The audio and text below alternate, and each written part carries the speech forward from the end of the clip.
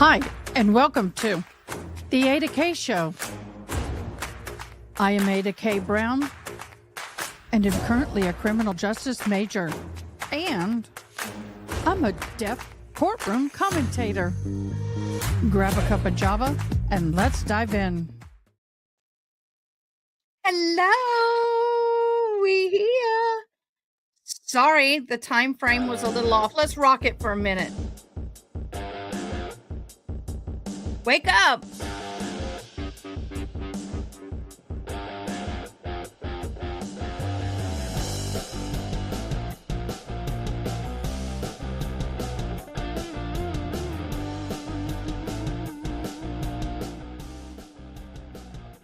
How are y'all doing? Good morning, everybody. We are teleporting from a previous live. We were on the Natalie Cochran trial. She was found guilty of first-degree murder of unaliving her husband, and therefore, honey boo, you gon' bye-bye. We are now getting ready for the love affair trial. This trial has more twists and turns and heat and stuff that I have ever seen. And you guys, it is very explicit trial. Now, I know I'm in the dark today. As I said in my other live, I'm not feeling my best the last couple of days. I feel like I'm trying to come down with something. What? Oh, I thought I had something on me. I feel like I'm coming down with something. Yes, the I liked is working. Yay, we got it up and going. So, don't want to get a migraine, so I'm kind of keeping it a little dark in here. Just a little, I don't like the scissors showing. A little dark and a little bit calm in my room. Thank everybody for hopping on over. Oh my gosh, that's amazing. A road thus far for this trial that we're getting ready to watch. Y'all, it's bad. It's bad. I'm sorry, I got Michael Jackson. I'm in a mood today, I'll be honest. I slept so good last night. I did. I took a, I'm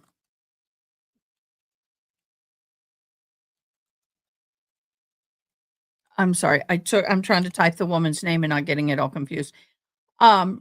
My doctor gave me some awesome medicine to help me, with the arthritis, pain at night, and oh my gosh, I slept so good. Slept so good, I didn't even wanna get up this morning. It was so hard to get up this morning. Brutal. Okay, so let's kind of read a little bit about this case. So some of you who are new, yeah, I just can't sleep. Normally, I'm like it. I have restless legs and I have rheumatoid arthritis and my hips and feet and knees and some nights it's just when we have this kind of weather we're having, just just can't get away from the pain. So I'm a raging insomniac. This is not a sleeping pill. It's not a type of medication that is like a hydrocodone or anything like that. It's not anything like that. But if you're interested in it, I will send you the name of it in a private message. But this is something that your doctor has to prescribe. I'm not advocating for everyone to take this in any way, shape, or form, but it's something that I started yesterday and I just would not get out of bed on time this morning. But we got here. We got here. How do I do what? Oh, oh, no, no, no, no, no, no, no.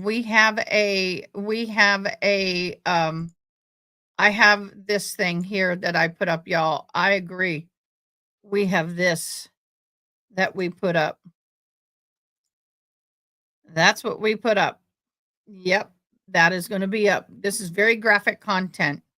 They actually showed the deceased, picture of him deceased, by accident, and I nearly hit the roof. I need to figure out how to blur stuff on my recording, go back and blur it.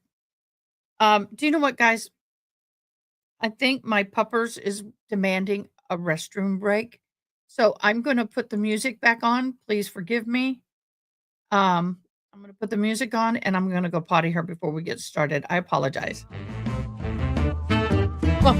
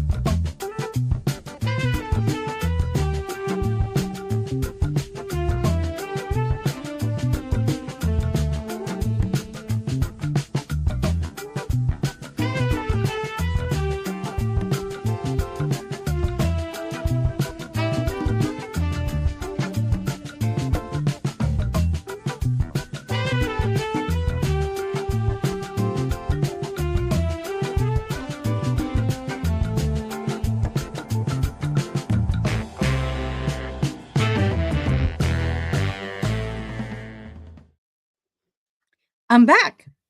It's quick. She's a quick one, especially when it's raining or wet. Okay, here is our road thus far. Let me get the comments back up there and get everything. I was showing my other peeps how everything in the background looks, how I have to move everything around. Okay, Los Angeles 52-year-old Monica Sementilli. Sementilli? I have a hard time with that kind of name. Is charged with the red room and conspiracy in death of a 49-year-old Fabio Sementilli. Prosecutors say Monica and her lover, 61-year-old Robert Becca, unalived Fabio to continue their affair and cash in on his $1.6 million life insurance policy. I know, doesn't it? I'm glad somebody caught that. I agree. That I love it. I love that music. Um, yes, I remember Starkey and Hutch. I know. We're showing our age, Benny. We're showing our age. Fabio. Okay, let's get our reading voice on, okay? Fabio was found stabbed to death at their Woodland Hills home on January 23rd of 2017. It was initially believed to be a home invasion or robbery gone wrong. But Monica and Baker were arrested 6 months later after investigators discovered their love affair. DNA evidence at the crime scene also connected Baker to a red room. Last July, Baker pled no contest to the charges against him. Was that moving or was it just me? He pled no contest to the red room of, let me say, charges against him. He accepted the sentence of life in prison without parole. Months later, Baker told 48 Hours that Monica had nothing to do with Fabio's death. Oh, bull. In October, a third person was finally arrested for the red room plot. Christopher Austin. Let me pop that on top. Christopher Austin was extradited from Washington State on the charges of red room and conspiracy to commit red room. Ahead of the jury selection in Monica's trial, prosecutors announced that Austin pled guilty to second-degree red room and the personal use of a knife. Trying to be kind of funny with some of these words so I don't get in trouble. In exchange for his truthful testimony against the defendant. Austin faces 16 to life in prison at his sentencing scheduled for April 30th. Monica, through her attorneys, maintains and claims that she had no part in Fabio's unaliving. So, Day one, what did we learn? Prosecutor Beth Silverman delivers the state's opening, tells the jury that the cell phone data showed that Baker was so close that he connected to Sementille's Wi Fi. Ah, turn off your automatic Wi Fi connection if you're going to go to someone's house and be red room them. Says the defendant liked buying shoes and going on trips, came from a Catholic Italian family, and divorce was not an option.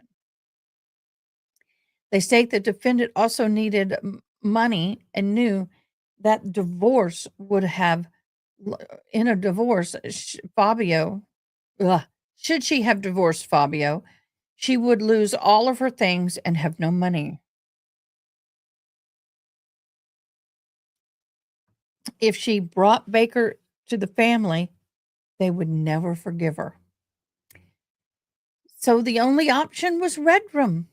They tell the jury that Christopher Austin, who was also arrested for Red Room plot and pled guilty for second-degree Red Room, the personal use of a knife in exchange for truthful testimony against the defendant, stated that the defendant planned it in order to collect the insurance. Day two, yesterday. Am I cutting in and out? Testing. Testing. Why am I hearing cutting out? I hate it when they do that, guys. Hold on. Oh, there they're back. In day two, yesterday, proceedings scheduled to resume on the 28th were canceled until today, the 29th, after prosecutor Beth Silverman was involved in a traffic accident. She's okay. I hope. So that is the road thus far on this. Let me get my ears where I can reach them if I need them. So we have about 11 to 15 minutes before we start. I really like this. I'm going to put this down here so I can pull that up tomorrow because that's a really good. I love a breakdown. I'm going to give a forewarning. There is a lot of talk about swinging. If you know what swinging is, if you don't know what swingers are, Google it. There is talk about X tripled activity. The boyfriend was a intimate actor star. I got to be careful with how I put this. There's going to be a lot of XES in this. I wish I knew how to say it backwards, but I don't. There's going to be a lot of talk about photos of intimate parts of bodies and very descriptive photos. The prosecution opening statement took all day yesterday, and she had no problems disclosing the self-pleasuring photos. And I mean intimately self-pleasuring photos. So I am not going to even try and monetize this case. Ain't even going to try it. I got to double check and make sure I didn't click that because this is so bad that I'm going to get in trouble. So I better make sure it's off. That should have been on, but it wasn't. Now I got to do this. And nothing happened in court above. So I submit. Why was that one?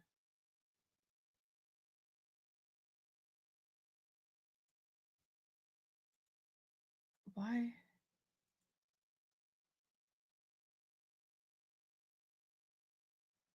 Okay. Some of these, I don't know why.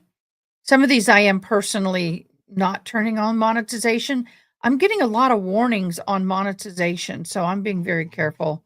I think a lot of it is the context of the court. We are on day 2, part 2 of the opening statements of the prosecution. Yeah, yes. It is one of those days, just one of those crazy things. Um, uh-huh.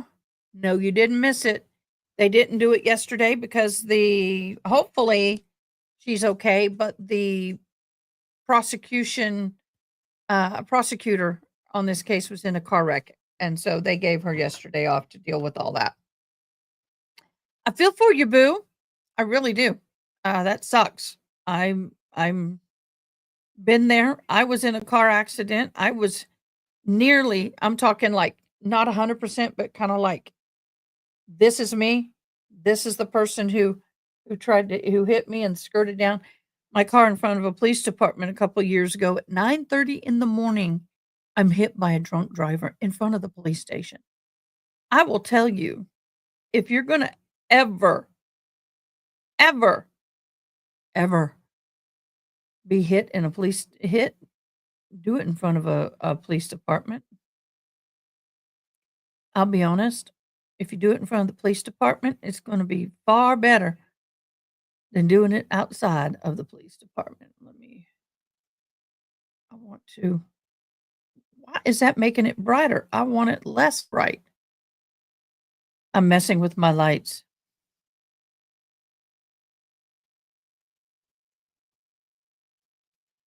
I am trying.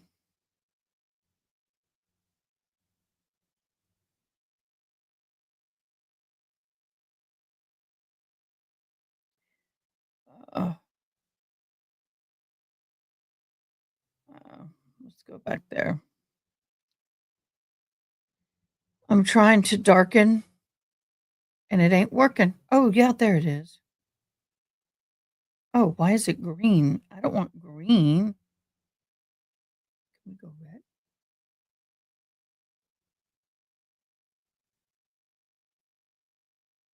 Why is it green? I didn't choose green.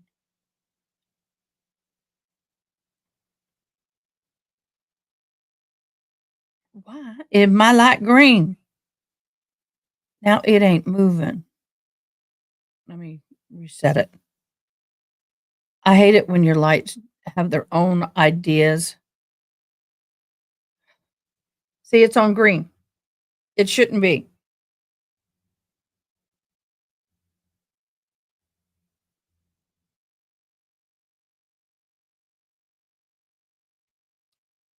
Well, let me check this side.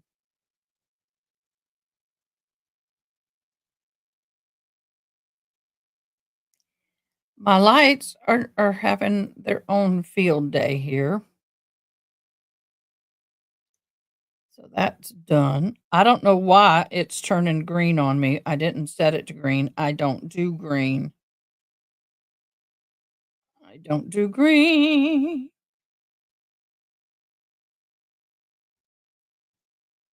I should don't.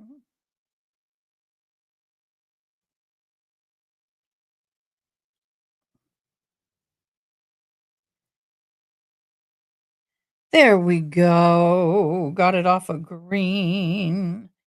I'm so sorry, y'all. I just don't like green. Not in that capacity. Tall sides, that's what I want. That one. We're gonna bring it down a little. Uh,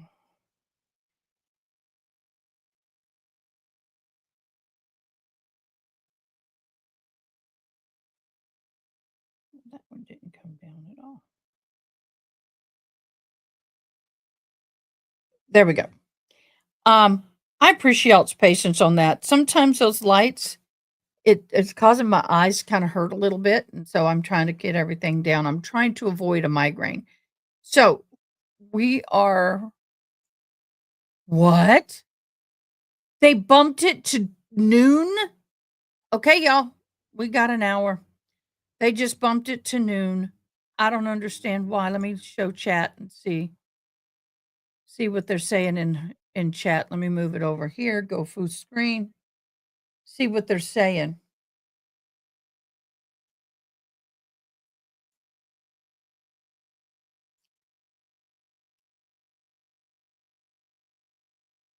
Okay, so they're not saying why.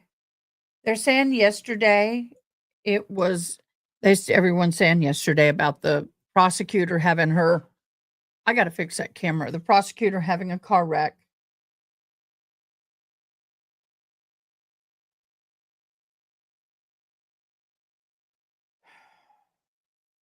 Okay. All right, time to kill.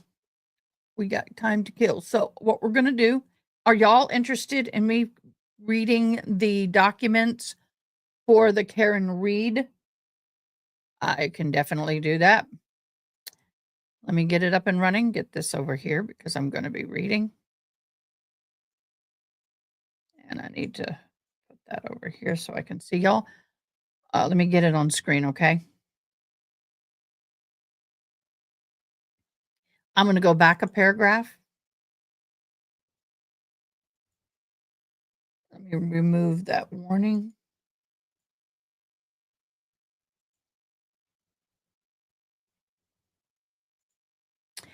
Okay, so we're going to go back a paragraph and we're going to start reading from here. The methodology that Mr. Green, so they're trying to get Mr. Green, the prosecution, the DA, the new special prosecutor, is trying to get Mr. Green yeeted from being an expert witness and the defense is fighting him.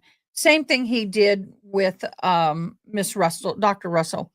The methodology that Mr. Green's employed in the first trial was the same methodology that the proffered experts for the Commonwealth employed. So he's saying, hey, you're wanting to yeet our expert and you're declaring that he did not use the same methods and you're questioning the way he did things in his methodology. But honey boo, let's look at this. He's doing the same.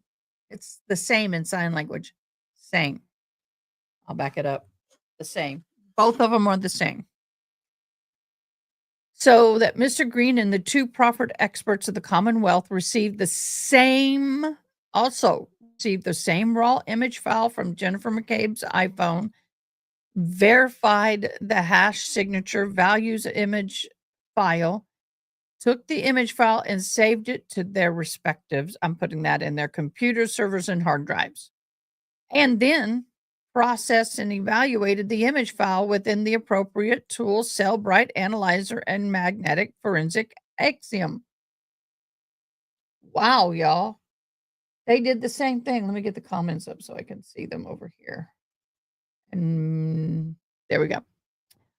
While the Commonwealth witness Ian Whiffen, what a name, Ian Whiffen, used only the Cellbrite Physical Analyzer and ArtX tools, the Commonwealth witness Jessica Hyde historically used 3 more tools than Ian Whiffen, and Richard Green used at least as many tools as Jessica Hyde. So they're arguing, basically saying that Richard Green used as many tools as Jessica Hyde. So it's like, hey, if you want to throw our expert out, then she needs to go. That's kind of, I'm reading between the lines. Green and Hyde used 4 of the same tools. The shite show, aka CW and Karen Reed, should end and there should not be a retrial. Amen, sister. I'm putting it up there. Notably, although Jessica Hyde previously used 4 of the 5 tools used by Richard Green. So Green used 5 different tools. The states, used 4 in her initial analysis. But all but Cellbrite are now disconcertingly absent from the December 24th. Oh, so they're saying, lip gloss, they're saying that none of the information from the other sources that they used for the investigation is included in the December 24 report that was submitted by the Commonwealth, only the Cellbrite.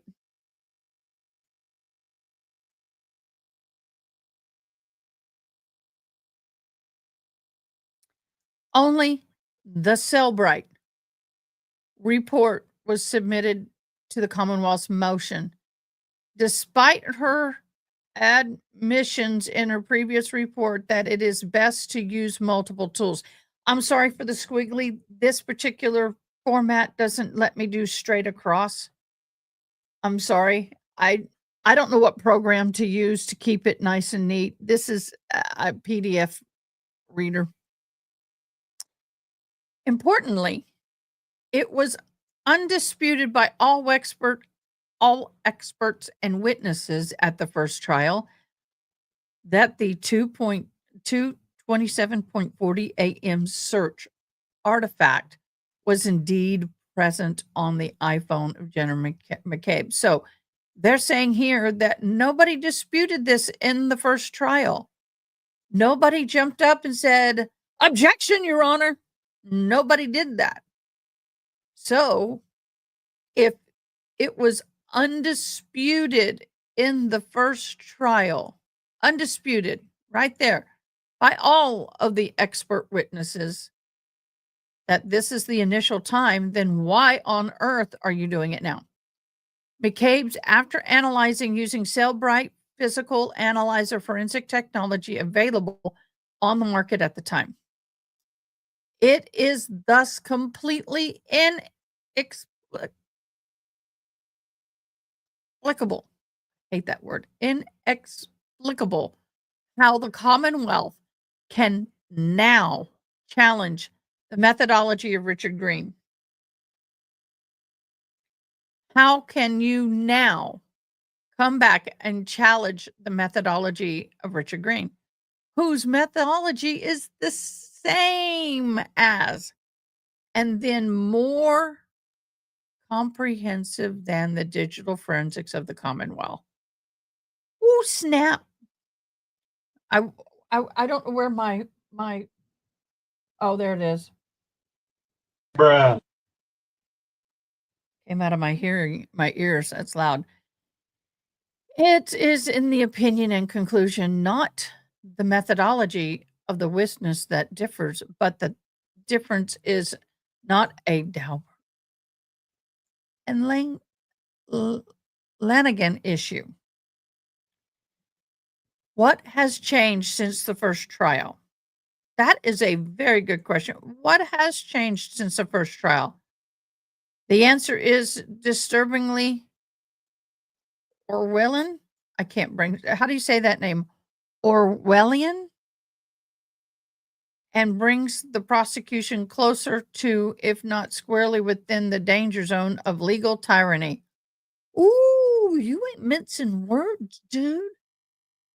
After the first trial, the proper expert witness of the Commonwealth, Ian Whiffen, a law enforcement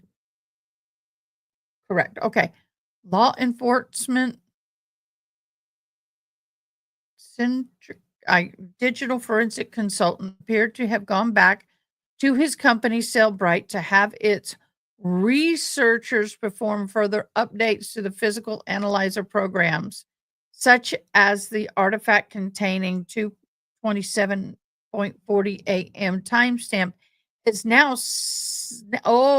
suddenly disappeared from all Cellbrite programs. Ooh, snarky. See January 25th, January 2025, Green Ave at 6. The 2 a.m., 27 minutes and 40 seconds search artifact has now, whoa, Control Z, I can't do that. Why not? Erase that. I hate this one. I'm sorry. The 22740 search artifact is now nefariously become, without explanation, the Orwellian unperson. Whew. Can you see the crap being thrown here? I see two kids playing in mud pies and they're just throwing their crap at each other. We'll see who wins. After the Cellbrite completely rid itself, this is really interesting. Rid itself. Oh, I don't know how that happened. That'd be weird. I didn't do vertical. rid itself of the 2:27:40 a.m. search artifact. It was incredibly inconvenient to the theory of the case of the Commonwealth. The Commonwealth now comes before the court saying the unilateral and unexplained Cellbrite updates to remove the 2:27:40 a.m. search artifact should control whether the jury is able to evaluate whose digital forensic theory about the artifact is most accurate. And in doing so, greatly, the Commonwealth does not address the other forensic tools. Oh. Such as magnet forensic axiom and Miss Hyde used in 2023. Mr. Green used in the first trial and uses up to this day. And it still shows the 2:27:40 a.m. search artifact, nor does several of the other forensic tools that Miss Green used. So they're saying there was 5 tools, different programs that they used. All 5 in the first trial showed the 2:27:40 a.m. Now, the prosecution is saying that Cellbrite did an update, and now with the update, the 2:27:40 a.m. timestamp is no longer in existence. So it's not. It's you can't.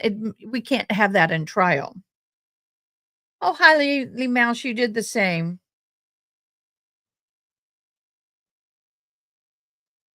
Someone said that Whiffen does with Cellbrite like anyone in Wikipedia, delete, edit, and it's incorrect. They don't like. Yep.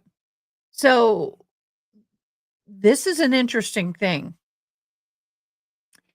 Additionally, the motion for the Commonwealth is legally insufficient on its face. Why is it legally insufficient, you may ask? Let's find out. The motion is not supported by one affidavit. Oh. The motion does not even begin to meet the going forward obligation the state now has with Mr. Green. The obligation the state on Mr. Green is now suddenly, after the first trial, supposedly not qualified. Well, they did the same thing with Dr. Russell over the dog bite. See, they're trying to take any and all evidence that could hurt them and raise issues with it and have Daubert hearings and motion hearings in order to eliminate that from being brought up at trial. They're basically trying to tie the hands of the defense before we even get to trial. Sick and in pain, medicating, trying to eat lunch. I'm here, but maybe quiet for a bit. Yana, I'm with you. I'm taking a lot of stuff. My arthritis is screaming. Hope you feel better, true. Yeah, I'm going to have to drop a class. There's a class that I was taking that needed to fill a gap as an elective or something. And oh my gosh, they have fossils. They want me to look at a fossil and tell you which process it was used in the formation of that. I'm like, this is not my jam. So I'm going to be dropping a class. Nor does the motion even begin to identify what the Commonwealth believes is the proper methodology to address the 2:27:40 a.m. search artifact, or why the methodology employed by Mr. Green to analyze it is not reliable. See, that's true. I haven't seen why is it not reliable. Perhaps this failure is due to the fact that Mr. Green is eminently qualified, including more qualified in data forensic than Mr. Whiffen. Ooh, that's throwing some shade. And that the methodology Mr. Green employed includes the same entire methodology of the proffered witness of the Commonwealth, plus his addition of additionally accepted digital forensic tools. So they're basically saying, why are you sitting here trying to get our expert thrown out when he is equally, if not more qualified than yours? Because they can. To prevent the continued abuse of Mrs. Reed by the Commonwealth, including the bleeding of her financial resources and distractions from her and her defense team preparing for trial. And this is a huge distraction. This takes away precious time. All this crap that the prosecution's throwing at them is definitely taking away a lot of precious time from their preparing for the trial in and of itself. Good point. The invasion of the province of the jury and other broader jurisprudential maladies, this court must deny the Commonwealth motion and its included requests for evidentiary hearing. The case history of the digital forensic analysis of 22740 AM search artifact. For 3 years in this case, there has been no dispute over the methodology employed by the defense to address the issue of the 22740 AM search artifact. On June 21st to 24, Richard Green testified at trial as a defense expert without any objections as to his qualification or methodology. But you have a new head special prosecutor. The use of the digital forensic tool to analyze data on the raw image file. As he stated in the testimony, after receiving the raw image file, remember I was talking about raw versus not raw last time? Raw is a huge file. It is unedited, not compressed. It is an exact mirror. And then when you take a raw image, let's say a photo, and I need to send it via email, it is so huge that when I try to download it, it will compress it to make it a smaller in data and memory size and then send it. But what happens is unfortunately, when you do that, there is some changes in the quality of that image. And it's the same way with data. Testimony receiving a raw image file of data contained in Jennifer McCabe's iPhone 11. Mr. Green did use 5 digital forensic tools to evaluate and analyze the data on the image. He used Cellbrite Physical Analyzer, Magnet Axiom, Belkasoft X, Sanderson Forensic SQ Light Forensic Explorer, and ArtX. All of those were used. See January 2025 affidavit. Those findings were consistent with the April 24th, 2023 report of Trooper Nicholas Guerrero, who testified as a proffered expert witness for the Commonwealth in the first trial. Mr. Guerrero.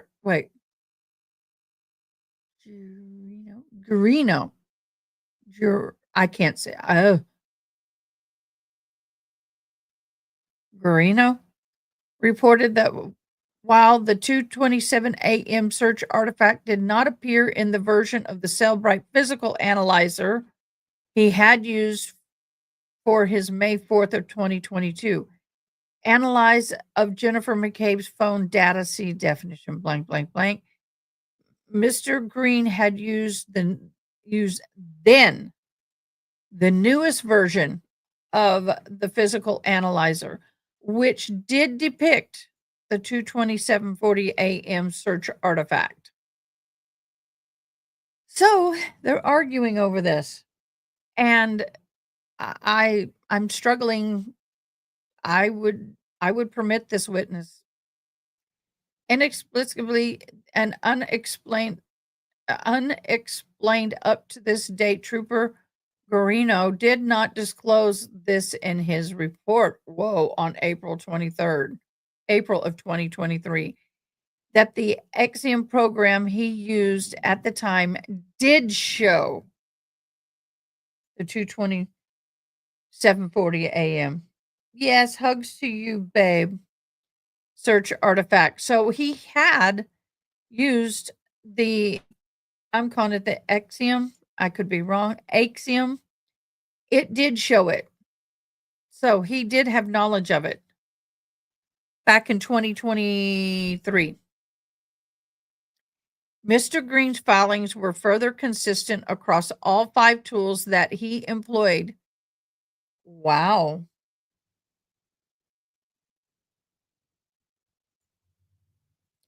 Mr. Green's consistent across he employed, see January 2025 Green affidavit, Commonwealth, blah, blah, blah, and remains consistent with the findings of January 25th from the analysis performed at the most recent. Oh, they had another analysis version of the Axiom, which continues to report the 2:27:40 a.m. search artifact. So basically, they're saying even with the newest updates, they reran it, and the Axiom version program is continuingly to find the same 2:27:40 timestamp on the raw data. So that means it's still there.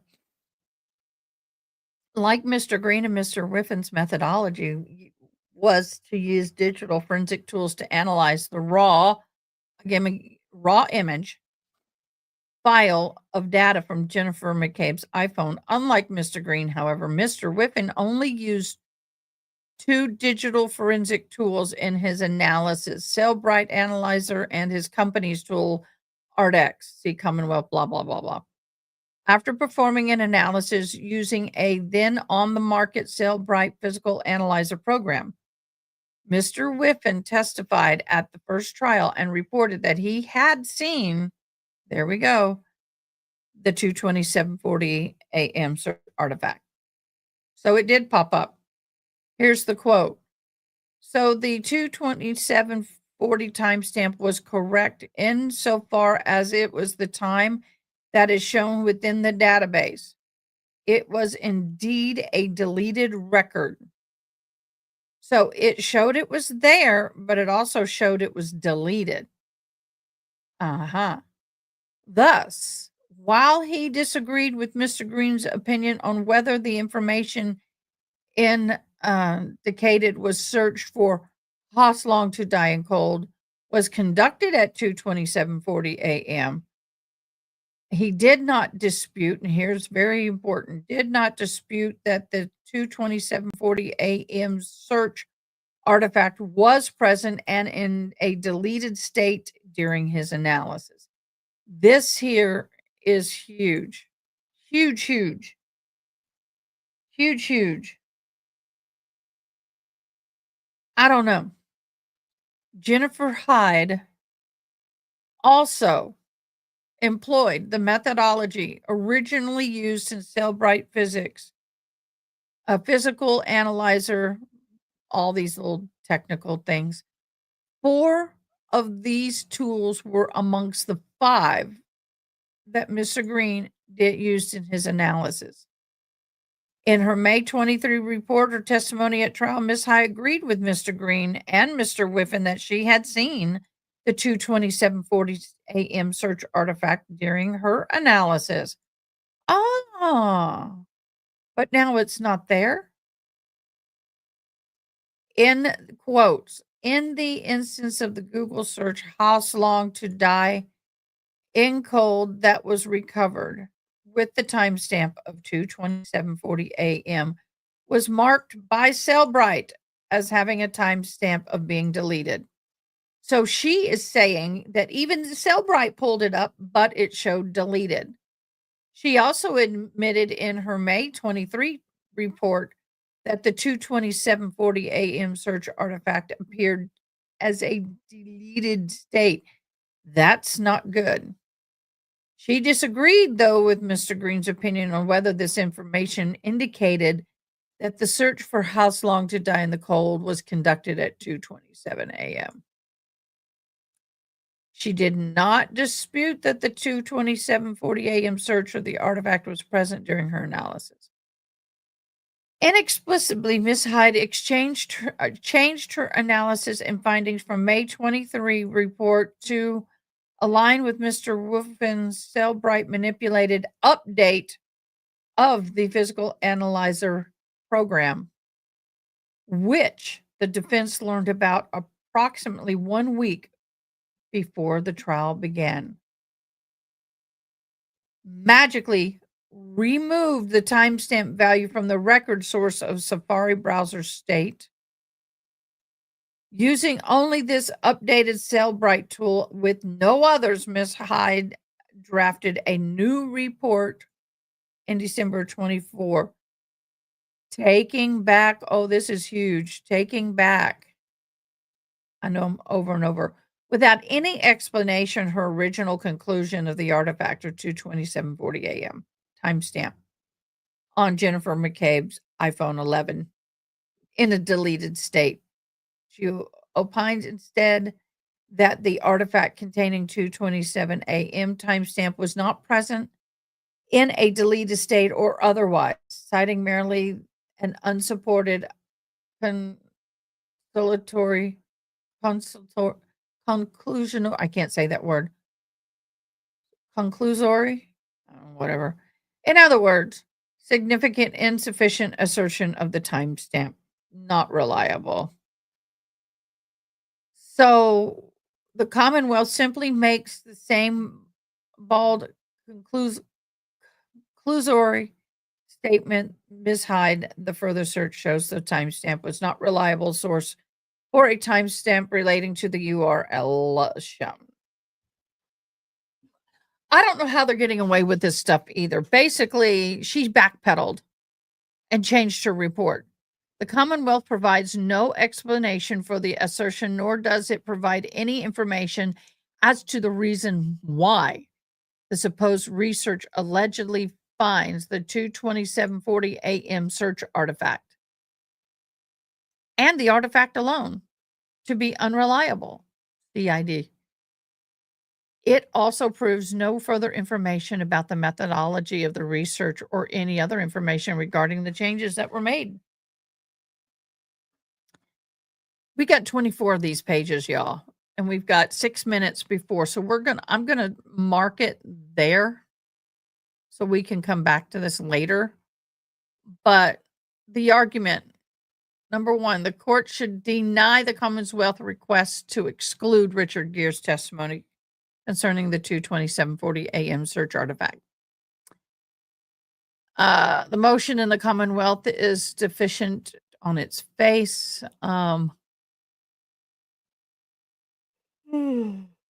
Even if the motion of the Commonwealth was not deficient on its face, Mr. Green easily meets the requirements of the Daubert Langen. So he's saying he's an expert. But one thing that I will be interested to see, I'm just skimming through this because we're going to have to read it later, is metadata stuff bores the hell out of me. So I'm kind of like, let's get to the chase. Mr. Green methodology is generally accepted at the relevant time. So now they're justifying Mr. Green's qualifications and his methods have been accepted multiple times in courts and other science environments. Even the court reaches a 5 non-exclusive Daubert Langen factors. Mr. Green satisfies them. Has not shown evidentiary hearing as required. Conclusion. This here is going to be huge, and I suspect that Judge Bev is going to be Judge Bev, and she is going to demand a Daubert hearing in order to proceed with this. Before trial gets going, I'm going to answer that door, and we are going to get going in a minute. I'm going to go to take a break while we're doing it. Let me get the music on. On my way.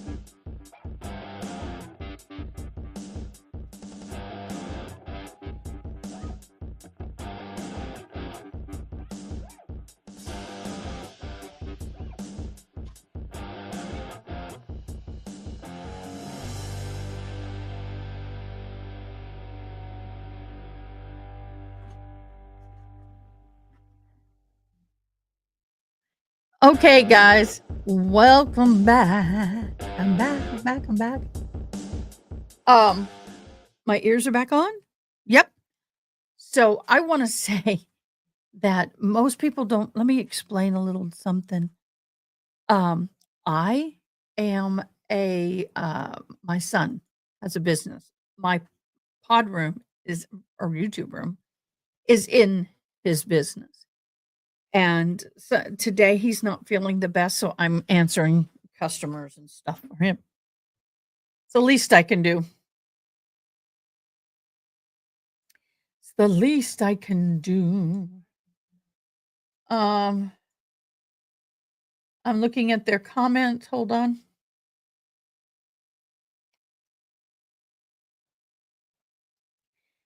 So, with the thing with Karen Reed, I would not, gotta be careful here. I would not be surprised, honestly. I would not be surprised if we did not see another expert witness being questioned in the manner that this one is. In all honesty, I would not at all be surprised. My I love my new mic arm. It's a low rider. It really stays out of the way instead of one that comes up and down. This is kind of like two pieces elevated. So you got one piece here and one piece here, and they move like this. It's wonderful. But I don't have the strength to get this one thing tight enough. I constantly have to play with it. So back to this trial. Let me get it up on screen. We might as well get it ready. But I'm sorry, back to the Karen Reed. Karen Reed, I could see why the defendants are really getting frustrated with the prosecution because they keep hammering them with this stuff. And I'm like, why? And the judge, if she goes back and says, no, we're not going to allow this as an expert witness, but you did last time, that's going to cause some problems. It's going to cause some real problems, y'all. Let me add this to stage. There we go. I can't make it in biggin because, well, they haven't started it.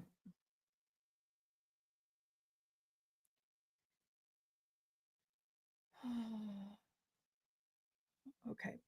So I'm trying to do two things at once. I do have the giveaway up. I only have 5. We have 5 likes in there.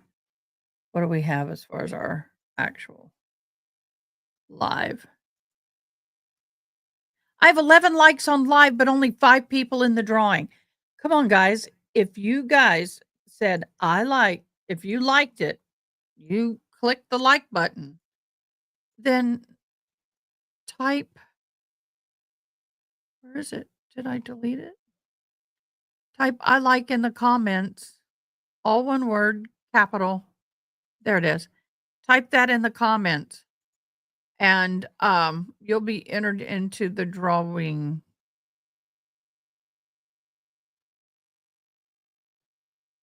We got to get that up. There we go. Put I liked in the comments so you could be entered into the drawing. For the end of the month drawing, I've got a $50 gift card giveaway. Starbucks, unless you don't like it, then I'll find something else. Just Crystal, you did it. You were in. Welcome, Crystal. Is this your first time? You look familiar, but it may be. You were number 12. Woohoo! Good for you. Maybe that's your lucky number. Now, if you subscribe, you get entries. And that's automatic. It automatically takes it. If you become a member, you get entries. If you gift a membership, you and the person you gifted also, and I think it's 10 entries each, get entries. I thought you'd been around. I just haven't seen you in the recent couple of days, maybe. So become a member, you get extra entries.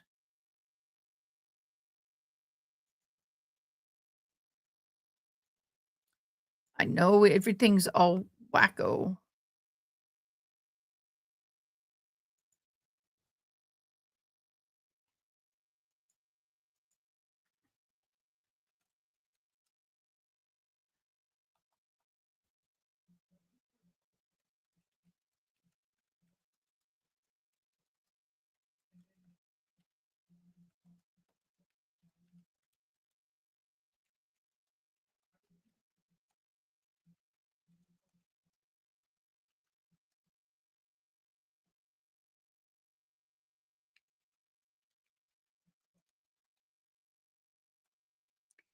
Hope I didn't spell that word wrong. Okay, guys, we have a goal set for this live in the next 3 hours. There's YouTube is starting these kind of challenge things. So yay. Let me turn the volume up on this. Text string between the defendant. Okay, we're going to back it up. This trial will be testified. Grabbed him by G. In fact, the defendant I left off. Started quick. Okay, we're live. I just wanted to remind you of what we were talking about when I left off last Friday. We were discussing that on the night of February 21st of 2017, not even a month after the murder of her husband, the defendant was followed to this location, the Dime Bar on Fairfax Avenue, by a surveillance unit, the Gangs and Narcotics Division. As you recall, I talked about the fact that the defendant and Baker went into the location for a while, that the defendant came back out. She was smoking a cigarette, and they observed as she began speaking with the bouncer, began rubbing the bouncer's inner thigh area, grabbed him by the back of the neck and began kissing him. Whoa! And that those observations will be testified to by Detectives Chang and Anaya during the course of this trial over the next several weeks. Also that same night, this is a text string between the defendant and Jessica, the eldest daughter, who is once again, as you saw in multiple text strings that I presented to you last week, I know it's been several days, is wondering where her mother is. And this is at 10 o'clock at night, and you can see for yourself the defendant's response. One thing that I did want to mention to you is that because of the fact that there are so many witnesses in this case, there's somewhere, I think we started out at somewhere around 200 and cut it down to somewhere around 75. We have many, many witnesses who either don't live in the state or don't live in this country.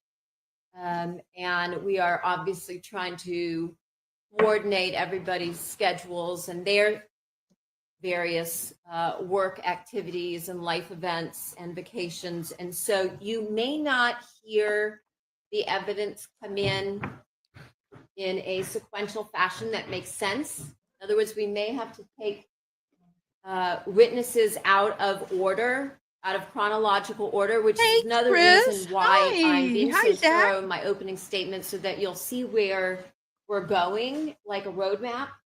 And I'm talking about some of the witnesses, and then at the end of the case, during closing, I'll have the opportunity again to speak with you and put the witnesses into context, as I mentioned, with respect to the law that Judge Cohen will give you, that will help you to make decisions in this case. So I just wanted to bring that up today because as we're starting with witnesses, perhaps this afternoon, we'll start in a sequential order, but then from there, you might see that people are being taken out of place in a chronological order. But when you hear them talk, you'll say, oh yeah, I remember when Ms. Silverman mentioned this person or this piece of evidence in her very lengthy closing opening.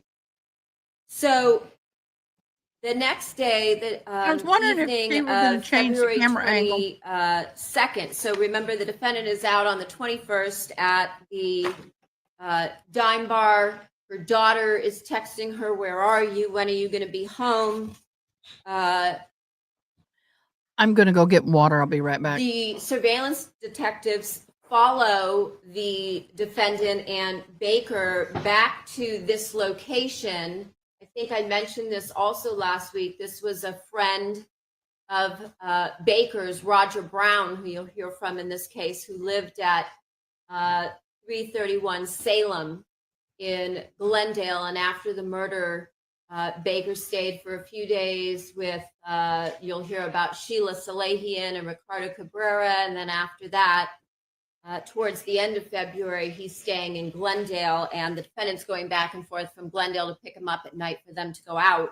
This is a picture of that location, and what you're going to hear is in the early morning hours, around 2:55 in the morning, when the defendant and Baker finally get back to the Salem address where Baker is staying at the time with Roger Brown, Detective Chang installs a GPS tracker on Baker's black Ford Expedition, which is what you see here. And the vehicle was parked at that time in the parking garage of this location. The photograph that you see on the bottom right is a photo of Baker's vehicle. However, that's a photograph that was taken at a tow yard where subsequently it was taken after arrest for purposes of processing and to see the evidence that was in it, which I talked a little bit about last week.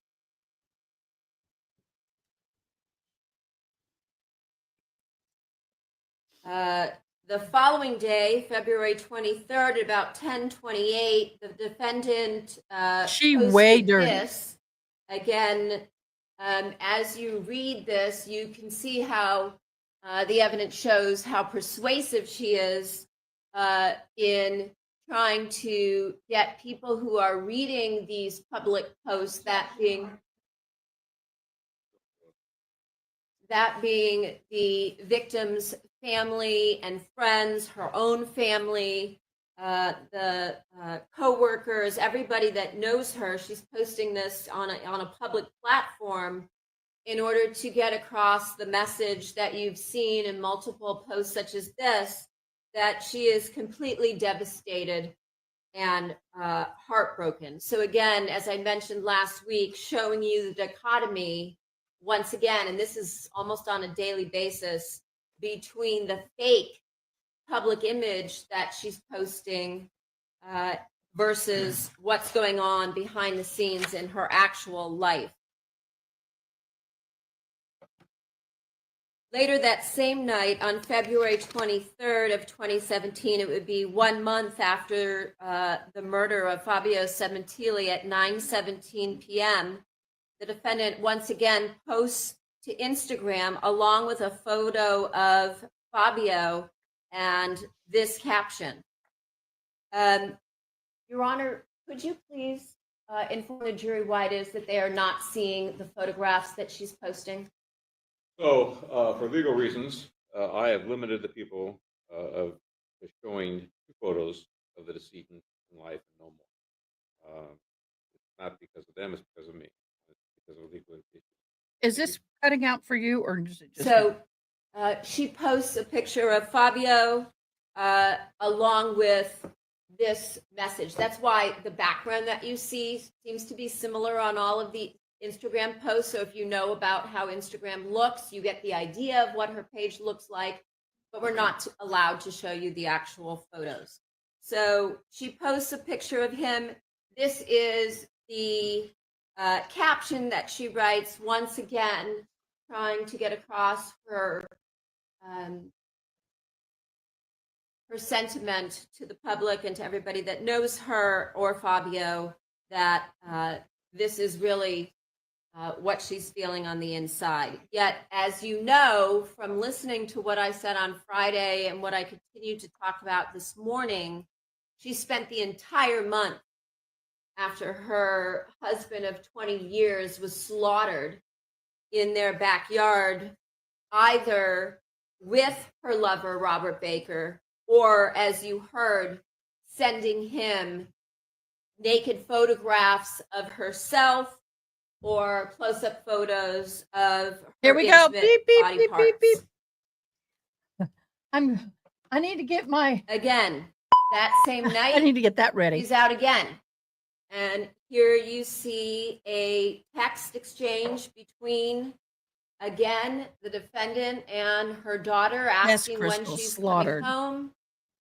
And this occurs on, again, the night of February 23rd, where the defendant once again picks up Baker at Roger Brown's apartment on Salem in Glendale, and they go out for the night.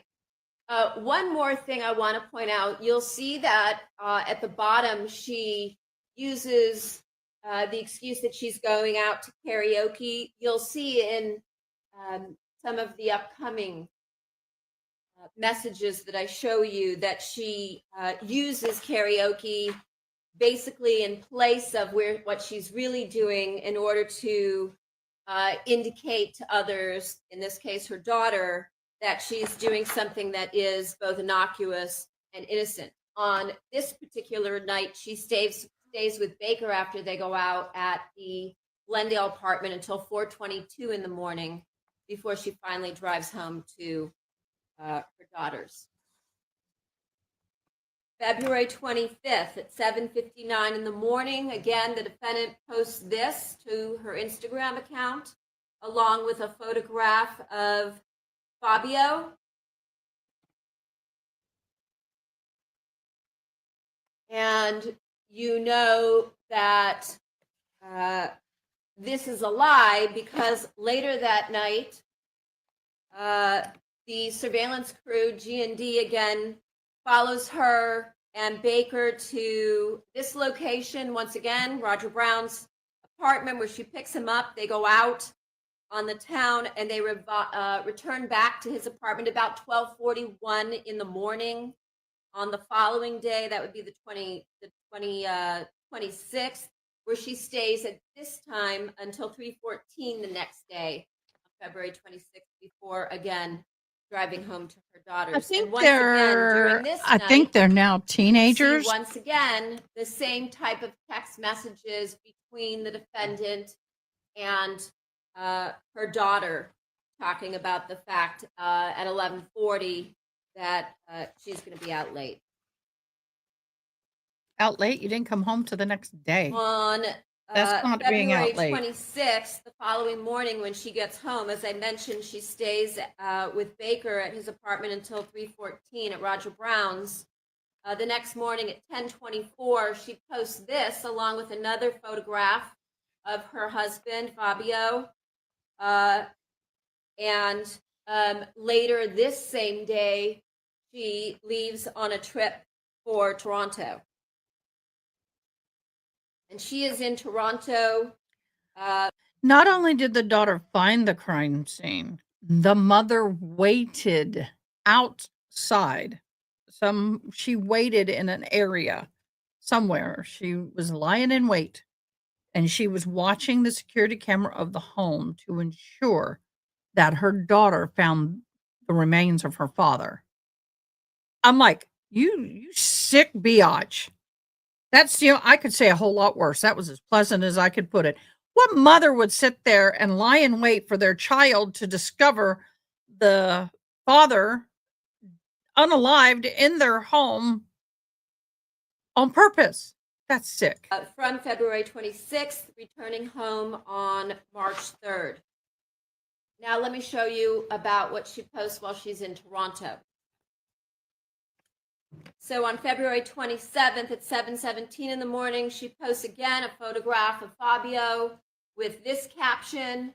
And as you can see here, they're going to visit his burial site that day. And so she posts this. On March 1st at 7:08 in the morning, the defendant again posts a picture of Fabio with this caption about spending time with his mother, talking about how she is spending time with his family and friends. And again, you can see here from this evidence how she is playing the role of the grieving widow and manipulating everybody, including I will allow this. manipulating everybody, including Fabio's heartbroken mother, whose only son was murdered. Another one, the following day, March 4th, 2017 at 10 a.m. The defendant posts a photo of Fabio with this caption here. Remember, I told you about how one of the things Fabio loved to do would be to sit in the backyard in his covered patio and smoke a cigar. And she makes reference to that. Thank you, Crystal. Thank you very much. On March 4th, the defendant returns home and immediately goes back to her late night activities with Baker. And again, you can see the text messages once again between the defendant and her eldest daughter, Jessica, asking when her mother's going to be home. A few days later, on March 7th, although the defendant doesn't know, you'll hear that LAPD's Robbery Homicide Division takes the case over from the Valley Bureau detectives who were initially handling Detective Verna and his partner, Detective Parshall. And that at that point in time, the Valley Bureau homicide detectives are working together with robbery homicide detectives because the original detectives had built some rapport with the defendant, and they were assisting Robbery Homicide Division, who is now in the process of getting up to speed and taking over this case. And so you're going to hear from Detective Christopher Gable about their investigation. What you're going to learn is that Detective Gable and his partner, Detective Tellis, decided to have Detective Parshall introduce them to the defendant, and they were again going to play a ruse, not indicate that they were from the elite robbery homicide division, who handles, as you'll hear, complex homicide investigations, and they have a lot of other resources available to them because of the nature of the investigations they handle. So they decided to have the initial detectives introduce themselves as, introduce the RHD detectives as members of a knock-knock burglary task force. And so that's how they are introduced to the defendant, so that they don't tip her off that this case is now becoming more significant, and that they are they know that she's lying to law enforcement and having an affair and Knock, involved knock. in her husband's murder. Because I told Y'all, you on I would be February very 14th, suspicious if they someone said received that to the me. preliminary hearing results of the DNA from the crime scene, as I talked about. Is there somebody talking in the out background? in I the feel interior something of on my ears. It Fabio's doesn't feel right. driver's compartment. On March 8th, 2017, the next day at 8 in the morning, the defendant posts a photograph of herself along with Fabio with this caption. Later on the same day at 9:47 a.m., she posts a photograph of, again, herself with Fabio, showing their wonderful relationship with this particular caption. Again, I pointed this out on Friday. You can see where she ends with the tag sign, love of my life. You're going to see LOML, standing for love of my life, in various jail letters, what's referred to as kites within the custodial system, to, at that point in time, her co-defendant, Baker. Also on March 8th, I told you that the defendant had multiple calls with Detective Parshall and Detective Verna that were recorded. March 8th was one of those recorded Thank you, Yana. Never heard of that. As I mentioned to you again last week, one of the things that they wanted from her was paperwork regarding the DVR system, the security system, the CCTV camera system that had been set up. And here you have the defendant on tape saying, I haven't found any paperwork or anything like that, even on my debit or my bank cards. My insurance company is going to replace it for me. I just went online and Googled and tried to find out what it looked like, when we know she's lying because she was the one that was there for the install. So she goes on to continue telling them that Fabio actually was the one who upgraded the system, lying to them in order to distance herself from the security system. Keep in mind that when you hear things like this, that she's lying about something, Usually the reason people lie is because there's some reason for it, right? And in this case, it's because she's trying to distance herself from that remote access to the surveillance system, because that's what she used. Because again, she's trying to distance herself from the security system because that's what she used in order to assist her in orchestrating the timeline for Fabio's murder. So you can see the investigating officers are questioning her regarding replacement of the system, but she claims she's still waiting for her home insurance company, State Farm, to give her the money to do so. Because remember, she's broke. So again, on March 9th, at about 7:19 p.m., there is a surveillance unit that is following the defendant and Baker. This time, because Robbery Homicide Division has taken over, they use their own surveillance special investigative section that's assigned to robbery homicide. Those individuals work for a unit that's referred to as SIS, the Special Investigations Section. And so they take over from gangs and narcotics doing the surveillance at this point, and they follow the defendant, and they see that she meets up at this petrol gas station across from the defendant's apartment. Baker gives the defendant a bag of clothes. You can see on the right, she's showing some of the items of clothing that he's purchased for her, and then the photograph on the left of the two of them kissing.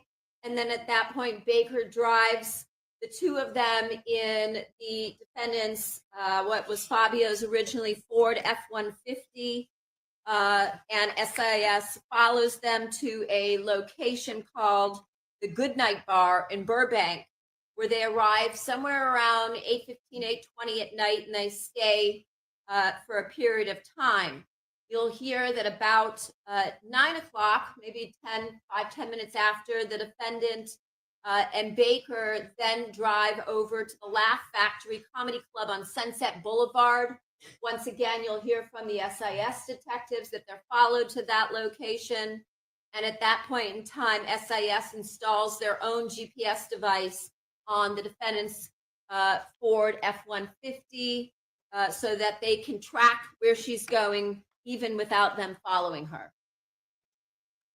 Again, that same night, this is a string of texts between the youngest daughter, Isabella. Recall hearing her 911 call.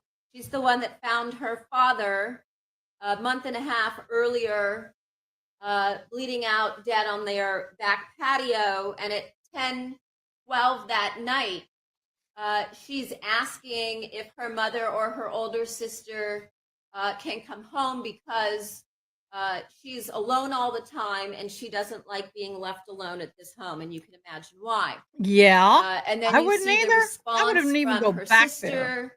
saying that she'll be coming home at 11.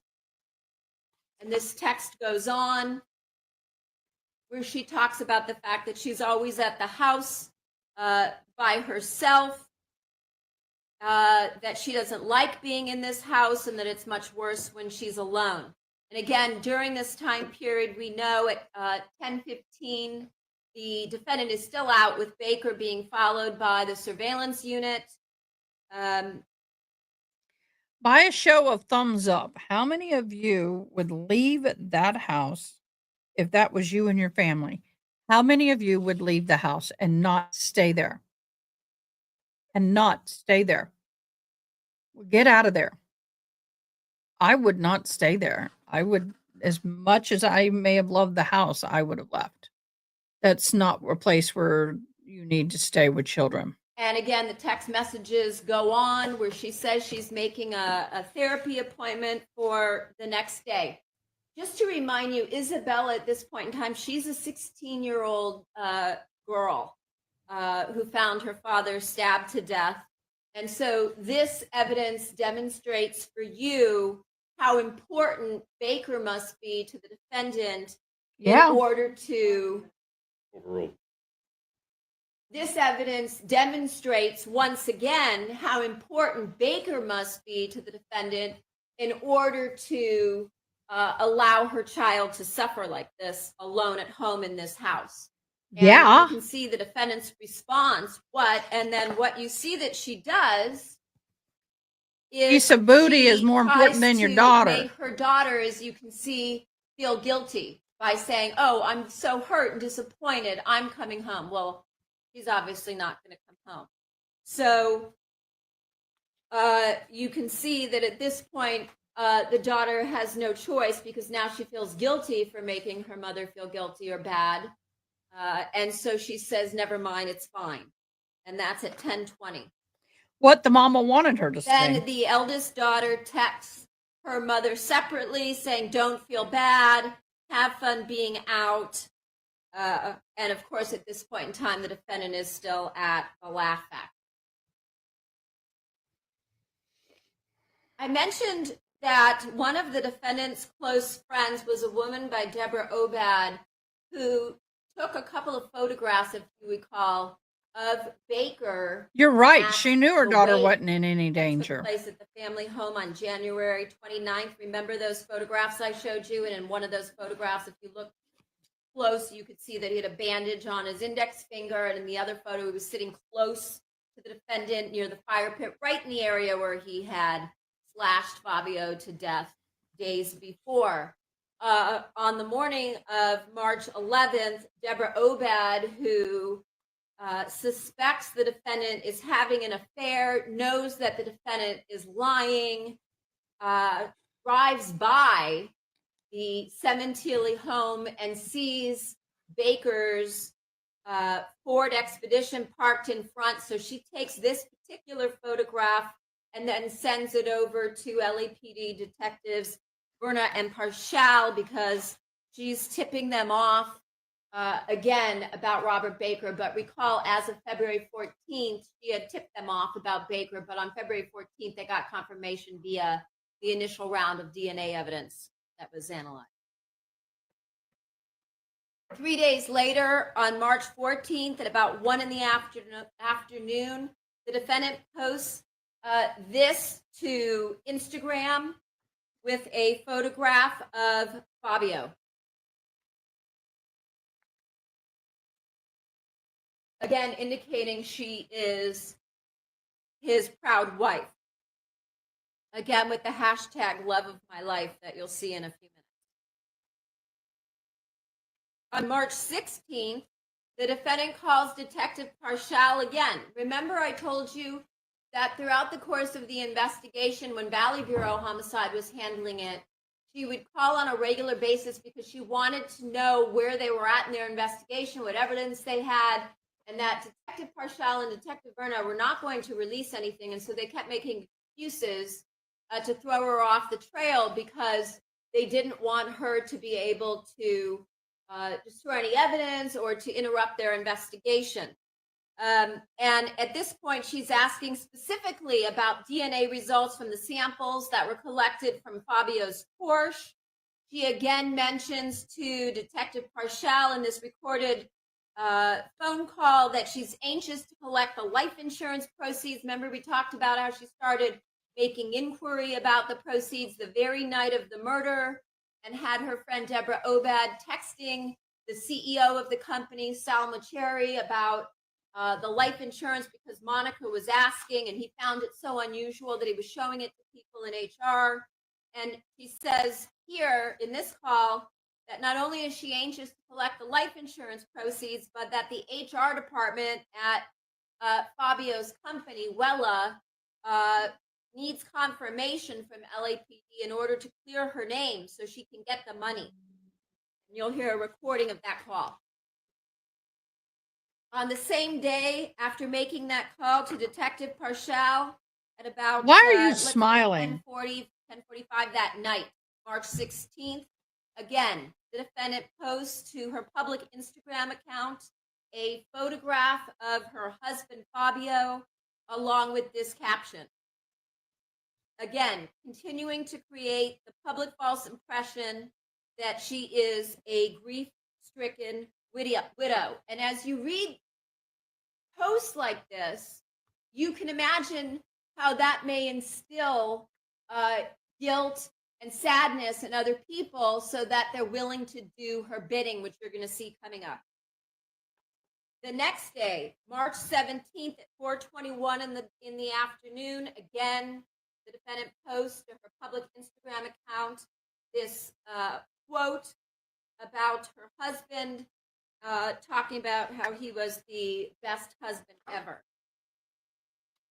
Obviously not. Following You day, murdered him. March 18th, she's out You again red-rimmed with him. Baker, and the older daughter, Jessica, is asking her mother, are you going to be home late, or like kind of late, or really late?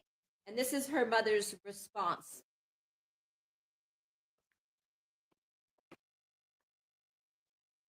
The following morning, after arriving home on March 19th at about 10:45 in the morning, the defendant again posts a picture of Fabio with this caption. I told you the defendant often, the victim, Fabio Sementilli, often referred to his wife by a pet named Pootsie. Here she uses it in the Instagram account. All of which, as we know, is a lie because we know what she's been up to. All of that behavior being totally inconsistent with what she is trying to show here in her public Instagram accounts, that being grief or love for her husband. On March 20th, again, as I said, using the public social media in order to get what she wants, she contacts one of Fabio's colleagues at Wella, Melanie Garibay, who you're going to hear from. And Melanie Garibay was somebody who booked Wella's shows and conventions. These are large-scale shows with hundreds and hundreds of people in Las Vegas. That she had worked through various contacts in Las Vegas in order to, as you can imagine, set up these large conventions and block out rooms for their executive staff like Fabio and other individuals that would be traveling in from around the country and around the world. One of those people you'll hear, her name is Mindy. So the defendant reaches out to Melanie Garibay and tells her, asks her if she can get her a deal on a room in Las Vegas because she claims she needs to get away. She's going to go on a girls' trip, and she lies to Fabio's colleagues in order to get a deal. And of course, Melanie Garibay, feeling sorry for the devastated widow, the defendant, gets her a room at the Vidara at a special executive rate.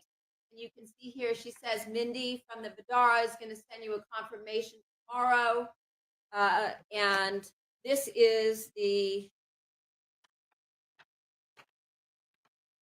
hourly, the nightly rate when you are part of staying as part of a company like Wella. So in other words, if Fabio was traveling, or he would get a deal like this because of the business that they did there. And so the defendant gets a $99 a night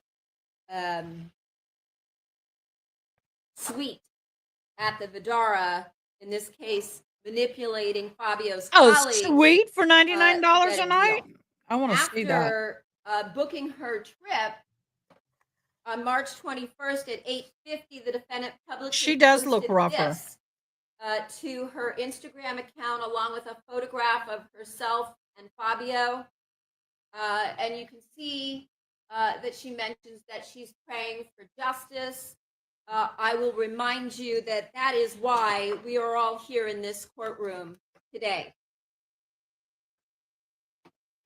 That last part was argument. The defendant and Baker go to Las Vegas to celebrate and have fun from March 23rd to March 26th of 2017. They stay in the $99 a night suite at the Vidara, a fancy hotel.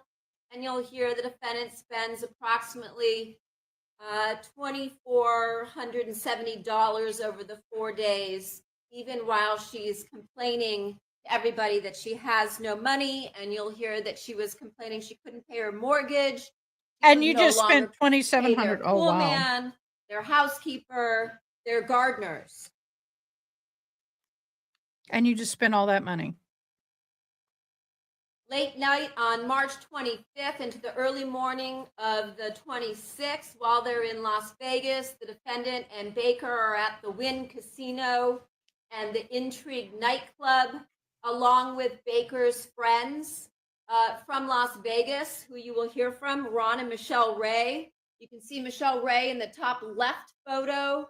You can see Ron Ray with Baker and the defendant in the top right photo in the hat. And then the photograph on in the center is a photograph of the defendant along with her lover, Robert Baker, her husband. You're going to hear that Ron and Michelle Ray met Baker in Las Vegas with the defendant for the first time. And you're going to hear that they were interviewed by law enforcement. You're going to hear that, according to the Rays, the defendant seemed to be the person that was in control, that she was controlling Rob Baker. You're going to hear from them. She acted like she had a lot of money. When they went out to dinner together, she ordered wine, even though they weren't drinking. And she picked up the bill, acting like she was the big spender. And the dinner that night was over $500 for the four of them. Well, $100 What you're going to person. hear Not that's right. very unusual is that during this first meeting where they ever met the defendant, he never once mentioned that she had been married. She never once mentioned that approximately a month and a half before, her husband had been murdered. She never mentioned that she even had children. And she certainly didn't act, as you will hear from them, as if she was sad or grieving. In fact, what you're going to hear from Ron Ray is that the defendant talked about how she was planning on buying a home in Las Vegas for Baker, because Baker used to live there and he wanted to have a house there, and that she was going to do this after she sold her expensive house in California. She told them that she and Baker were planning on traveling. They were going to go to Italy, and that Ron Ray was going to add her to his contacts in his phone. And when he asked her for her last name, Baker said, just put Monica Baker, because she has a long Italian last name. And you're going to hear that the defendant just smiled, didn't correct him. And you're going to hear what that constitutes under the law is an adoptive admission when you get the jury instructions in this case. You're also going to hear that Ron and Michelle Ray told detectives that not only Hi, was Krista. the defendant very controlling over Baker, but Love that she baby was for us. extremely loud and obnoxious, and that she repeatedly grabbed Rob Baker by the crotch and talked about his penis size.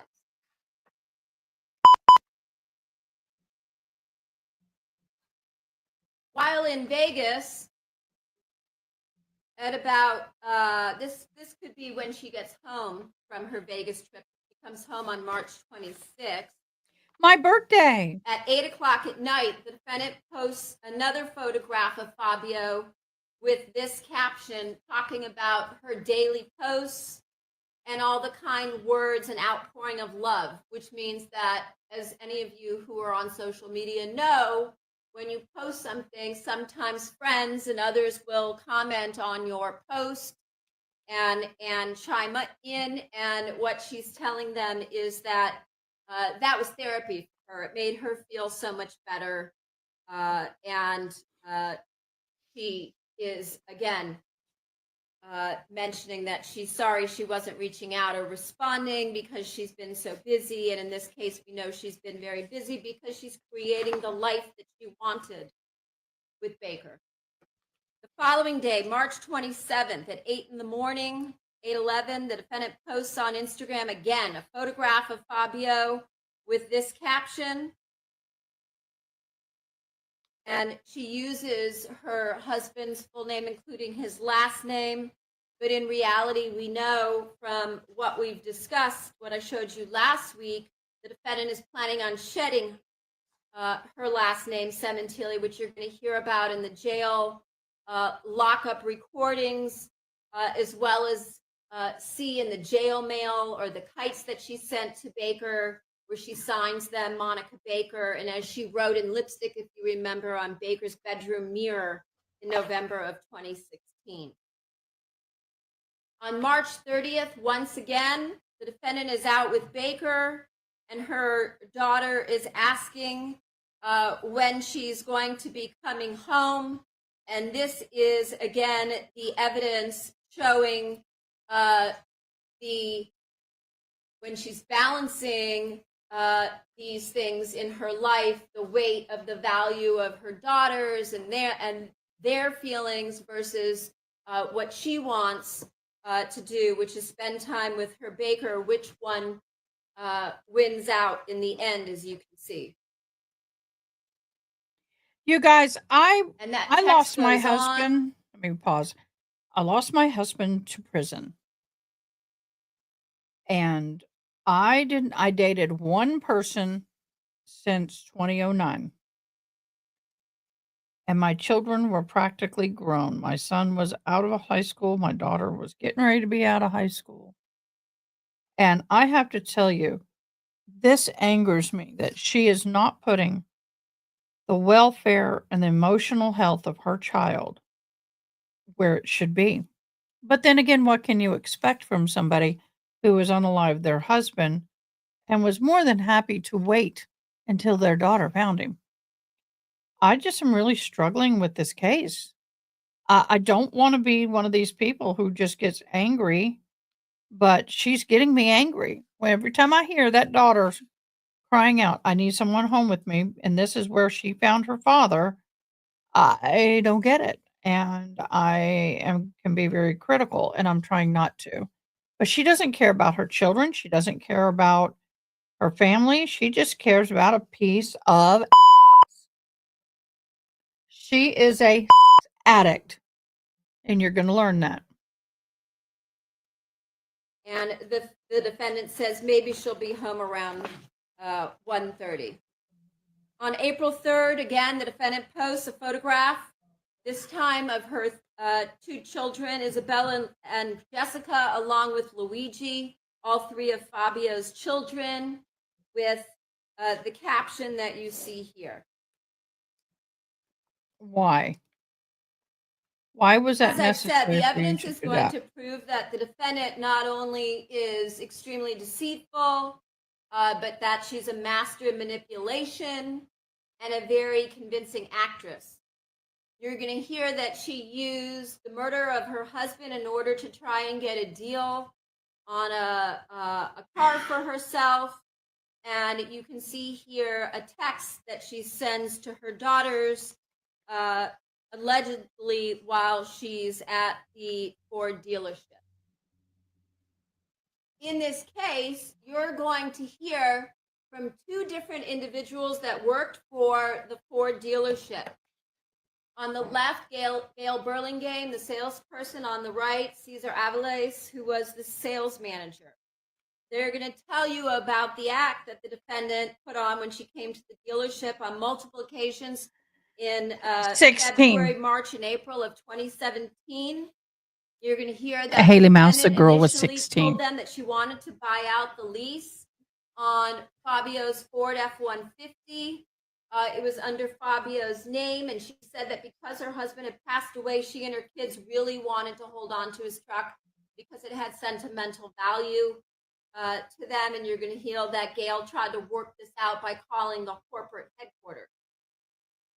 You'll also hear from these witnesses that the next time the defendant came in, she explained that her husband had been murdered, that she didn't have any money or a job, and that she was desperate because she couldn't pay her bills. And she said the holdup was she was waiting on the insurance money to come in before she purchased the truck. And you're going to hear that Gail Burlingame spoke with the defendant by phone and communicated by email with her after that date. Then why'd you go to Vegas, honey? Before the defendant returned to the dealership for a third time, you'll hear that Gail Burlingame talked to the defendant on the phone, that the defendant seemed much happier. She said that she had finally received the money, that she wanted to come in and return the truck because she now decided that she wanted a new car. Ow. And so on April 3rd of 2017, Sorry, the just poked defendant myself went with a into needle. the dealership, the Ford dealership, and said she had received the life insurance money from her husband's murder. She was extremely happy, as you'll hear. She looked at multiple new vehicles that she wanted to purchase. You'll hear she was there over 5 hours. She drove several vehicles, and that she kept leveling up to more and more expensive vehicles as she was there. You're going to hear that she eventually settled on a new 2017 Mustang GT. She wanted a convertible, but they didn't have it in the color she wanted, and she didn't want to wait. About 30 minutes after this conversation she had with Gail Burlingame, where she decided on this brand new Mustang GT, Baker comes into the dealership. And the defendant introduces him to Gail Burlingame as her friend Rob, and she tells Baker it's important to her that he liked the vehicle. And you'll hear from Gail that she and Baker began whispering to each other, touching each other, that it was obvious they were in a relationship, and that the defendant purchased every expensive option, including upgraded rims, prepaid maintenance, and various other things on this vehicle, while she still was telling other people that she had no money. After deciding on a $62,000 fully loaded new Mustang, the defendant turned in Fabio's F-150 and sold his Porsche, claiming it was too expensive to keep his vehicle.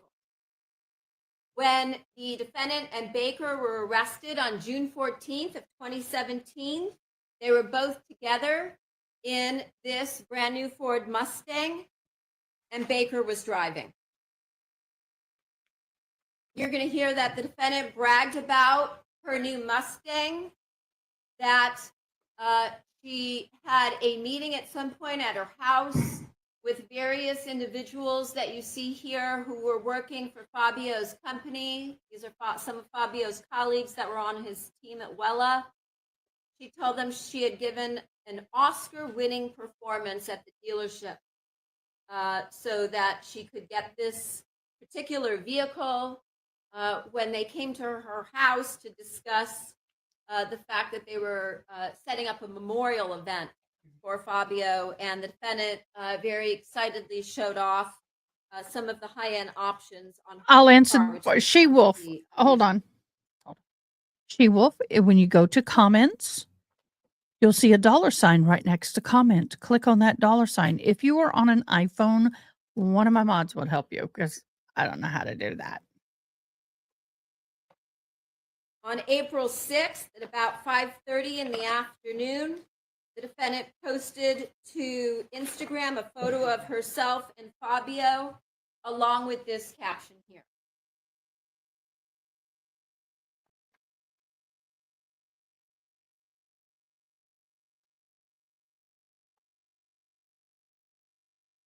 So again, by these daily posts, I'm assuming by now you're getting the gist that she is creating a completely false perception. And you can see how much work she's putting in on a almost daily basis to create that perception. 2 days later, on April 8th, these are photos taken outside of Baker's apartment building on Independence. Baker is taking pictures and video from inside the defendant's new Mustang as the defendant stood outside the vehicle smoking, as you can see here. These photographs were found in the defendant's iPhone. You can write down, if you're taking notes, number 119. Sorry, guys. My son's going to make me lunch. Isn't that real sweet? Where's the link to become a member? I didn't know there would be a link. Let me look, because I have my YouTube channel up. That's not what I want. Click.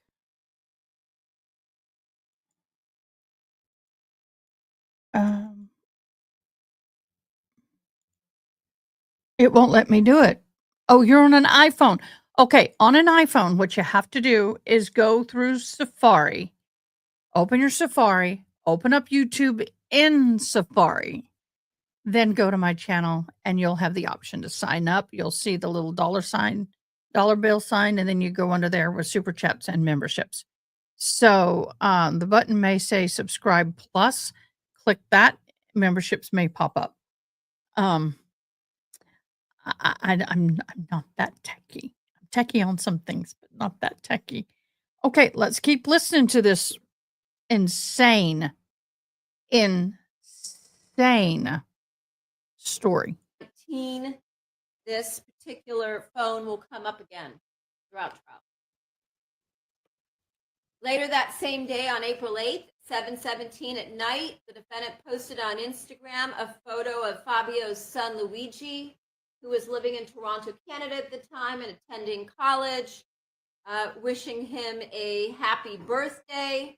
And you can see what she wrote about him, her relationship with him, and you'll certainly hear that all of this was fake as well. This woman is crazy, I tell you. She should be in a psych ward. If anybody should be in a state hospital, Day, on she's April probably 9th, one of them. At 10:58 at night, the defendant again posts on Instagram a photo of Fabio with this caption here.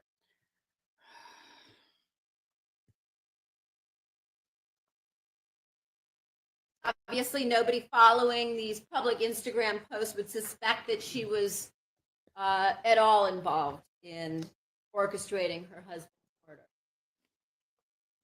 And then April 21st, 2017, at almost 4 o'clock in the afternoon, Bella tells her mother she's on okay. her way She home, Wolf. and you can see She Wolf. It does. Unfortunately, Yana's right. If you go to your Safari or your internet browser, type in type in YouTube, and then go to my channel, or we'll give you the link to my channel. Where's my channel link? We'll give you the link to my channel. And I'm looking, y'all might be able to pop it up quicker than I can.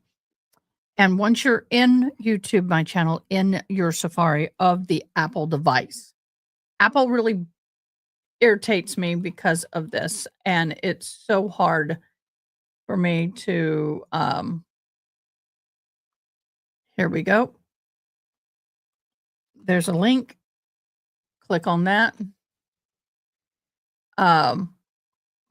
But you need to be in your internet browser Safari. And then go to YouTube. That's the link. I apologize. It's YouTube's quirks, not mine. It is frustrating. But thank you so much for wanting to join and be a member. Thank you. the defendant is not at home. She says she's out on Melrose, trying to find some clothes, going to dinner. And as I told you, the word she uses whenever she wants to try and create the perception she's doing something innocent or innocuous, she says she's going to karaoke afterwards. After the arrest, Baker's expedition, I told you, was towed to a tow yard so it could be processed. This receipt was found in Baker's expedition, showing that Baker was with the defendant that day, shopping on Melrose while the defendant was purchasing various items. A little later on that same day, April 21st, Jessica texts to her mother asking where she is, and her mother reiterates dinner and then karaoke. 2 days later, April 23rd at 4 o'clock in the afternoon, The defendant's going out again, and here you can see she's telling her daughters that she might very well be sleeping out of the house that night. She says she's sleeping at Sheila's. You'll hear from Sheila Salehian. The defendant never slept over at Sheila's. Sheila lives with her husband, Ricardo Cabrera.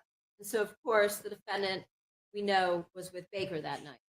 Again, another lie she tells her daughters. On April 25th, the defendant and Baker go out on a double date with Sheila Salehian and Ricardo Cabrera, who you see here. The defendant and Baker plan to meet them for dinner at Chocho San in the San Fernando Valley. At about 9:27 that night, the defendant sent the picture that you see here on the right of Baker eating oysters to Sheila because they hadn't shown up yet. Once they get to the location, you'll hear from Sheila and Ricardo that the defendant shows them her new Mustang that she had driven to the restaurant, and she mentions to the couple that they, meaning she and Baker, bought a new Mustang. During this particular dinner, you're going to hear that the foursome planned another Las Vegas trip, and the defendant and Baker told their friends, Sheila and Ricardo, that they were making plans for their future together. On that same night, April 25th, again, defendant's eldest daughter at 9:18 is asking when she's coming home, which the defendant does not answer. On April 25th, later on in the night, you can see again the exchange between the defendant and her daughter. This is the defendant telling her daughter that since she's the mom, basically she can do whatever she wants. You see here, and throughout what I've been showing you, this is evidence demonstrating that she believes she has zero responsibility at this point for her daughters because she's embroiled in her new life.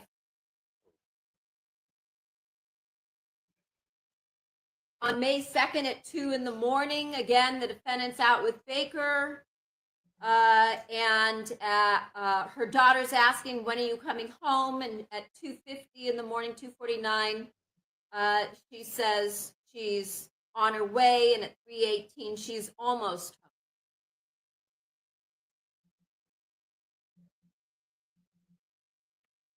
And here again, evidence of the same thing I was talking about before. The defendant has exhibits no shame. Once again, she hits up Melanie Garibay for a deal for a Las Vegas hotel room. Now she and Baker are going to Vegas with Sheila and Ricardo to celebrate Rob's birthday. And of course, Melanie doesn't hear this. What the defendant tells Melanie is that she's going with friends to Vegas. And so there's a text string between the defendant and Melanie that takes place from April 16th to April 21st. These are portions of their conversation regarding Vegas. You can see here the defendant mentioned she's going back to Vegas the beginning of May. She needs this time a 2-bedroom suite or 2 separate suites. And then you can see once again from Mindy, Melanie's contact in Las Vegas at the Vidara, that they have a suite for her and that they will comp one night. And the defendant asks, is this for 2 bedrooms? What's the total? And this is the executive rate that she gets, $199 plus resort fees. And the defendant says, once again, she'll take it. So we know then from May 3rd through the 5th, the defendant, along with her lover, go to Vegas for Baker's birthday. They go and meet Salehian and Cabrera there because they're going for, I think they were there for a Britney Spears concert. And Salehian and Cabrera staying in the other bedroom in this 2-bedroom suite at the Vidara Hotel with them. Monica pays for the whole suite. And you'll hear that they also went out and got together with Ron and Michelle Ray again, and also a friend of Baker's, another friend of Baker's from Las Vegas, Al Birdsong, who I mentioned to you last week. Al Birdsong is the individual where Baker and Austin stayed when they went to Vegas in July of 2016. So while the defendant is claiming that she's broke, she goes to spend 3 days in Vegas, pays for the suite, and she and Baker fly there.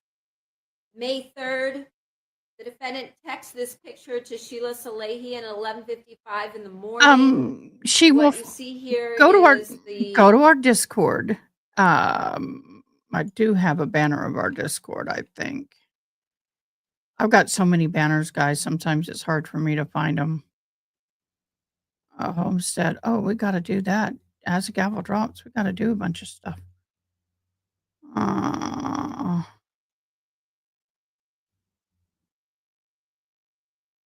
Why can't I find my own Discord? Could one of y'all mods put up the Discord for me? Because I'm not seeing it in here. May have accidentally got deleted because I had to redo a lot of stuff.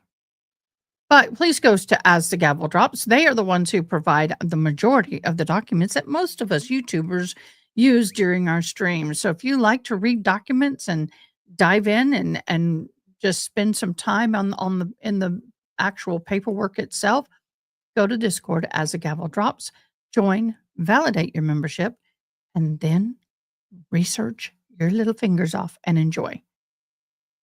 Defendant along with Baker, and in the back, the individual with no shirt on the couch, that's Al Birdsong. Sheila says, nice, where is this? The defendant says, Vidara Cabana. That is my Cabana, Discord. I'll and put the you'll other one up in a see minute. the invoice.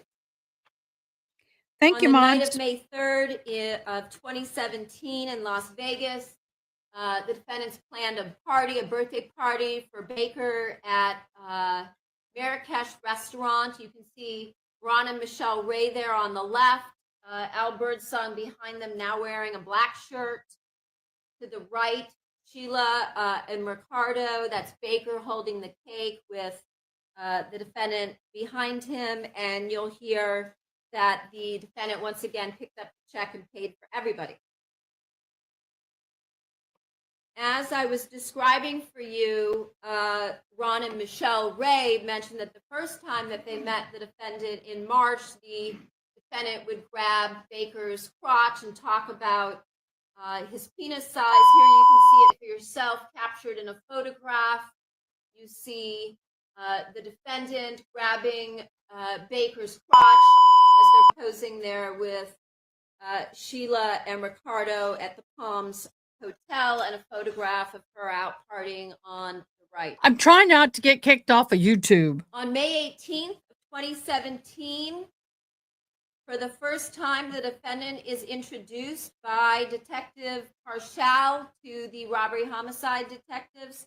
As I mentioned, Detectives Chris Gable and Tellis, claiming they were from a knock-knock burglary task force, that they every time I hear Tellis, I think of the convicted felon. Task force may be responsible for Fabio's He was murder, which again rememberable. was a ruse or a story they made up. You're going to hear that the detectives from Robbery Homicide Division recorded this interview, that they asked the defendant numerous questions, and once again, just as she did with the detectives from Valley Bureau Homicide, the defendant told one lie after another after another. You'll hear that Detective Gable, who you see here on the top right, asked her specific questions about the route that she took that day when she went to these various locations, such as LA Fitness or the Target or the Ralph's, where she parked, what she did. And you'll hear that her description did not match the surveillance video that law enforcement had gathered from these various locations. Once again, the defendant intentionally failed to mention that she had met up with Baker that day, either at the LA Fitness or in the Target parking lot. Connie, you or that she was in lie. communications with Baker all day that day, except for the period when the two of them were both in the Target lot together. And once again, she pretended she was unsure of Baker's last name. You'll also hear that, again, she denied knowing about having any remote phone access to her home surveillance system. She showed them a photograph of the safe in her bedroom that's behind a mirror and said the burglars didn't touch it. She explained that every time the mirror covering the safe is open, that she gets a text to her phone. It's part of the security system, and she didn't get any text.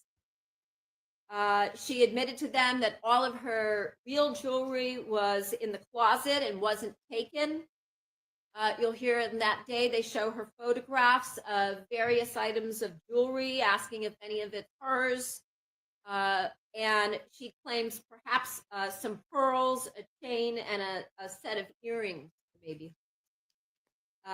You'll also hear that she said the only people that ever really came to the house were Fabio's friends and colleagues, because all of her friends were in the Toronto area. And you're going to hear that she broke down in tears as she cried about her desperate need to be cleared so that she could collect her husband's life money. May of 2017. Between May 26th to May 30th, the defendant and Baker go on yet another trip. This time they go to Myrtle Beach for Atlantic Beach Bike Week in South Carolina. And you'll hear the defendant spent approximately $834 there, not including flight or hotel, and that the history on her phone indicates that she and Baker were out driving around to various individuals' homes, swinging during some of the evenings they were there. Okay, I was waiting for another word to pop up. I was going to come unglued. You can see here on the top left that on May 18th, the defendant purchased tickets for the Paradise Party compound. She, as you'll hear, told her friends and family she was going alone to Myrtle Beach, and the reason she was going was to walk a golf course that Fabio had always wanted to play golf at in his honor. Please. And at the top left, you can see is the defendant's email account, Hotmail account, which you're going to hear about. And on the bottom right is the ticket that she purchased for to attend the party. This is a photograph on the left of the defendant at the Paradise Party compound, a photograph of her and Baker together on the right. These photographs were recovered from Baker's SD card. I know, right? 7, which you'll hear about. This is a text string between the defendant and her sister, Anna Larson, where her sister confronts her and says she knows that Monica is lying about going alone to Myrtle Beach and questions her about who she's with. And you'll see throughout the text thread, the defendant continues as she lies to everybody else, lies to her sister. And the one thing that she says that is true is what we've been talking about, which is that the defendant is a completely different person from who everybody else thinks she is. And she admits this in this text message, although she continues to lie, saying, Girl, don't get me in Fabio trouble. by walking. Don't get me in trouble, Tash. This is photographs of the defendant and Baker together on June 2nd and 4th, recovered again from Baker's SD card, 157. This is June 6th, where SIS surveillance, again, is following the defendant and Baker. They're followed to LA Fitness. They installed, while the defendant and Baker were inside of LA Fitness, a GPS device on the defendant's Mustang in the LA Fitness parking lot. And you're going to hear from SIS detectives Dave Frederick and others from his unit. On June 7th of 2017, you can see the defendant's web history, and what she's doing here is she's researching how to know if law enforcement is tracking her phone. She does these searches on her LG tablet, which is item 82, which you'll hear about during the course of the trial, which obviously indicates that she's worried the police are investigating her. perhaps tapping her phones or following her. And you can see the various things, queries that she researches on her tablet, including, do the police have the right to tap my phone? 6 cell phone tap signs. How do you know if your cell phone's being tapped by the police? What type of phones can be tapped? 5 things to know about police cell phone spying. And police can't read your iMessages, but here's what they can see. Again, this is evidence that is inconsistent with the innocent act she's trying to display. Also is inconsistent with having nothing to hide but for an affair. Shows that she was concerned about what the police might find on her phone, and you'll hear jury instructions at the end of this case from His Honor regarding something called consciousness of guilt. These are a couple of the articles that she pulled up so that she could read about what the police would be able to see on her phone. On June 9th of 2017 at 6 o'clock at night, Detective Parshall sends the defendant an email, which is a ruse. Again, it's fake. It's meant to stimulate, to see what she'll do. He says, we're clear. She's been asking for months. We're clear on the letter for the life insurance. My secretary is typing it up. And MetLife, the life insurance carrier for Fabio's policy, should have it by the end of next week or the following week. Now, at this point in time, the LAPD, Detective Parshall, and Verna are having communications because, as I told you, robbery homicide detectives are going to take over this case, and they are now in the planning stages on taking down the defendant and her lover, Robert Baker, for the murder of Fabio Sementilli. And so to calm her down so she stops bothering them, calling daily, and to see what she'll do, they send this message to her saying, you're all clear for the life insurance. We're going to send it off now to the company and you'll be getting your money. And what the defendant does in response is she takes a screenshot of Parshall's email. And who does she send it to? She sends it to Robert Baker. And this email is found on Baker's SD card, again, item 157. So this is, again, evidence showing the two of them involved in this conspiracy to get rid of Fabio and to be able to receive his life insurance. Welcome, Dawn. After receiving Welcome, the email from Jamie. Detective Parshall Welcome. expecting to be cleared to receive Fabio's life insurance proceeds, the defendant, it goes to New York Welcome. for Welcome. Fabio's niece's graduation from medical school, and then there flies with Fabio's family back to Toronto for what you'll hear was the Mirror Awards, a large-scale award ceremony in Canada that took place where she went to accept the Lifetime Achievement Award that was given to Fabio. And so what you see here on her flight back on the top left or in the lounge before, she's taking selfies of herself drinking wine or champagne. This is these two photos, the one on the left and the one in the center in the middle, were taken June 13th of 2017 that she sends to Baker. You can see here she appears to be wearing Baker's Army t-shirt. I told you that Baker previously served time in the Army. The photograph on the top right, based on the bedding, that is a photograph that is taken on Baker's bed in his bedroom on May 31st of 2017, wearing that same shirt. These were recovered from Baker's SD card, item number 157. The photograph on the top right was recovered from Baker's SD card 102.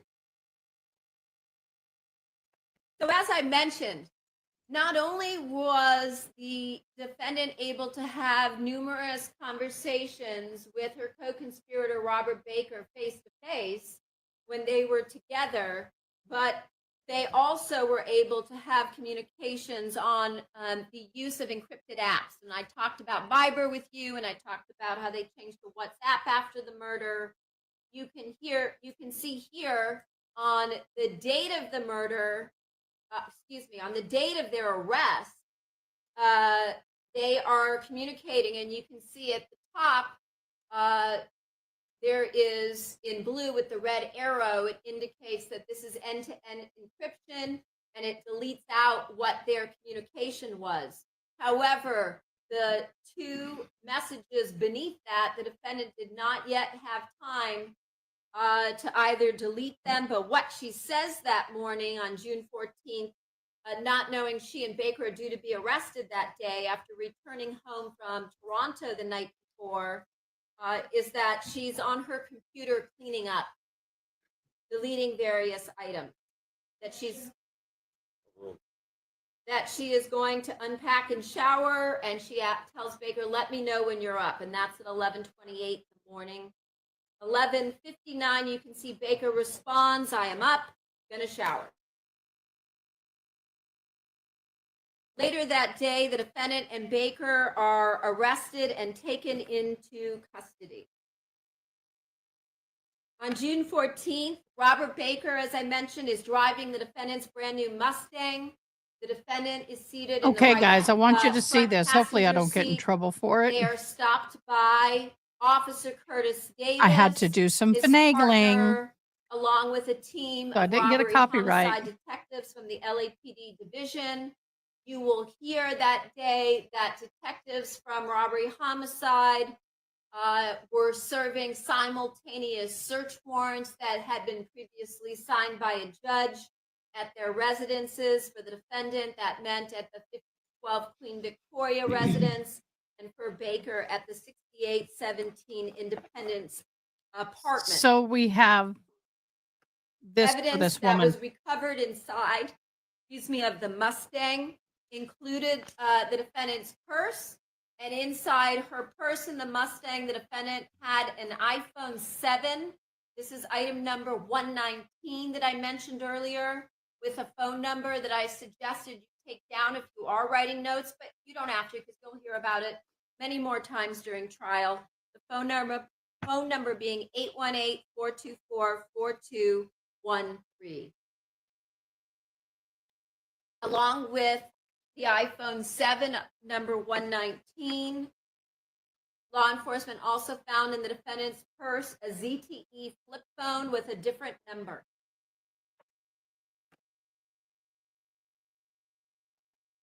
Also inside of the defendant's Mustang on the driver's seat was a cell phone belonging to Robert Baker. This was a I'm not leaving it Samsung up for long because I don't want to Galaxy get in trouble, but S8 I changed it a little bit. Changed the 121. color, You're gonna hear removed a that few there's things, evidence that they recovered an but it's still too S4, close. that at some point records indicate he also had an S6. And she goes on never and on, recovered, my friend. and that surveillance unit saw him carrying He at is the the same lawyer time that different phones. never This ends. particular Samsung Galaxy S8, item 121. The phone Guys, number we only is have 7 I liked out of 1093, and you will hear evidence about the volume of how many? communications between that phone number and that of the defendant. Now, you're also going to hear about We have 11 likes what and only happened 7 in the during in the arrest. drawing. There was Really, an y'all? operation that was pre-planned But I and like- set up from Detective Chris Gable from Robbery Homicide. But I liked, if you now been liked, retired for a few years, that after the defendant and Baker were stopped in the Mustang, the LAPD officers placed the two of them in the back of a black and white police car together. This particular police car was wired with a recording device. When the defendant and Baker were told that they were being arrested for the murder of Fabio Sementilli, you're going to hear their reaction was not one of denial, but that they began to whisper.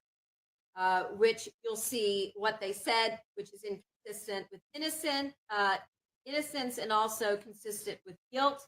You're going to see that the defendant made numerous admissions, again, indicating consciousness of guilt. And this whispering takes place because they knew they were being recorded. And you're going to hear that Baker tells the defendant that the vehicle is probably loaded with damn cameras. Your Honor, this might be a good place for a break.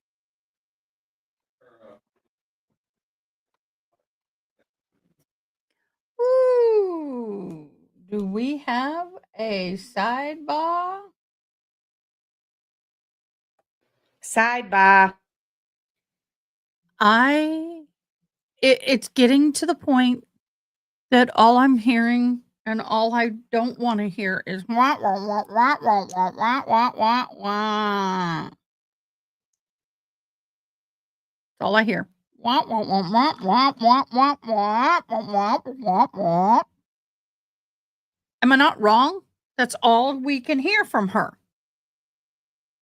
I'm like, really? Okay, we can zoom a little bit. We have time. Are we in a lunch break?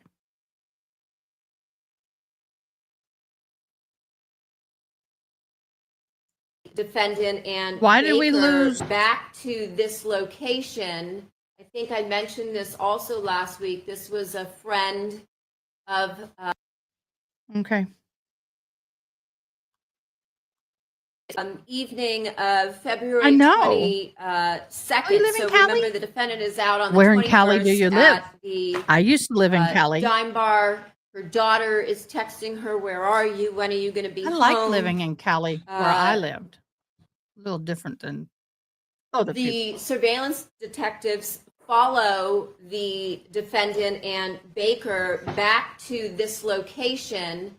I think I mentioned this also last week. This was a friend of Baker's, Roger Brown, who you'll hear from in this case, who lived at 331 Salem in Glendale. And after the murder, Baker stayed for a few days with, you'll hear about Sheila Salehi. And the feed is lost. And it stays lost. So we're going to let it keep running and see what happened. Does anybody know what happened? The life of Fabio Sementilli was taken on January the 23rd of 2017.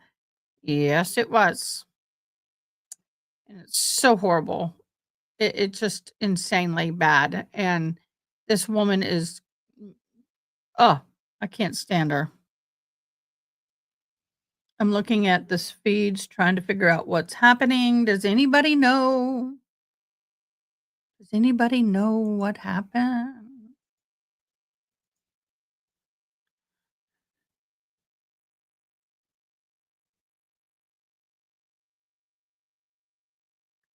I lived in Petaluma, if you know where that is.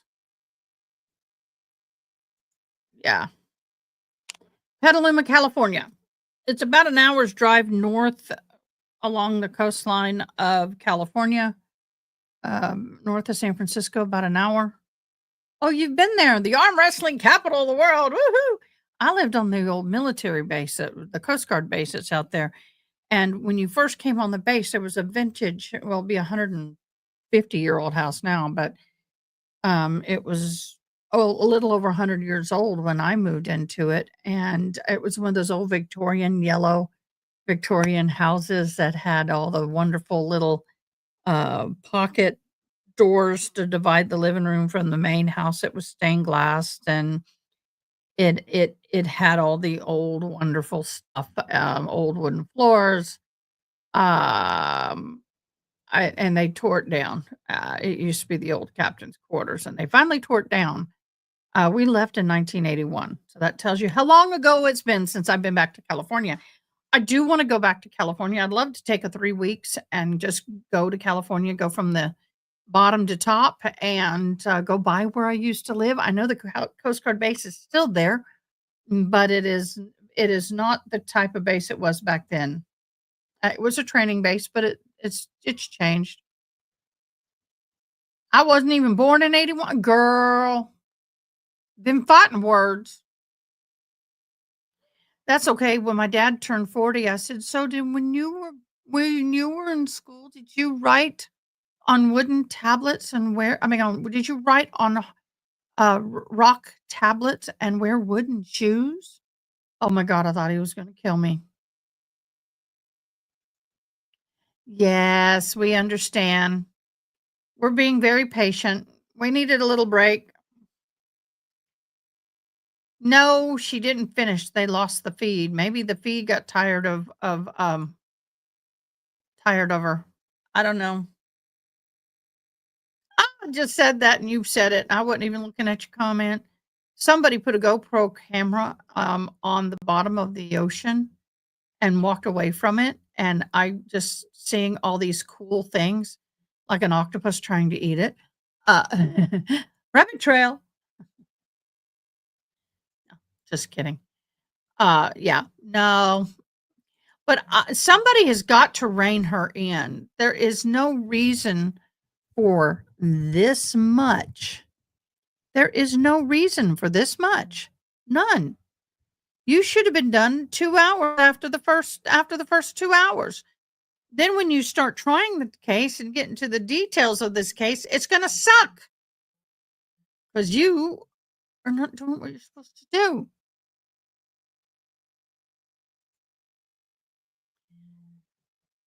$0.02 version. Here we go, Karen. I'd gladly give you the 2-cent version.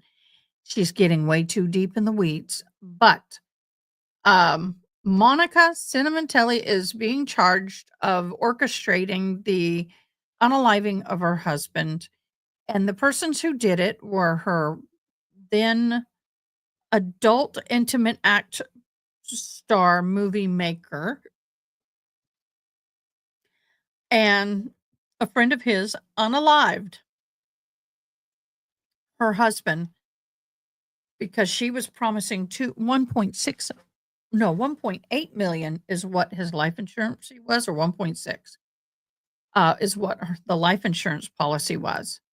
And shortly after first of all, they came in and he was sitting on the back patio having a cigar and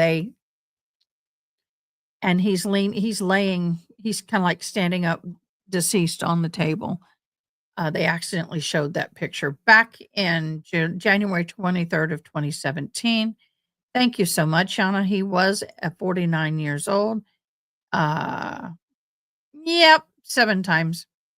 Rob Baker allegedly wanted to continue the affair and cash in Fabio's 1.6. That's what it was. So now we have, so what bothers me about this case more than anything is that she had a 16-year-old daughter whom she allowed and purposefully waited for her daughter to come home from school to find the father's husband before she went back to the house. After finding her father's body after school when she came home, while her mother, Monica, waited in her car watching the home video security system to know when she could come home after her daughter found the father. The alleged they're not, they've admitted that the co-conspirator Rob Baker pled no contest and is in life without the possibility of parole. The other, Christopher Allen, has pled guilty on second-degree murder. His sentencing is April 20th. Both of which are probably going to be testifying against Monica. For sure, Austin will be. That is freaking evil to traumatize your any child, and knowing that they're going to come home and lying in wait for them to come and find the body before you go to the house. I mean, that's just beyond evil. She never claimed the 1.6 million insurance policy, but if she's acquitted, she'll get the. No, that's not true, Yana. She's been trying to claim it, and it hasn't been released because of the red room charges.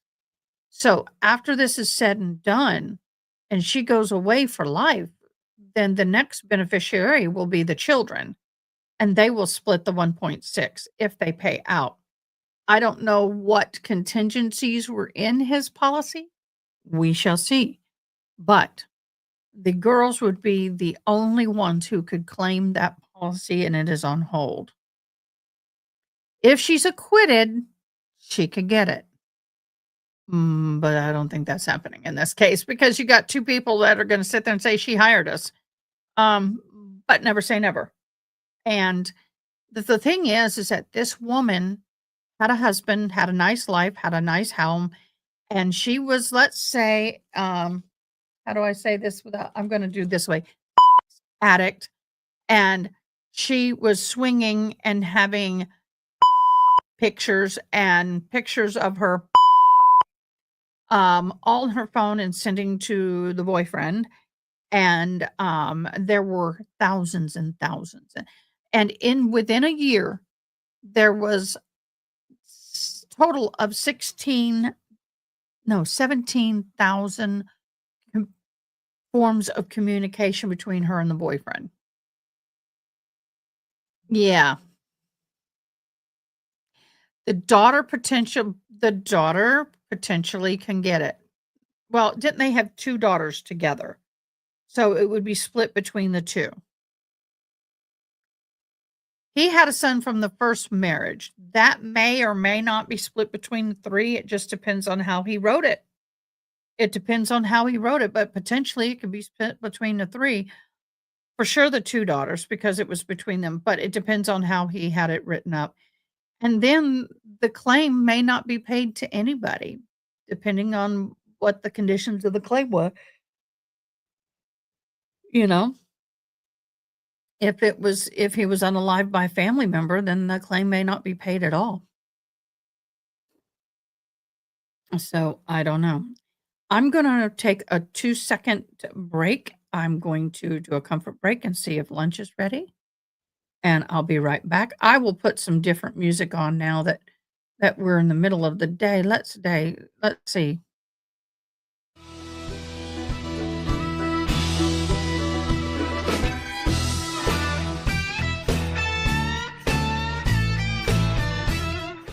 For those of you who like country, we did rock this morning, country this afternoon. I'll be right back.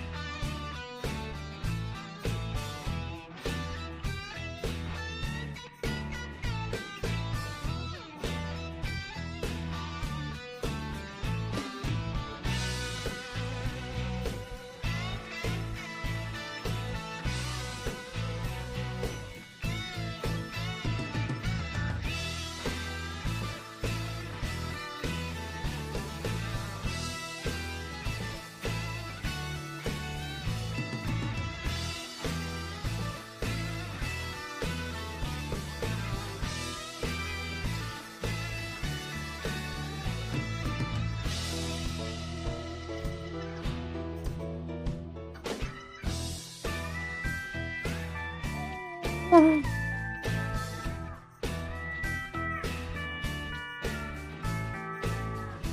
Ow!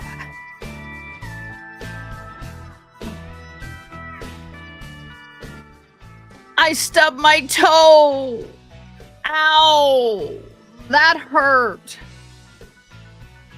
We still don't have camera. We're waiting. Ow! I hope I didn't break it. Oh, that's not fun.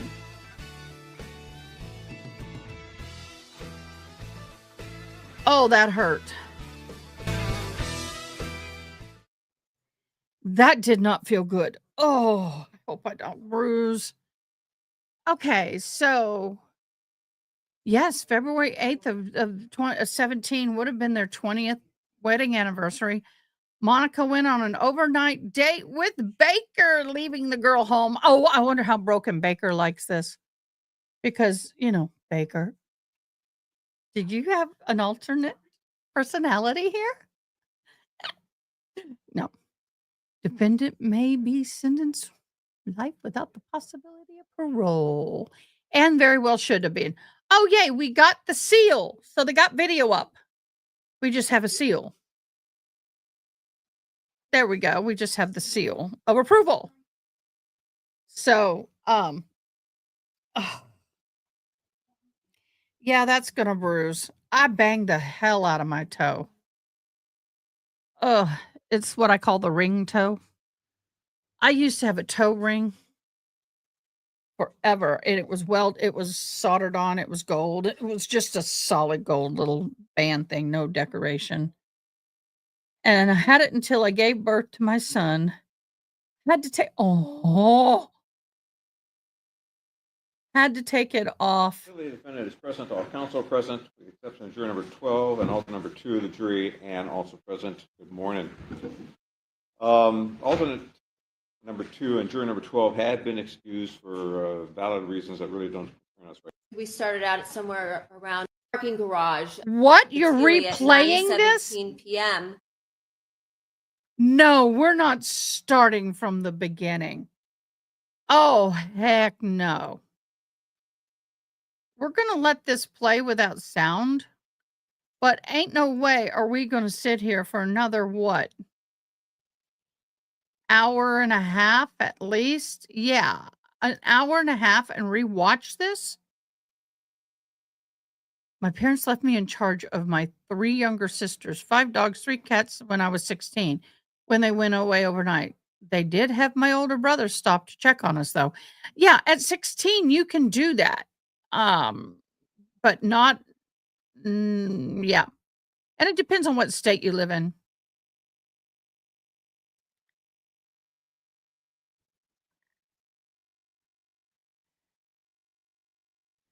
Well, but that's what I'm on. Dawn, that's what I'm on. Thank you, She-Wolf. I appreciate you joining. Okay, Dawn, send me a link then because I am if I take away all of the stuff, see, that's what I'm on. I don't understand. Let me Yep. They're doing a rerun. So they're trying to get everything. So I'm sure when they get everything fixed, they'll pop it back. I'm going to see if that's the only feed in that courtroom. Let's do some digging, shall we? Oh, Commonwealth wants to block another expert. Oh no. Y'all, all my research mods, will y'all please look and see if there's any more documents on the Karen Reed?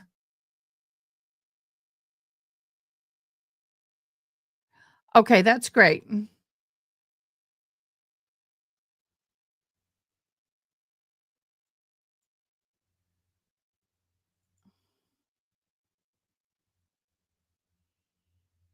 Okay, I have another feed of theirs up that says they'll be right back. So we're gonna be very careful with what we do here because, well, that's not what I want to do. Both of them have that same logo, so we're gonna delete one. Dude, I need that document. I've been reading. We were just getting ready. If someone can grab that for me. Um,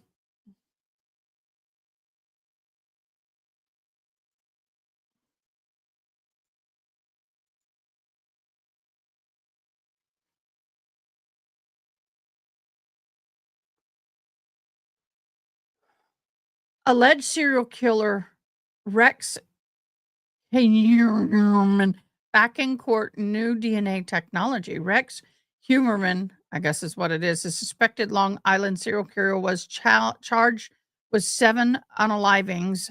How do they connect him to the crime? They've got a bunch of new DNA technology out on that.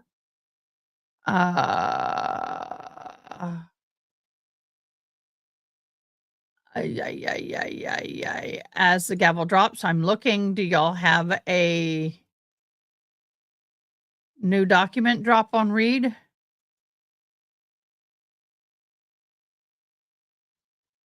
I am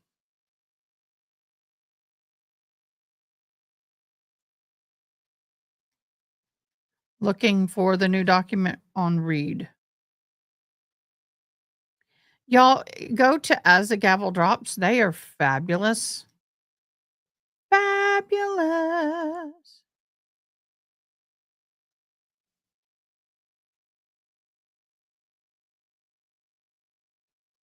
Oh,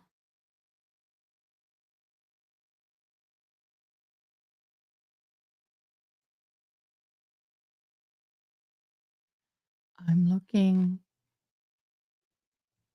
I am looking. Why can't I get to the newest?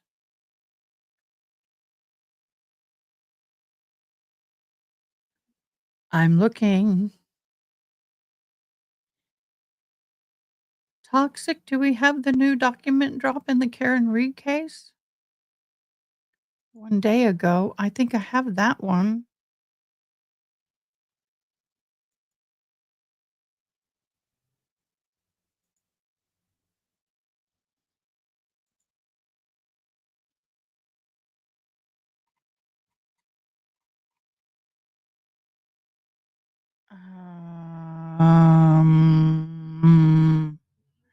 I am really bad at this, by the way, guys. I am super bad as hell at this.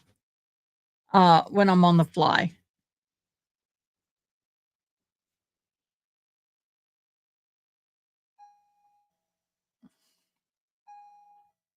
I'm super bad at this on the fly. So if somebody can help me find it, that would be great.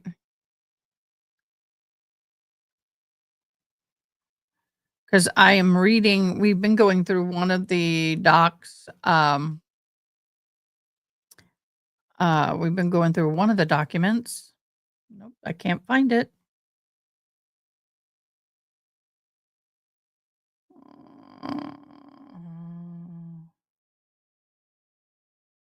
I'm looking, guys. I'm looking.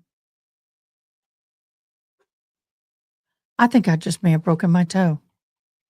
It hurts that bad.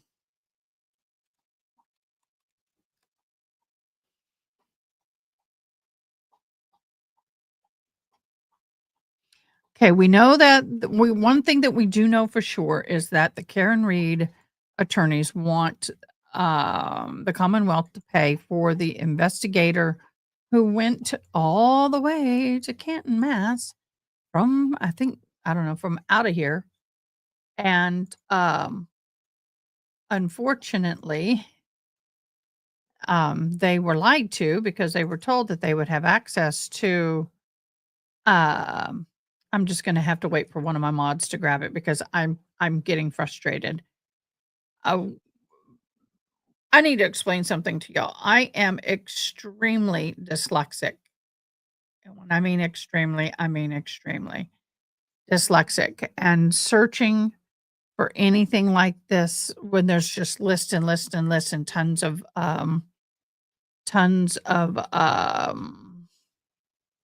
documents and words and everything, it is very difficult for me to be able to pull it out. So I have fabulous mods that help me out as much as possible. So what we're going to do is we're going to wait to get that new document because they're so awesome. I know they'll get it to me. We have been going over the motion, and it has been a going over of a motion for the Karen Reed case. They are trying to, the defense is trying to quash or suppress, or yeet is a better word for it. Yeet the defense's one of their expert. I got to get all this stuff off of here so y'all can see it. One of their expert witnesses. So we have been going through that document. We have been reading it. I'm going to put you over here so I can continue reading. So one of the things that we were talking about with the Karen Reed case is it's critical that they not yeet the experts, because the two experts that they really are relying on are, one, this guy by the last name of Green. He is an expert for them on the house long to dying cold at 2:27:40 a.m. that Jennifer McCabe supposedly did a search for. And he used 5 different programs, 5. And it's the same programs that Miss Hyde of the prosecution, she used 4 of those 5 programs, including both use Cellbrite. So when Cellbrite did an update to their program after the Karen Reed trial, all of a sudden you're not seeing anywhere that the 2:27:40 search house long to die and cold was deleted. And they're saying that wasn't there, but all the other 4 programs that they use, and they're listed here, literally in this document, that were used are being questioned. The prosecution is saying that the gentleman, why can't I remember his first name? Last name Green. Mr. Green. They're saying that Mr. Green is not a qualified person to forensically analyze the data on the phone, and that his methods are not comparable or good as the ones of their witness. And I'm like, well, from what I've read, and the defense is saying that, this is my little hashtag, this is where we were. The defense is saying, well, he is just as good, if not better. Can you please bring it? I have to go get my lunch. Okay, so they're saying that the defense is saying that Mr. Green is more qualified as an expert witness than the Commonwealth's proffered expert, Mrs. Hyde. And so we're having a debate in the experts. Yes, please go like the Hitchman Homestead coffee. They are fabulous. We love the Hitchman Homestead coffee. It's the only thing that keeps me going, gets me going in the morning. Love me some Hitchman Homestead. So they've been arguing in this paper why Mr. Green should be permitted. And they've done a good job. So here we are. Critically, despite the manipulation associated with the unexpected update and the accompanying sudden change in the analysis of the Commonwealth's proffered expert, Mrs. Hines, Miss Hines changed her expert opinion to match another Commonwealth expert's opinion, is what they're claiming. Changed her second report dated December 24 after the first trial. That is an issue. Does not represent a different methodology, but rather a narrowing of and change in opinion. So do you know how hard the prosecution went on and was with Dr. Um, Russell, wasn't that her name? The dog bite expert, and how her opinion changed a little bit. It really didn't change, it grew because the first time she testified, she barely had access to a whole lot of stuff. She had enough, but now she's had more time to go even deeper. Her opinion to me didn't change, it just grew. Here, they're saying that Miss Hyde's second report, dated December of 24, does not represent a different methodology, a different way of coming to the conclusion, but rather narrowing and changing of the opinion about the presence of the 2:27:40 a.m. search. The second report, she employs the same methodology as she did in the first trial, and as Mr. Green and Mr. Whippen employed. So all three of them, the same method, but details mentioned in the inconvenient axiom tool that she used in her May of 23 report, which, as of the date of the opposition, continues to show artifact containing the 2:27:40 a.m. So even this axiom tool that she used is showing the 2:27:40 a.m., where they're saying Cellbrite is no longer showing that when they run it with the upgraded version. Timestamp in a deleted state. That means that it was deleted from the main, you hit delete, but it doesn't actually delete until it rewrites over it. You just can't see it.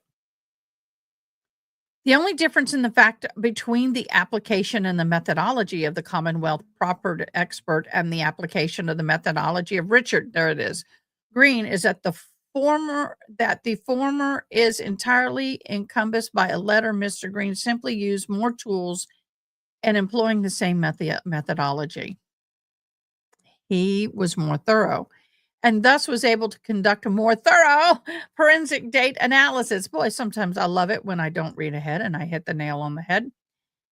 The appropriateness and the reliability of Mr. Green's all-encompassing methodology is evidenced by the fact that all the experts agreed and opined at some point during the first trial that the 2:27:40 a.m. search artifact did in fact exist and appeared in the and deleted state. So they're arguing right now, well, guess what? We don't want to have you on as a witness, so we're going to sit here and we're going to remove you. They're going to try and yeet him because they know that this hurts them in the end. I'm moving screens around so I can keep up with true crime, law and crime. Are we back? Are we back? Oh, come on. I don't mean that kind of back. I meant, are we? Let me see. They do have this. They do have the red and yellow, turquoise, green, pink, and red. Oh, yeah, they got that up. So Mr. Green's methodology supports Jessica Hines' testimony that it's important to use. See, here she stated this. It's important to use multiple tools. So when you see the results from different data sets, be able to compare the results and enhance those manual analysis. The argument, and I should go get my lunch, but I'll wait. The court should have denied the Commonwealth's request to exclude Richard Green's testimony concerning the 2:27:40 a.m. search artifact. The motion of the Commonwealth is deficient on its face. The Commonwealth motion excludes certain expert testimony of Richard Green's is deficient on its face in the two aspects of the Dalbert Langen application to this motion. So they're wanting a Dalbert hearing. They want to put him on the stand and grill him and figure out what. And that's something else that's important to know. In a Dalbert hearing, they're going to grill him and they're going to figure out exactly how they need to handle him. That's almost like a free run at their witness. That to me, I don't like the Dalbert hearings because it's like a testimony. They're going to testify what they're going to testify to. And they're going to prove that they can testify to it because they're going to prove that they're an expert witness. That is irritating to me. Hold on. So, The Commonwealth motion to exclude certain expert testimony from Richard Green as deficient on his faith. Albert, we heard that. Okay. The Commonwealth's motion is not brief, only briefed with respect to two prongs of the Daubert inquiry: qualification and reliability of methodology. Okay, so it's in two parts. You got to qualify and you have to have reliable methodology. But also with respect to other aspects of an analysis, now here in the motion, does the Commonwealth discuss general acquaintance precepts of the Commonwealth versus Davis? Or 5 non-exclusive factors of Daubert. See, blah, blah, blah, blah. What little the Commonwealth does say about the law in rote and does not address the question at issue here. The Commonwealth also fails to mention that the Commonwealth versus Rentala instructs that the critical inquiry for a Daubert-Langton purpose is whether the proffered expert is qualified. So once again, you're going to go back and forth and go, okay, the judge allowed this person to be expert number one. So if he's an expert now, back then, why can't he be now? What's the reasoning why he can no longer be an expert? I don't see the Commonwealth having enough to disqualify him.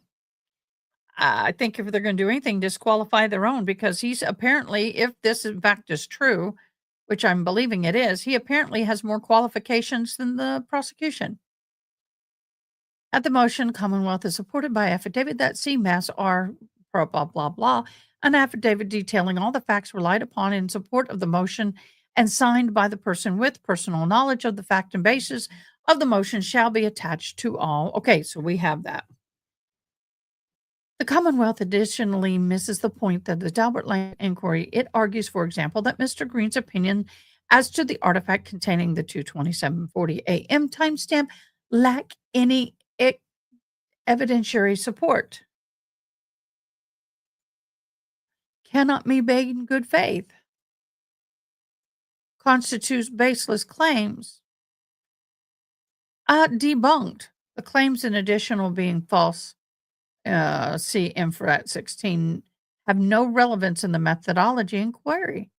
So in order to debunk this guy, you have to, they're trying to say his methodology is not up to par. Well, but they don't prove that. They relate only cross-examination and jury determination. Even if the motion of the Commonwealth was not deficient on its face, Mr. Green easily meets the requirements of the Daubert-Langton hearing. Broadly, the Lanigan, I'm saying it wrong, inquiry involves elevation of both the qualifications and methodology of the proffered expert. He's already been qualified in the other hearing. However, the critical issue in determining whether a witness is qualified to give an expert opinion is whether the witness has sufficient education, training, experience, familiar, I can't say that word, with the subject matter of testimony. Are they familiar with it? In addition, the Daubert-Lanigan,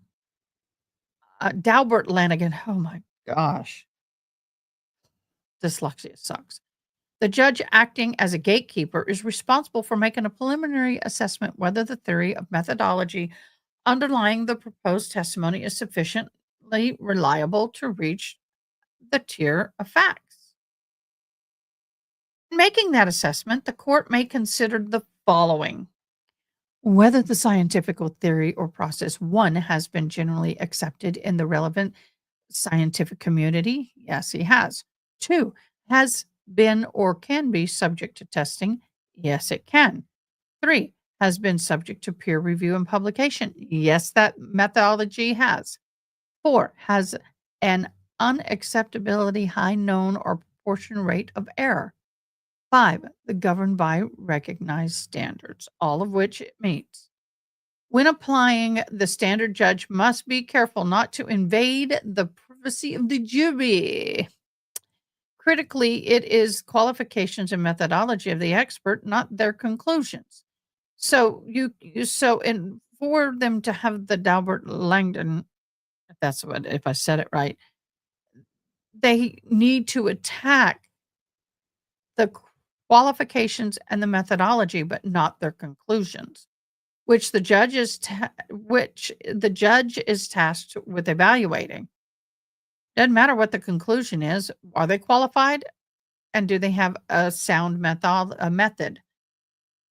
The difference of opinions persists issues of credibility, which are properly reserved for the jury. It is for the jury to decide whether they believe what the expert is saying, whether they believe the expert is a credible person or not. The expert qualifications were established, and assuming the expert testimony met the standard of the Commonwealth versus Lanigan, the issue of credibility was for the jury, not the judge. So for the jury to decide which expert and whom they're going to believe. But because of the judges disagreed with expert opinions or find testimony unpersuasive, such disagreement makes up a battle of the experts. So you have expert on the defense, you have expert on the prosecution. They too battle it out. They lay down their expert opinions, their proofs, their propers, and they go through all of that. And then the jury goes back in the deliberation room and they decide whom they believe. It's that simple. Long Crime is still working on it. Richard Green's education training experience for elementary.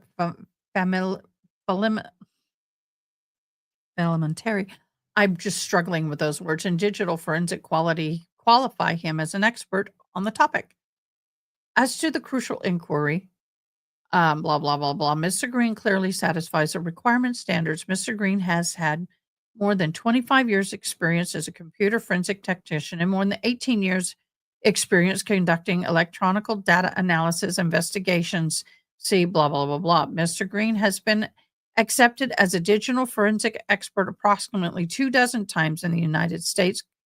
Blah, blah, blah, blah, blah. Mr. Green was qualified and testified as an expert for the first time in 1996 after spending approximately a decade working in computer information technology and networking. We do have an image on screen, y'all, but we do not have trial. Building a line of computers and doing computer repairs, etc. Mr. Green, please don't tell me you're starting off from the beginning.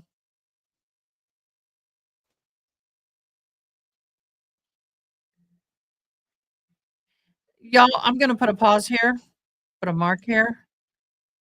Washington. I don't know if And this you're is gonna replay or hear not. Let me that know. The defendant began by talking about Fabio, that he was the greatest man that ever existed, that he was loved by everybody, that he was somebody who was full of integrity and character, that he was the love of her life, which obviously was a lie because you're going to hear she says that to Baker, that she never cheated on Fabio, which you now saw was also a lie, that she used to teach business and accounting when she and Fabio owned salons in Toronto, which is evidence of her financial knowledge. And she also talks about her computer being in their upstairs office. You'll hear about that particular item of evidence, which is an HP desktop. You'll also hear her talk about the fact that she knew Robert Baker for about 1.5 to 2 years, that he's a good friend of hers, not her boyfriend, which again is a lie, as you've seen, that she didn't want a boyfriend or a husband. However, as you heard, she was married and Baker was her boyfriend, and you're going to hear that she agreed to marry Baker, that she talks to Baker on the phone every couple days. You're going to see from the evidence that also was a lie because they spoke multiple times every day. She tells the cellmate the opposite of what she told law enforcement, which is that Baker had been to the house many times, but they are close friends but not lovers, which, as you heard, was a lie. You'll hear the defendant again lie, saying she wasn't hiding anything, but again, you've heard for yourself and seen for yourself some of the evidence from last week and today, which indicates that's a lie. That every time she and Baker go out, they go out with a group of friends, not alone. You've now heard about the surveillance. That's another lie. That she doesn't even have or even know what an encrypted application is. Again, another lie, as I told you, she was using at least 2 of them, Viber before and WhatsApp after the murder. That she wasn't seeing Baker romantically before Fabio was killed. Again, another lie. She tells her cellmate that Baker is her confidant, her lover, her everything. And then without any prompt, she brings up on her own the murder was not for money, was not for gain, and alleges that $10,000 along with jewelry was stolen. And you'll see that when she brings that up, again, she brings that up totally spontaneously on her own, not in response to any comment or question by the cellmate. You're then going to see that the defendant continued her affair post-arrest in custody while they were positioned in cells next to each other here in the courthouse lockup. As I've mentioned, there's over 24 hours of recordings, but zero mention of her grief over Fabio's murder or any concern about catching the real killers. I'm going to play for you now a portion of these recorded conversations and various audio clips. Why? And again, you'll see that the defendants make mention of the fact that they're being recorded. So they make certain statements, again, in order to create certain false perceptions Why? of their innocence. Why And are you will doing this? see Do this in when you trial, not see an the argument. Hear the clips as well as during trial when you hear the longer portions that the defendant and Baker are living in their own version of reality where they believe they're somehow going to get off and live together and talk about themselves as being the victims.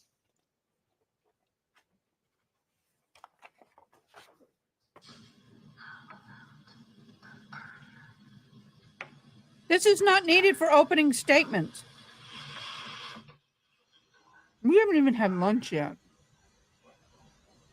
I'm having lunch now, but you know what I mean.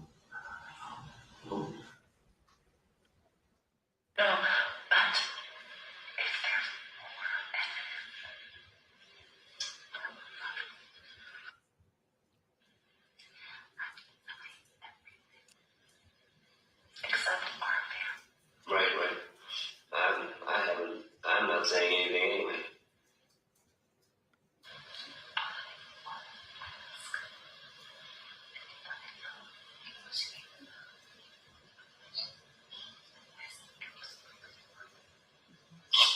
Bye. Bye who? Oh. Yours? Oh.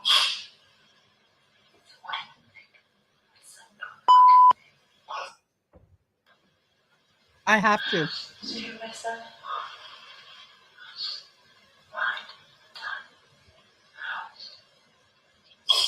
Yes, but be quiet. Stupid as that shit sound. We all we have. We all we have. You're there. I love you.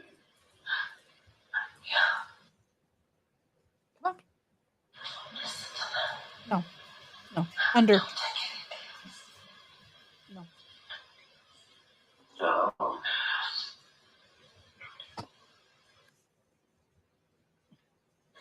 We have no defense without each other. And you need me as much as I need you. How does it Wow. look, be writing to you after they told me they found your DNA? Did you read the part about WhatsApp? No, What's that? there's a lot of mixed feelings out there, but that's an old life. Yeah. It's time for a new one. Yeah. My new one's with my baby.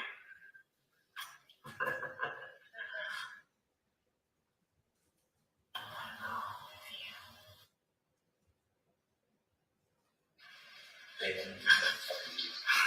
I'll take it to my fucking grave. I love you, Angel. I'll take the blame with me.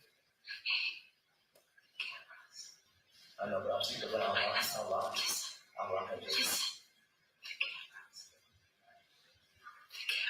Where? Target. They have a camera that has shoes. They have no video of you. Or was? Yeah, tell me. The video was only for a month or two. I know. And nothing on the other one at night too. There's nothing. Only thing is a couple of drops of my DNA. That you explained that already. That he took it. Yeah.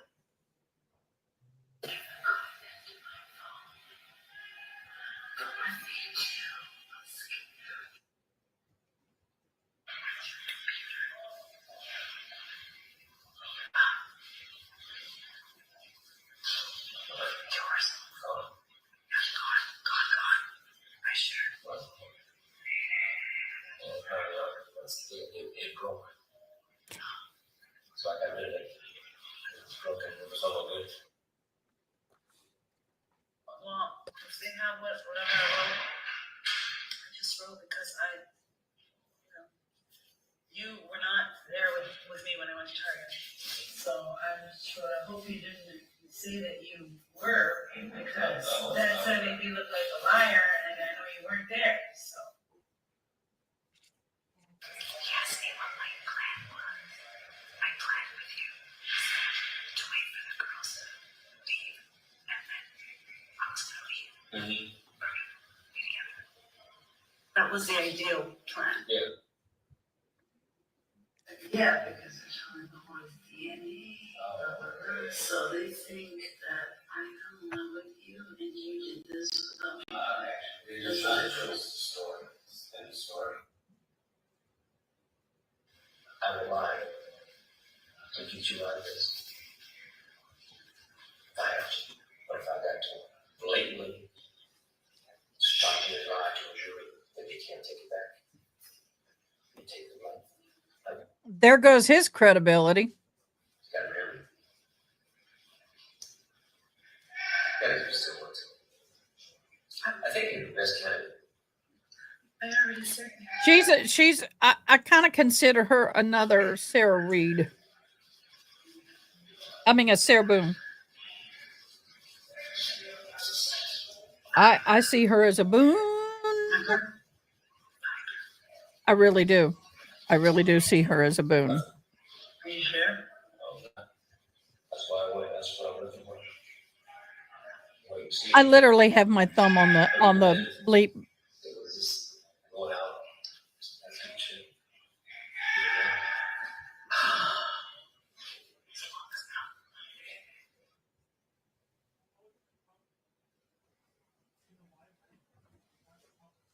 So I guess my opening could have been shorter. Ah, you think? So you heard them discuss the You burner think? phones. You heard them discuss WhatsApp and Viber, the encrypted apps that she I like claimed it. she knew Run like a nothing turkey about. and she's cooked like a steak. You heard them discuss the video. Overdone You steak. heard the defendant bring up they don't have any video of you, of us, outside of Target where the Payless store is. And then you heard her say, I hope you didn't say that you were there because I know you weren't there with me that day. Again, saying that for the cameras that they know are watching. And then you heard them discuss. Okay, I don't understand how stupid people can be. You're stupid enough to commit this crime, right? You're stupid enough to do this. But how much more stupid do you need to be? You know every one of those phone calls are recorded. You know when you're in jail, everything you do and say will be used against you. Why are you being that stupid? The lawyers, you're making your lawyer's job 100 times harder, and I would charge you a whole lot more. Had been excused for valid reasons that really don't concern us right now. I'm going to ask that an alternate be selected by lot to take the place of juror number 12. What? Oh, we're way back at the beginning again. I don't know why. Let's get back down here. So this is evidence that you're going to hear in more detail throughout the trial. You're going to hear from Oh, the yeah, we're defendant, getting ready to. and Baker in these communications where they come up with Watch one them take a excuse lunch break, after an hour and a another, half lunch break. to say that she somehow had Then no I go, idea oh. about this plan to murder Fabio. And as you just heard, she talked about the fact that her lawyers think that she was just in love with him and he did this without her even knowing about it or her involvement. And that's the story that they're even telling to their lawyers. Overruled. It's what you just saw in the video yourself. This is, as I said, I've been up here. I'm sorry. Too damn long. After that objection, that statement wasn't proper. I've been up here for an entire day and a half, just outlining the evidence you're going to hear, such as this evidence that the defendant herself created. Here's an example of the jail mail that I told you about. This is back from June 28th of 2017. You're going to hear that and see that the defendant uses the same phrase that you just heard in the lockup overhears, ride or die. Her saying, we must do what we said we would, that I've stuck to protocol. I told you the protocol is that they're going to lie to their lawyers. They're going to lie to you, the eventual jury. It is argument. Sustained.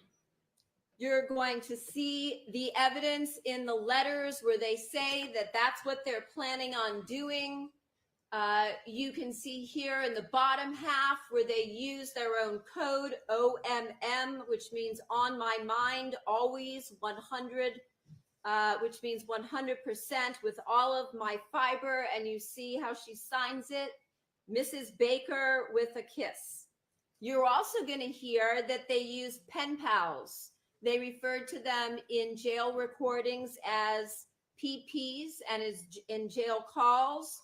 This is their attempt, as you will see, to manipulate the entire jail system and the criminal justice system. Sustained. You're going to see that they send jail mail through other inmates' names and other inmates' booking numbers and PIN numbers in order to be able to communicate secretly so that their mail cannot be retrieved when looking for mail to them in particular. And you're going to see that only a very small portion of jail mail between them was thus recovered because of the fact that they're using other inmates' PIN numbers to communicate.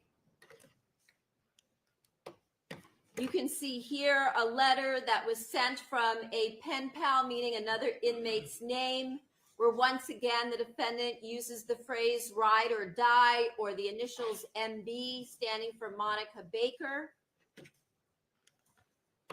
You can see here they use their own mutual code, RRD, standing for ride or die. Again, signing these letters, Monica Baker. You can see on the left, LOML, love of my life. LUVM, love you very much.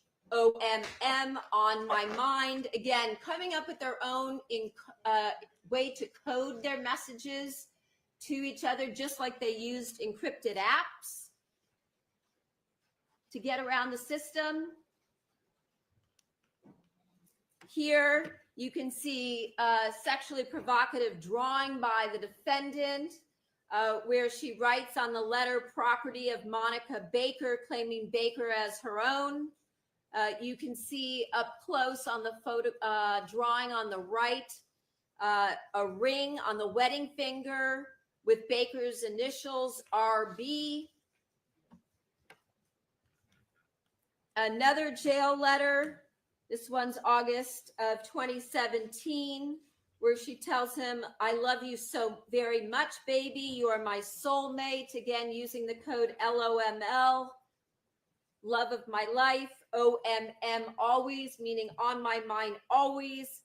Love, Monica Baker, for eternity.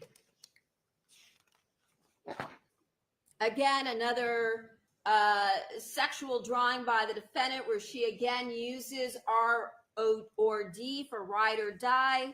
Mrs. Robert L. Baker for the signature, referring to the defendant as her husband and soulmate, and indicating in writing expressly that you are everything to me. Again, a portion of a letter where the defendant sends it to Baker, telling him that she needs him. I need all of you. I fucking love you. Oh. I can't wait to see you again, my love. Yours eternally, Monica / Madonna Baker. And this, you'll hear, was found on Baker's Dropbox as a meme for what ride or die means. A relationship where you both love and protect and spoil each other, and they're both wearing balaclavas or masks over their face. That's a stretch, yeah. With weapons. And you heard in a little portion of the jail clip I played for you a few minutes ago, where the defendant refers to himself and the defendant as Bonnie and Clyde in a courthouse lockup recording in June of 2017. And it goes on. The defendant has jail visits from her daughters, and this is a jail visit from April 8th of 2018. The defendant is showing you and showing her daughter an ink tattoo on the back of her neck. Her daughter Isabella asks, what does it say? And the defendant says, ride or die.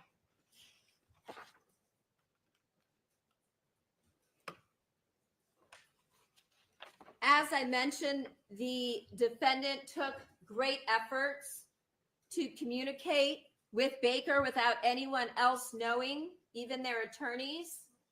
You'll see through their jail calls and their mail and their three-way calls that they talk about how they're manipulating the system, and you'll see that they even use third parties outside of the jail system to make what they refer to as clean calls from other inmates' PIN numbers. They call through third parties through these other inmate PIN numbers so that these calls can't be traced back. And to that's them. So in other words, expensive. when you do that in jail, under their Yep, big inmate money. booking numbers, these wouldn't come up. And they keep trading. Let me explain real quick because I need a break from her voice. When you use somebody else's ID number to make a phone call, you risk losing your phone calls. You risk solitary. You risk a lot. So if needs to be worth that other person going into solitary or losing their right to phone calls for a period of time. So that is one of the biggest money makers in prison if people will do it. And a lot of people don't. They won't. But if they get caught, it's huge. Off using different inmates' PIN or booking numbers to make these calls. You'll hear that they made three-way calls and three-way call attempts through one of Baker's friends. I think she's lost the jury. In LA by the name of Howard Lynch, or through his sister out of state, April. Each would call in from their respective jail phones, and then Baker's sister or Lynch's secretary. What's worse is have a hidden cell phone. Call so they could speak. That's the most secretly. expensive. We were able to recover a few of those. You're going to hear that in September of 2017, Baker called Lynch to set up the three-way calls. He says his girlfriend is his crimey, meaning his crime partner, and they set up a schedule to call in on certain days, on Fridays. He says his girlfriend is defendant Sementilli. He calls her his girlfriend, his crimey. You'll hear on another date, Both Baker and the defendant leave messages with Lynch to pass on to each other. In October of 2017, the defendant, along with Baker, connect through Baker's sister April to speak with one another. You'll hear that when they use other inmates' PIN numbers, they refer to them as clean calls. In October of 2017, October 12th, they discuss using encoded language in their jail kites or jail letters to one another, so other individuals in the jail system, meaning the sheriffs, will not be able to determine what it is that they're writing. You will hear that on June 28th of 2018, while in the courthouse lockup behind this courthouse, Baker managed to pass a toothpaste. As you tube here, you see fresh mint, a small size toothpaste tube to the defendant, along with various jail letters. You're going to hear that DNA analysis was conducted on the contents of that toothpaste tube. It was determined by the sheriff's crime lab, DNA analyst Leslie Thompson, to contain Baker's semen that he was passing. Oh, what? Oh, Lord have mercy. You weren't trying to get pregnant in prison. Are we talking about, like we've talked about before, going through the vents or going through the toilets or what? Oh my gosh, y'all. That's freaking insane. I knew it. You're also going Swimmer to see tube. that cardboard cutout on the right. The defendant passed to Baker with her Swimmer writing on tubes it is and what they call them. sexually suggestive writing, Swimmer tube. Oh, some people. which you will also see. Oh my gosh. On October 3rd of 2018, when they were here for another court appearance, you're going to I was just getting that for another girl. two separate kites or jail letters and little plastic baggies on the staircase. OMG, y'all. This floor and the 10th floor on the railing after a court appearance here. All of this was caught on videotape because all of these back areas are videotaped to look for contraband and the like. You're going to hear that these jail letters from Baker to the defendant. If I was the defendant's attorney, I would haul her butt in a back room and tell her, you're going to take a plea deal. You're going to plead guilty. We ain't doing this. Oh, she may be worse than Lily. Oh, don't say that. Covered by Deputy Miguel Balderrama.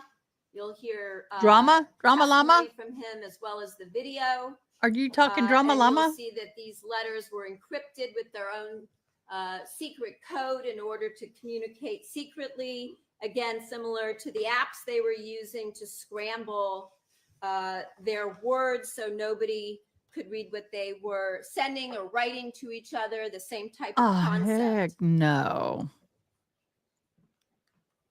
So what you That are woke going me to up. see through the evidence in this case is this is a murder that was total depravity. You're going to see Having something in discovery and knowing how it's going to be put together are not always the same thing. And sometimes having it in discovery and you're going through and you're so focused on defense. But when you get there and you sit there and you hear them say all this and you hear how they're putting it together, sometimes you go, oh, snap. It's happened before. I've seen cases where they're fighting it tooth and nail, and after the opening arguments, they're like, I don't think we're going to do this. the evidence Not that her, the though. defendant threw away her entire privileged life, that she destroyed her family, that she destroyed that of her daughters, that she destroyed the life of her husband's family, and that she was willing to risk everything for Robert Baker and some money. You're going to hear evidence that she abused the privileges that she was so lucky to have. I would say she did. Overruled. You're going to hear that she went from living in a beautiful home with her lovely family to lying on the floor of the jailhouse, courthouse lockup in order to pass notes and evidence back and forth to Baker, including his She semen risked everything. from the guy who murdered her husband of almost 20 years and the father of her daughters. As I've said, the evidence in this case is going to clearly show the defendant has two separate faces. The one that she presents to the public as the loving wife and mother that you saw through the Instagram posts, and the cheating, lying, greedy manipulator that the evidence is clearly going to demonstrate she truly is. Excuse me? Okay. Again, the cheating, lying, greeting manipulator that the evidence is going to demonstrate that she truly is. At the end of this case, I'm going to have the opportunity to discuss with you all Oh, of God, the evidence no. that comes in, that's going to be presented over the course of the trial, and the law that the judge is going to provide to instruct you. And at that time, my partner, DA Heather Stagel, and I are going to ask that you find the defendant guilty of the charges, that is the crime of murder of her husband, Fabio Sementilli, along with the special circumstance allegations of murder for financial gain and murder by means of lying in wait, as well as count 2, that being the conspiracy to commit murder of Fabio Sementilli. And when it comes to these special allegations, that as to the special allegations, that you find them to be true. Thank you. Yay! Statement?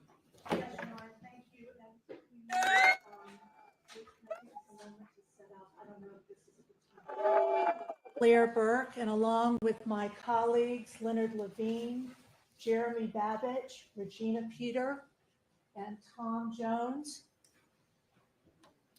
It is our privilege and our great responsibility Can we actually be in trial this afternoon? Monica Sementilli. Monica, can you stand up, please? Oh, I've never seen that before. Representing Monica Sementilli in defending against these charges that we believe the evidence will show are untrue.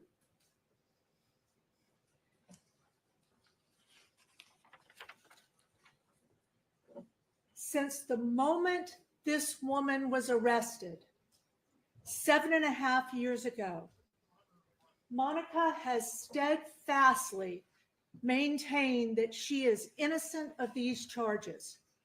And Bet she she has has. consistently pled not guilty in this case. Monica has from the start made clear that there was absolutely no reason, no desire that she would have ever wanted her husband Fabio to be dead. And you will see, ladies and gentlemen, with the evidence that will be presented at trial, not anything Ms. Silverman has said to you, which is certainly not evidence, nor do we believe it will be the evidence. And not anything I say right now, as the judge will instruct you. It is only the evidence you will receive at trial, which you have to base any decision you make on.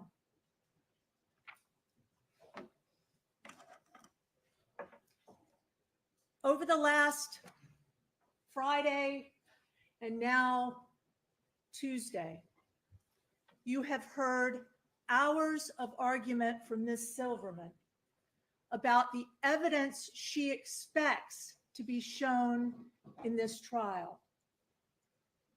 But over those hours and hours of slides and photos and notes and texts and statements about what she expects the evidence to be, you have not heard one piece of evidence, one text, one letter, one recorded call, one statement by Monica Sementilli, or any indication that Monica Sementilli ever uttered a word about wanting her husband dead. We believe that the reason that Monica is not guilty of these charges is that the evidence will show that everything Ms. Silverman talked about, everything she presented before you in the last 2 days, has only to do with two things. One, that she had an affair with Robert Baker. And two, that it turned out that Robert Baker decided that he was going to kill her husband. No reason that Monica would have wanted, no motive, and no interest. And that it was Robert Baker who made that choice for her and then convinced her, pleaded with her, deceived her into believing he was an innocent man. And that the reason that she was caught up in this whole thing was because he had been targeted and was not guilty. Ladies and gentlemen, I'm not going to bore you evidence for is 2 going days. to show you that this is who Monica and Fabio Sementilli were together on October 31st, 2016. This is 4 months before Fabio was killed. And you will see for yourself the relationship between Monica and Fabio.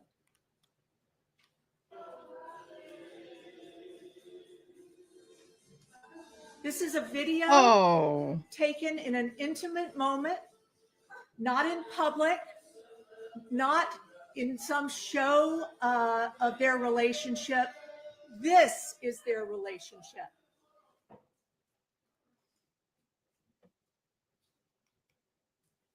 And this is who Monica and Fabio were together on January 10th, 2017. Only 2 weeks before Fabio was killed.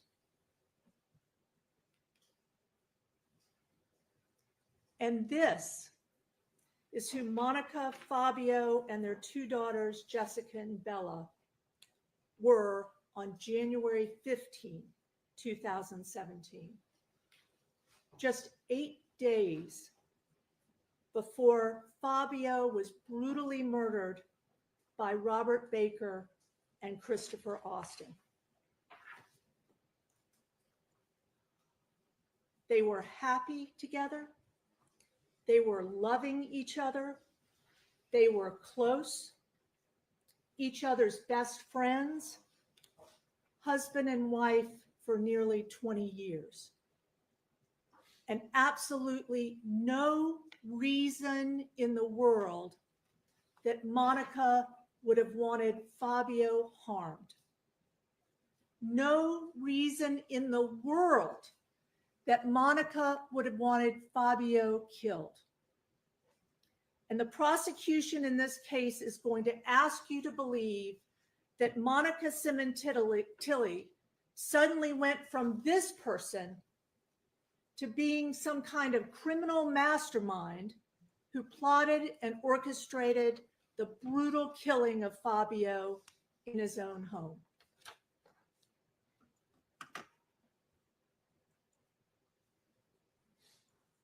On behalf of Ms. Sementilli, we implore you to do one thing, which is wait until you form any opinion in this case, until you've been able to look and see the evidence in the case. Not Ms. Silverman's claim about what the evidence is, not even my claim about what the evidence is, but the evidence that will be presented in this case. The witnesses who will talk to you in this case. You decide whether it's truthful testimony. You decide whether those witnesses are believable. And that is how we have justice in the United States of America in a criminal trial. Not just because a prosecutor tells you it's so, but because the evidence either proves or doesn't prove beyond a reasonable doubt that Monica has committed a crime, that Monica somehow wanted her husband dead for some reason. And over the last 2 days, I submit to you, ladies and gentlemen, there has been no evidence presented to you at any time that Monica Sementilli was plotting, conspiring, or indicating to anyone before Fabio was killed or after that she wanted him dead. You will hear the evidence presented that Monica Sementilli loved her husband. You will hear from the people that knew them best, who spent time with them in the weeks and days before Fabio was killed, that they were a truly happy, loving couple. But what you've heard over the last 2 days is not evidence that somehow Monica Sementilli was plotting to kill her husband. There's no statement, there's no text, there's no recorded phone call, even as Ms. Silverman says, when Monica would have thought no one was listening. But what you have heard is hours and hours of graphic statements about the fact that Monica had an affair. What you've heard is that there will be evidence of character assassination, that somehow, because Monica was having an affair with Robert Baker without her husband's knowledge, that because Monica Sementilli was not wanting others to know about that affair and covering it up and using text messaging that she deleted about that affair, that somehow that is supposed to prove to you that Monica Sementilli is guilty of murder, that Monica Sementilli is guilty somehow of conspiring to kill her husband because she had an affair. We have not, from the start of this case, I don't care what this woman says. I would be on the fence of, innocent until proven guilty. I would be all on her side. But that audio they played where she said that they were literally, if he said anything more, come on. That audio sinks it for me. Still going to give her a fair shake. But man, I struggle with that audio. That audio right then and there tells me that she knew she was a part of it. She's manipulating him. I call definite BS on that. Let's go. 7.5 years ago, ever once contested that Monica Sementilli probably made the most fatal mistake of her life when she entered into an affair with Robert Baker. But that has nothing to do with Monica wanting Fabio dead or conspiring to kill him. There's going to be evidence that after Fabio was murdered, in her grief, the person who stepped up to replace Fabio, to control Monica, Yana, is there any way you can try and get that new video, that new document on Karen Reed, please? The center of his world by making himself the center of her world is Robert Baker. And you will hear evidence over and over and over again about the fact that Monica was duped into believing that Robert Baker had nothing to do with Fabio's death. But in the beginning, you will hear the most important evidence, which is what Fabio and Monica were together prior to his being killed. What you will hear from the people who knew them best, many of them prosecution witnesses, who will tell you that they spent extensive time with this couple in their home, in unguarded moments. And you will hear also from Fabio and Monica's own daughters. Jessica, who was 18 at the time her dad was killed, Bella, who was 16. And ladies and gentlemen, you will hear from those two girls who will look you in the eye and tell you what they observed, what they saw of their mom and dad together, what they observed, what they saw of their mom's caring and love for their father, what they observed, what they saw of their parents' interaction with each other, not just out at a restaurant, not just at a party, but at home, at night. I'm sorry. Yes, their I need most the Karen Reed new unguarded doc that just dropped, and moments. I'm struggling to find it. And what you will hear, ladies and gentlemen, is that there is not a Okay, whiff I read your message. of Thank you. evidence. There is not a suggestion by any witness you'll hear from that Okay, I got it. We're and good. Fabio I got ever your message. had Thank you, love. any conflict with one another. They had no beefs. They had no resentments. You will hear time and again from the witnesses in this case of Monica Sementilli's caring for her husband, closeness to her husband, and it will be clear from that evidence that Monica Sementilli had absolutely no reason to want her husband to be harmed.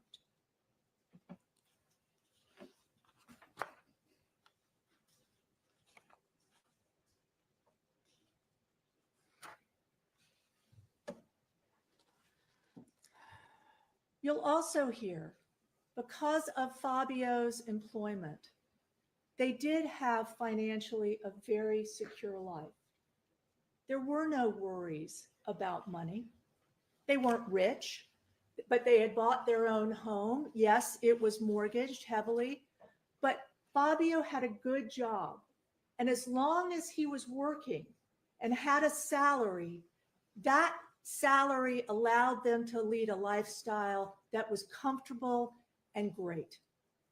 And you heard from the Silverman about the perks and the salary of that job, but you will also hear that those perks and salary would only be forever if Fabio Sementilli was alive. And what you will also hear, ladies and gentlemen, is that those perks, that travel that Ms. Silverman talked about, that Monica and Fabio so enjoyed, that lifestyle was not one that anybody believed was fake or a show or a put on. Every single witness in this case who will come in here and testify to you about the Our genuineness lawyer's falling of asleep. Look at him. Monica's love for Fabio, He is caring so for struggling to Fabio, stay awake. and time with Fabio, and Fabio's care and love of her will consistently tell you that that love was real. That friendship, being each other's close friends and co-parents, and the pride they Right. had in their involvement in their daughter's life. In the weeks and even days before Fabio was brutally killed, there is no one who's going to not say to you that that love and affection and friendship was real. And there's not going to be a single piece of evidence that you see throughout this trial that tells you otherwise.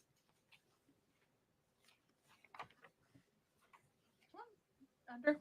Now, in the weeks and months before Fabio was killed, you will see for yourselves testimony and hear for yourselves testimony from witnesses who describe a household where there wasn't a woman in the household who was out and caring about money and partying it up without. We her could only family. hope. What you'll hear instead is Monica was present. She was involved. She spent money. And you know what the witnesses will tell you? She spent money on food because she loved to cook for Fabio and the family. They had people over in the weeks before he was killed all the time, not just on rare occasions, but all the time, friends and family in their home who saw them, who saw how they interacted. Fabio's son, Monica's stepson, Luigi Sementilli, will come into this courtroom and talk to you. He'd been 3 weeks living with Fabio and Monica just before Fabio was killed. He will tell you about their relationship and what he saw and the genuineness of what he saw.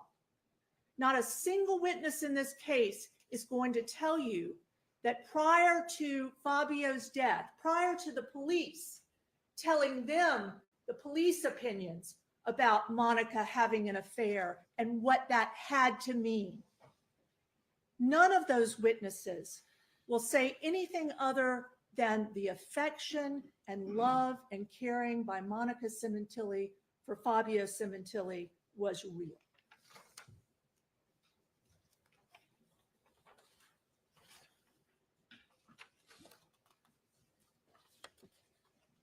My pupper's wanting a In lot of 2016, attention. ladies and gentlemen, I want to take you back. I want to take you back so that you can see a roadmap to the evidence that will be presented by both the prosecution and the defense about what Monica Sementilli was doing in 2016. She was 44 years old in 2016. She was no longer working as she once had at an elementary school locally where she helped teach and care for autistic children in an elementary school. She had been a stay-at-home mom with 2 teenage daughters. And as they started to get more active in their own lives, Monica decided to join a gym. And she joined the LA Fitness Club, where she started to work out and train with a trainer. And she decided to join the club's racquetball team. And the coach of that racquetball team, the head coach of that league, was Robert Baker. You'll hear that Fabio was traveling more and more for his job. You'll hear that the girls were no longer all the time at home. And you'll hear that as Monica got more active in the gym and started learning about racquetball that was taught to her by Robert Baker and started competing competitively, that Monica was happy, she was getting more fit, and she was making new friends at the LA Fitness Club. You'll hear that she started being friendly with some of the girls from the club. They would go out for karaoke. You will hear that she's developed a new circle of friends in her life from her activities at LA Fitness. And you will also hear, ladies and gentlemen, that when she joined the racquetball team and started training at LA Fitness, that Robert Baker started to have more and more a role in Monica Sementilli's life. This is not a case where Monica Sementilli went looking for Robert Baker. What you will learn is that this is going to be a case where Robert Baker went looking for Monica. I'm sorry, counsel. We're going to take our lunch recess this time. Hope this is a good time for you. Sure. Ladies and gentlemen, we're going to be in recess until 1:30. The admission advised not to discuss this case among yourselves with anyone else or form expressing an opinion to the cause client submitted to you. Have a good lunch. I'll see you at 1:30.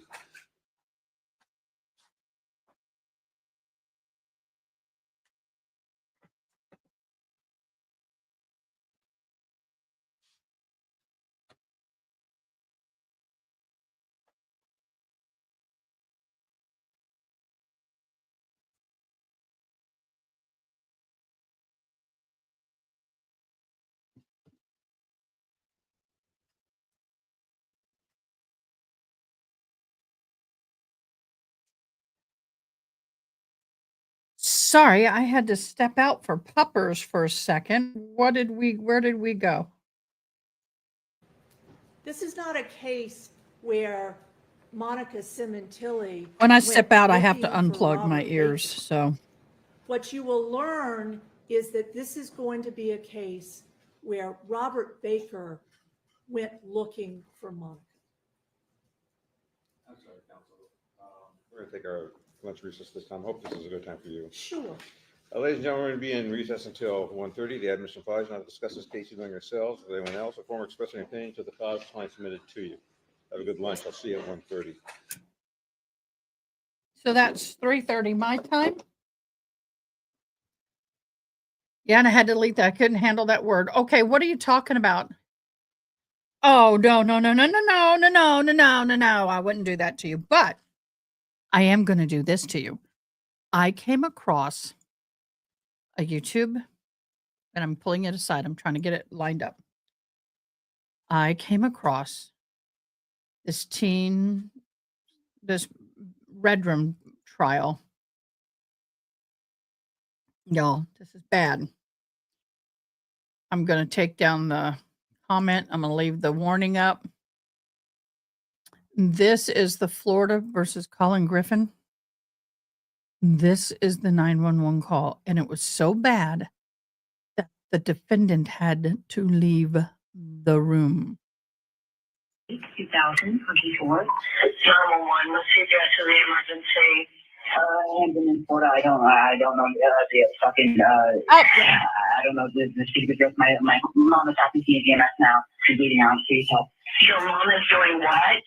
My mom's bleeding out. She's bleeding out. Okay, what's the address? Or where do you think you are? What road are you at? Where crosses that road? So they have been in Florida.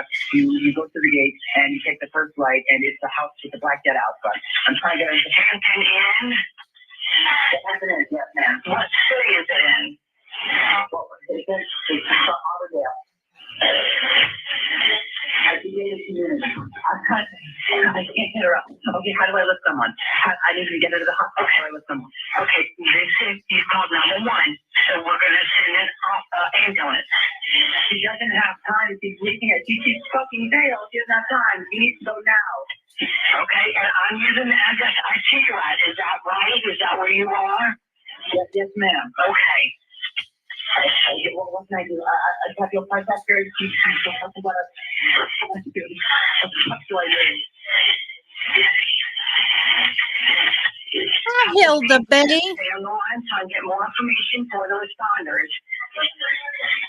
This is a Florida Colin Griffin teenager accused of ending the life of his mother. Okay, medical help is being sent. She's bleeding out. Where is she bleeding from, sir? She's bleeding from the neck, ma'am. She's my mother. Are you with the patient now? I'm with her now. How old is the patient? She's 39 years old. She has a heart condition. She has is she awake? No, she's unconscious. She's not okay. I know, Rachel. No, she's not. I don't think she's alive.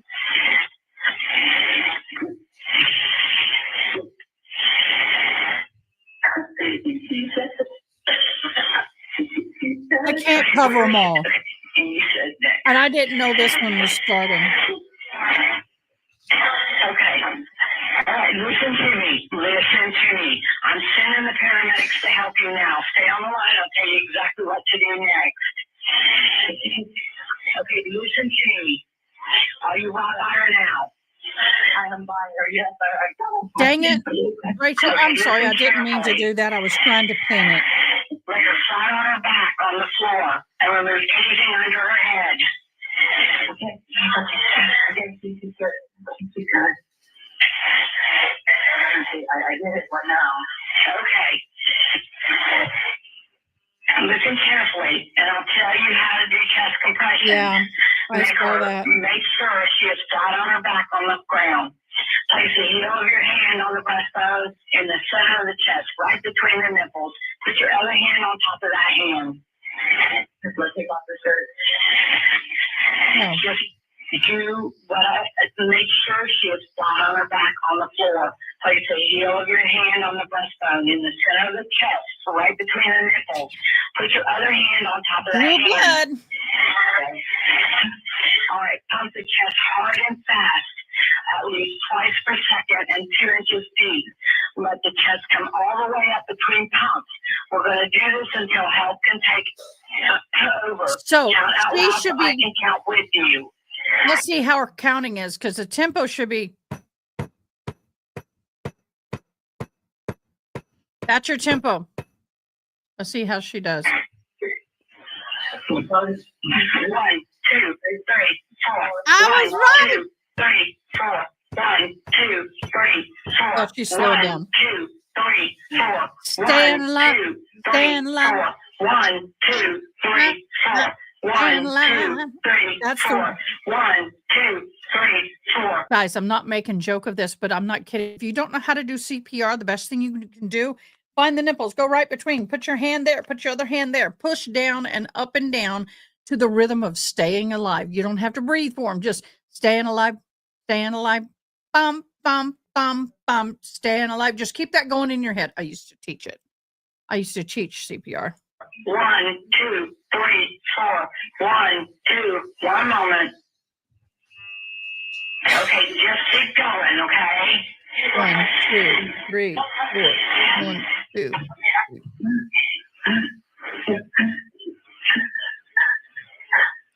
I can tell you he ain't doing it. He ain't doing it to that rhythm anyway.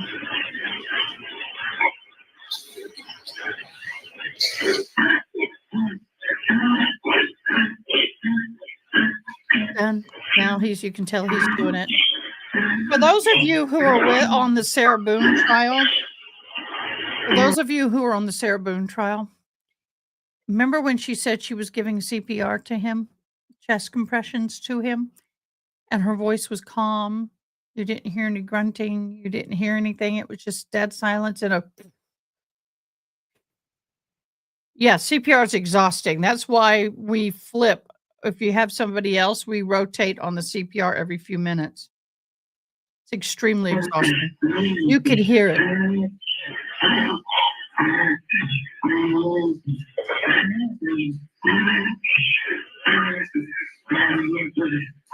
listen, what caused the bleeding? You should be 10. Still do it. Listen, what caused the bleeding? She got real tight and she was giving me the knife and she fell on it. Hi, Toxic. We've been missing you, love. Oh, I forgot. I didn't send my message to you, Toxic. Go back to Discord. I thought I sent it. I didn't.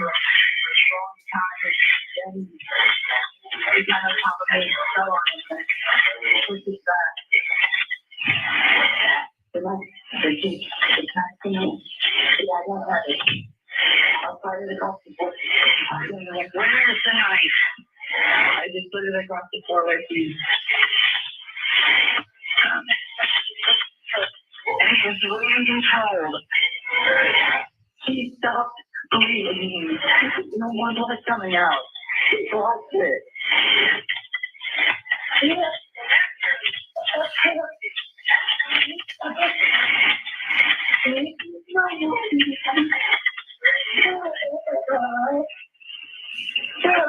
Where did you throw the knife? You threw it to your right? It was totally away from you. It's away from me. Where's your mother? My mother. I'm trying to save her. Where are you? Where's her? Where are you? I was in the kitchen, in the house, and the door is unlocked. Okay, you're with your mother, correct?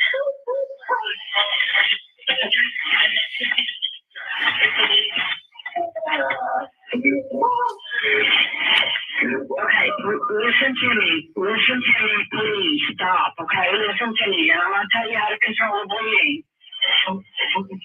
Okay? Okay. All right, hold on.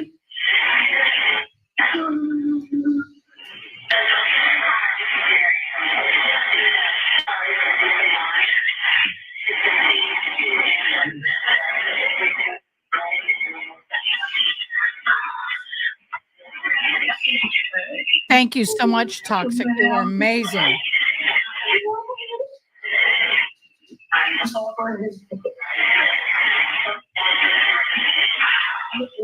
There's no more blood coming out of the wound. He's lost it all. Okay, listen. You're amazing. Okay, Love we're you, gonna do babe. this, okay?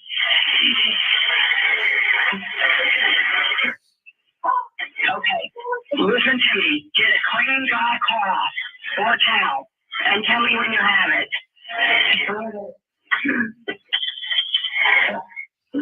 Hey, you can tell he's moving around and doing stuff. He's doing it. Okay.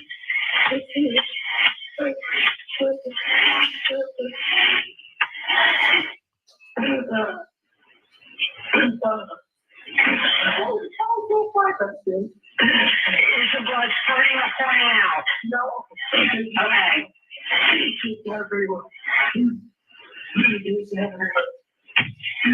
No more.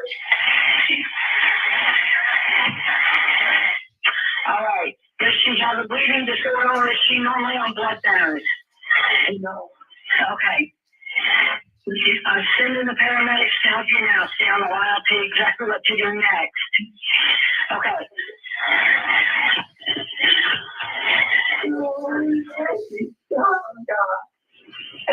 Okay, I'm going to tell you how to stop the bleeding. Listen carefully to make sure we do it right. Get a clean, dry cloth or a towel and tell me when you have it. Now place it right on the wound and press down firmly. Don't lift it up to look. Without lifting the cloth up, please tell me if the bleeding is under control now. She's reading off of a to-do list card.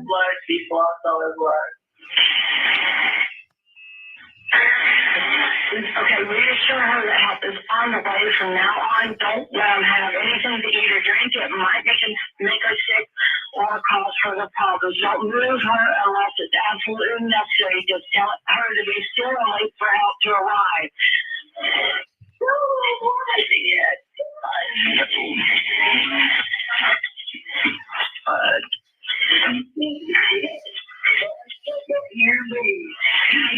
Okay, listen to me, okay? Okay, we're gonna continue with CPR. Listen to me. Ready? 1, 2, 3, 4. 1, 2, 3, 4. 1, 2, 3, 4. 1, 2, 3, 4. Now, I don't know what dispatch this is. Some places actually will have a light blinking for them. They have a program and it tells them to do this, stab wound, lead wound, whatever. And they can do this. And when CPR, they start CPR. Of course, they'll click on the button CPR in progress.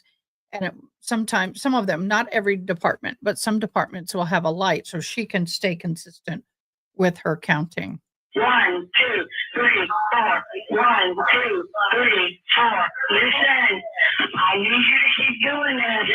Listen, okay? I need you to keep doing this. 1, 2, 3, 4. 1, 2, 3. You'd be amazed what people 1, can survive. 2, So they have to do it until the 1, police 2, gets there. 3, Be amazed. 4. 1, 2, 3, 4. 1, 2, 3, 4. 1, 2, 3, 4. 1, 2, 3, 4. See? And here's the other thing. It keeps him focused on what he's doing. And if he unalived her, he could unalive whoever walks through that door. So keeping him on mom, keeping him doing CPR, keeping him in the responder mode keeps him out of the head of unaliving other people. 1, 2, 3, 4. 1, 2, 3, 4. 1, 2, 3, 4. 1, 2, 3, 4. 1, 2, 3, 4. Are they there? 1, 2, 3, 4. 1, 2, 3, 4. 1, 2, 3, 4. 1, 2, 3, 4. 1, 2, 3, 4. Are they inside? It's hard to just sit there and go 1, 2, 3, 4, 1, 2, 3. I mean, it's a lot. Oh, look at that deputy. That's hard. Okay, thank you. Thank you.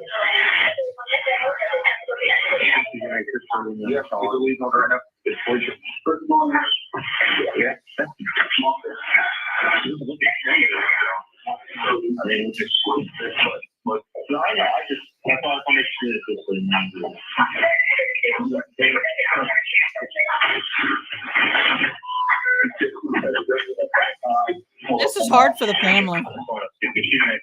Nope, it wasn't self-defense.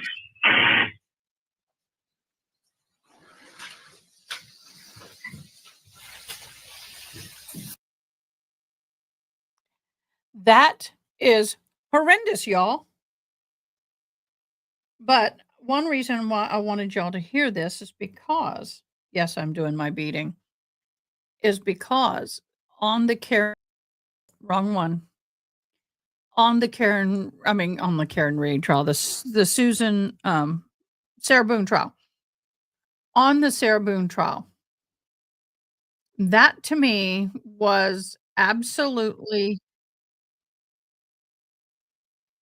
Let me get this down again, sorry. Get this. That to me is absolutely the way it should have sounded on her 911 call. You can hear him trying. You also can tell when he stopped, but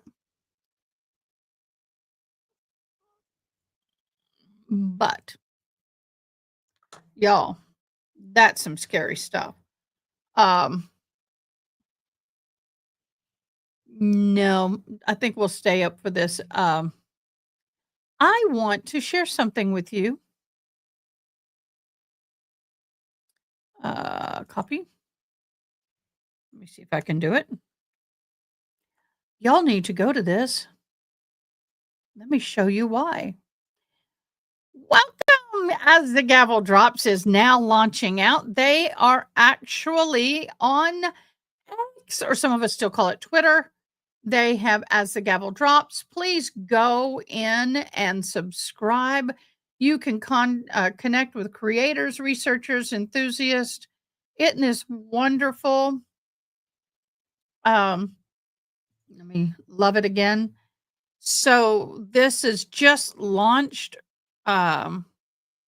Yes, he did wait for 2 hours prior to calling 911, he told his grandfather. So, but this is as the gavel drops. They have now a Twitter account. So y'all please click the link, go in there and subscribe or whatever you do. Follow them. And really help them grow, because they're the only reason why a lot of us have any of these documents. They are fabulous. Toxic, you're amazing. We appreciate you. They're working also. They do have a YouTube, but not yet. They launched it. Now they're fixing it. If I'm wrong, let me know, YouTube. Toxic, and I'll correct it. But for now, go over to As the Gavel Drops. I'm going to jump to something different thanks to Miss Toxic. And as the gavel drops, we have another document. And my pupper is laying right in my feet, so I'm going to have to awkwardly bend forward. I'm not going to disturb her. Oh, maybe she's keeping my toes warm. What was that? Okay, need to gather another load for the truck. I'm moving. Yeah, that's right. That's okay. You don't have to be near your keyboard. We appreciate everything you've done for us, and you stay safe, lift safely. Don't do anything stupid and overdo and hurt yourself. Man was trying to keep calling on the straight and narrow, and the victim blaming defense did. The victim made me sick. Yeah. I'm not going to watch that trial or do that trial because we've gotten involved in this one. Interesting, I know. Look what just dropped. Oh, wait, that's not what I'm looking for. That was April 25th of 22. What's this?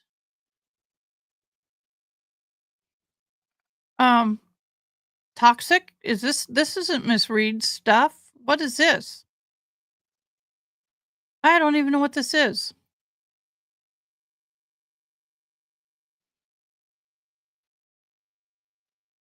Yes, please do. Toxic, what am I looking at?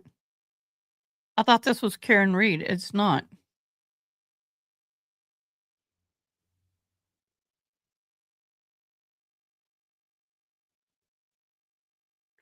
I don't even know what that is. Okay. We gonna go back over here. What? Let me get back to my other document that I had.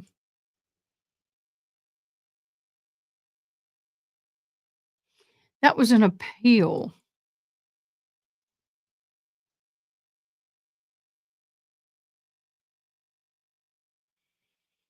Oh. Here's Sarah Boone. For those of you who are new here, whenever I say Sarah, I get Sarah Boone. Because she is a hot siren. Sarah Boone is a vixen and a hot siren. Okay, let me pull this over here so I can read this and be able to follow along. And. Okay. This is in the Miss Sarah Boone trial. Yes, please follow them. It helps them grow. The state of Florida uniform commitment to custody, the Department of Corrections. In the name and by the authority of the state of Florida, the sheriff of the above referenced county and the Department of Corrections greetings. The above named defendant has been duly charged, convicted, adjudicated guilty, and sentenced to the offense set forth in the attached certified copy of the indictment information, original judgment, adjudicating guilty, and sentencing orders. In addition, the original judgment of judicial supervision has been revoked subsequent to the entry of the judgment adjudication guilt. A certified copy of the order revoked supervision. She ain't. Hi, 80s toxic man. And then, okay, sorry.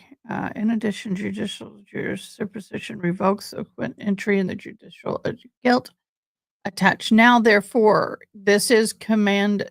It is to command you, the sheriff, to take and keep, and with a reasonable time after receiving this commitment, deliver the defendant into the custody of the Department of Corrections. And this is to command you, the Secretary of the Department of Corrections, to keep and imprison the defendant for the term of the sentence herein fail not. The state of, let me unembiggen this for a sec. There we go. The state of Florida versus Sarah Boone, the defendant named above, style cause, having been sentenced to Circuit Court, 9th Judicial Circuit in and for the County of Orange and the state of Florida on the 2nd day of December of 2024. I have this 30th day of December 2024 deliver the person said defendant to remain to duty serve such sentence and whose receipt therefore contained herein. In other words, this is her not get out of jail card free. Not get out of jail free card. Not get out of jail free card. That's what that is. But I was looking for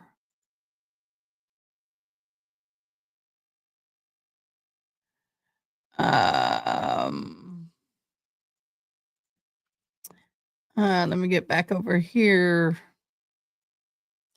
Affidavit of Richard Green. I think we have that one. Okay, so we have been reading and following all this stuff about Richard Green and the Karen Reed. Now we're jumping to Karen Reed. Yeah, throw away the key on Miss Boone. Miss Boone. Boondogga-doom-doom. She's not getting out forever. If I ever get over into Florida, I almost want to see if she'd put me on her visitation list so I could just go say to her.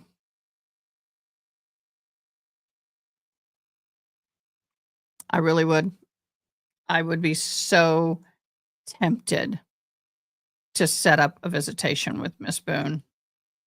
As a chaplain who's concerned about her safety and whereabouts.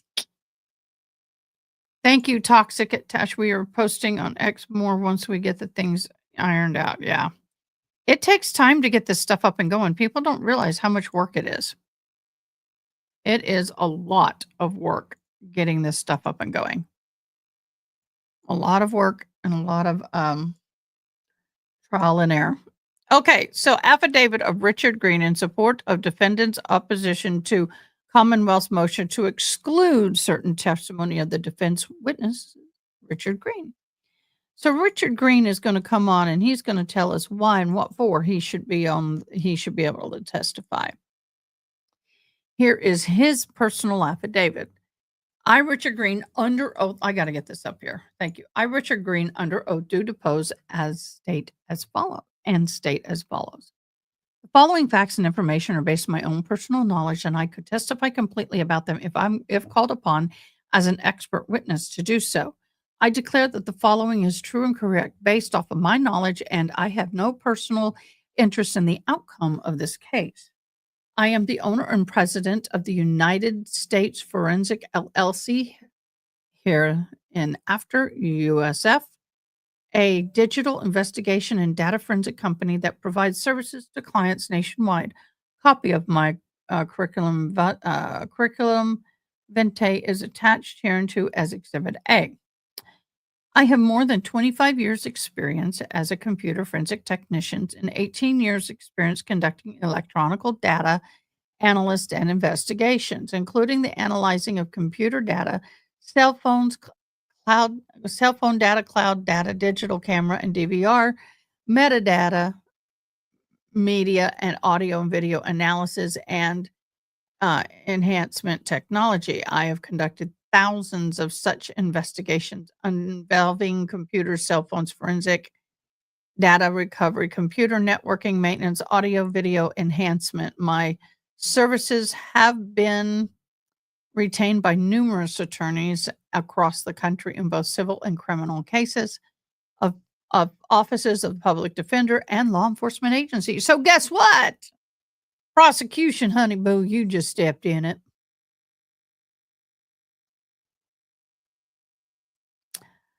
Oh, well, it's okay. We know you joined and I thank you for it. I really do. You do get extra entries at the end of the month. Thank you so very much.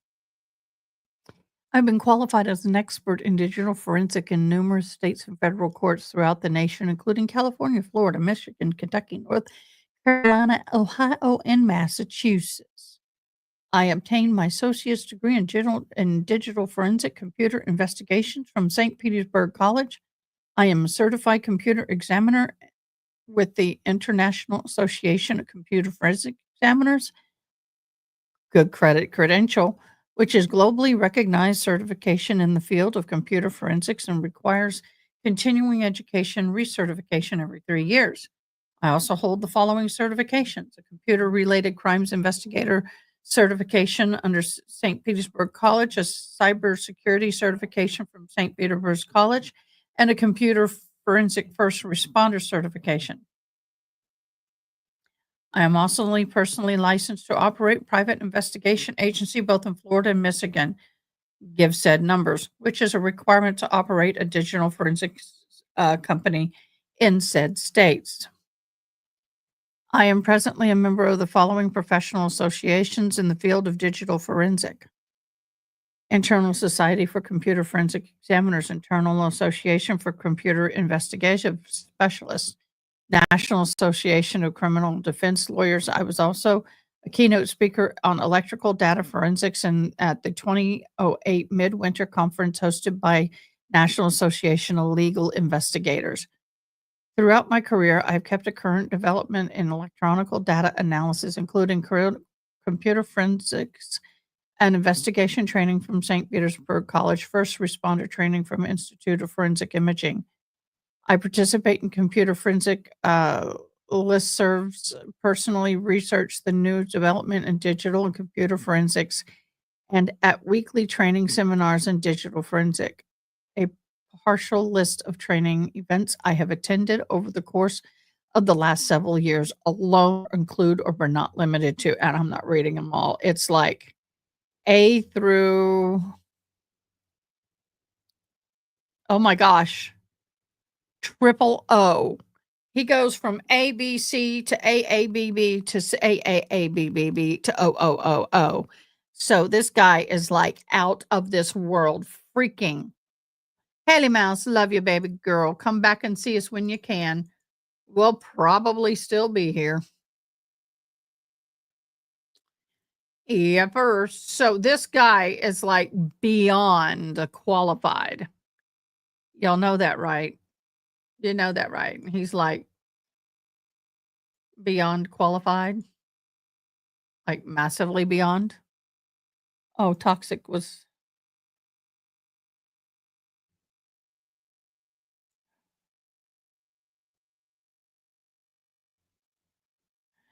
Oh, okay. Thank you very much, Miss Toxic. I love you. I wish I could meet her in person. I really do. I love Toxic. She's amazing. So as you can see, this guy, I don't understand how. Well, I know why they're doing what they're doing.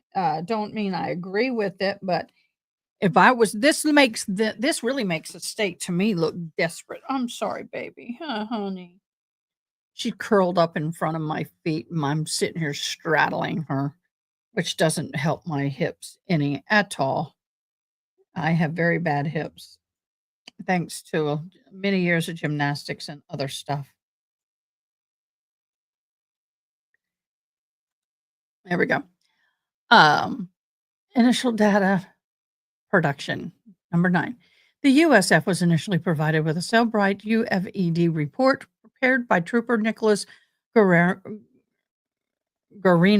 in the Massachusetts State Police, I will now say MSPD, which was labeled as a full file system extraction of an iPhone 11 serial number ... belonging to Jennifer McCabe.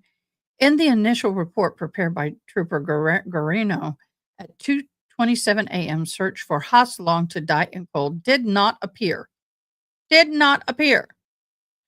Recognizing that this report was not the best evidence, I personally requested the image file for the phone in question, which I had reason to believe was produced using Gray Key Productions based on the naming convention contained inside the Cellbrite report. I subsequently received the USB drive containing forensic images of the iPhone 11 serial number ... described as J. McCabe, belonged to Jennifer McCabe, which was forensically imaged by the MSPD using a tool called Gray Key. The USB drive contained the forensic image was sent from USF, his business, by an assistant district attorney, ADA Lowley. Lowley. I hate seeing my name, ADA. People go, what is ADA? I said, Americans with Disability Act, American Dental Association, or the assistant district attorney. Lowley and the Norfolk County District Attorney's Office, by the way of Trooper Guerrero in the MSPD. Upon receipt of the USB containing the image of Jennifer McCabe's cell phone, was assigned an internal evidence number with the USF evidence number 22-398304, which will become important. Notably, the US drive contained the forensic image of Jennifer McCabe's cell phone it failed. Okay, we gonna go there. It failed to include the associated documentation containing the hash value, which is a well-known mechanism used to validate the data and to ensure that it is not changed or otherwise been manipulated. After personally insisting that the MSPD provide the hash value or the raw data associated with this data, the USF eventually was provided with the PDF containing the purported hash value, and the value listed within the PDF matched the Gray Key image filed of the cell phone in question. So the hash data is that log where it talks about every time something's happened on the phone. After obtaining the full file system extraction of the data contained from Jennifer McCabe's iPhone 11, the data image was processed and received with a Cellbrite analyzer ... Opinion number 1.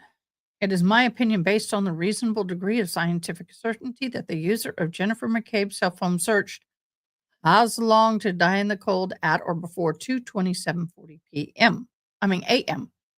In my professional experience, analyst of the device's internet search history often gives values clued as to the user's intent or knowledge of surrounding the incident. I conducted a review of the search history and the information obtained in Jennifer McCabe's iPhone 11 and observed the following significant artifact from the morning in question as reported by Cellbrite Physical Analyzer version 7.61.0.12, which is going to become important, and the Axiom Forensic version 6.11, which also will become important, which were the most recent versions of the respective tools okay, this is important, which were the most recent at the time.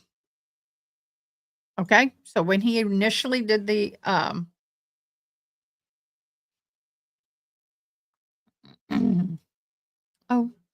I hate it when I click off of that, it goes away. Search term, house long to die in the cold. Last viewed date and time, 1:29 at 2:27:40 a.m. Here's the URL that it was Safari search, Safari suspended a state tab, and then it was deleted. Click on Safari. It's hard to do that. Text what you want it to say. Hit done. It searches. That's your suspended. That's where it is. Now you can just go out, right? But when you scroll up like this, go back here, you hit those four little windows. You can see these pop up. I'm deleting the search. I'm deleting that. I'm deleting that. I'm deleting that. I'm deleting that. So what happens is when someone goes in, they're not going to see my search.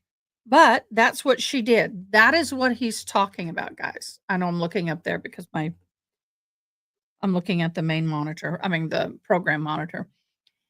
That's what he's talking about. So Cellbrite processing. In the Cellbrite Physical Analyzer V7.61.0.12 at 2:27 and 40 seconds a.m. house long to die in cold search was not only showed up in the web history, but the Cellbrite further refined the results and included it in the search items artifact section. It was marked deleted. You just saw me. Go up there, delete, delete, delete, delete. Record within an adjusted last viewed timestamp of January 29th, 22 at 2:27:40 a.m. Noting the inconsistencies in the Cellbrite reporting between the UFED report generated and the Cellbrite Physical Analyzer, I contacted Cellbrite technician support to inquire if they provided additional information about this artifact. That is huge. Cellbrite technical support staff indicated that they believe that the artifact was reliable and there was no issues had been brought to their attention. So on April 22nd and 24, the Commonwealth expert, Ian, with an email me stating the last visited time shown in the PA will be getting removed. Whoa, last PA will be getting removed from the artifact in the next available version of the Physical Analyzer after the start date of this trial in May of 2024. Cellbrite released an Physical Analyzer version 10.2.101.352. So guess what they did? Cellbrite went back and changed and updated, and now that's gone. It removed the 2:27 a.m. timestamp from the processing of the artifact. Shortly after trial on July 22nd of 24, Cellbrite released a Cellbrite Physical Analyzer version 7.69.0.10, which also removed the 2:27 a.m. timestamp. That's a huge. From the processing artifact. Notably, the Cellbrite is a company that makes itself as providing digital intelligence solutions for law enforcement and is used by over 6,900 public safety agencies and over 100 countries worldwide. Although I'm aware of Cellbrite recently changed its analyzer program so that it no longer reports on a timestamp of a particular artifact, I've not misinterpreted the data. XM is an application found offered by Magnet Forensics, which is a competitor of Cellbrite. Best practices in digital forensics require forensic examiners to view data and artifacts with more than one tool. Therefore, I also processed the image of Jennifer McCabe's iPhone using the Axiom version 6.11. Axiom version 6.11 reports that on 2:27 a.m. search artifact for House Long to Die in Cold was last viewed at 2:27:40 a.m.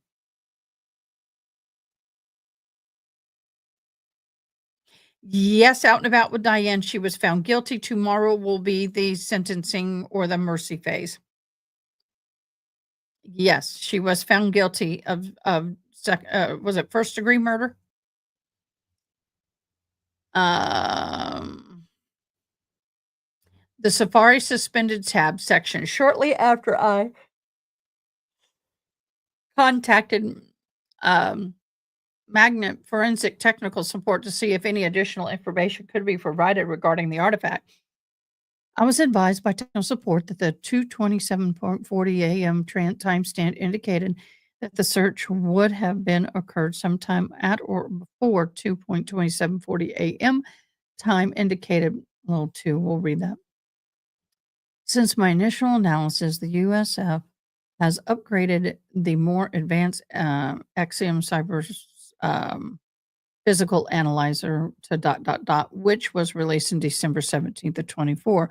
This version of the Axiom continues to report the above artifact. So it's, even though they did an upgrade and a newer version, it still shows the 2:27:40 a.m. timestamp. So it didn't delete it. It still shows it with an even more precise last view date at 1:29:22 at 2:27, 2 hours, 27 minutes, or 2 a.m., 27 minutes, 40 seconds, 0.465 a.m. So it even continues the seconds to the hundredths of a second.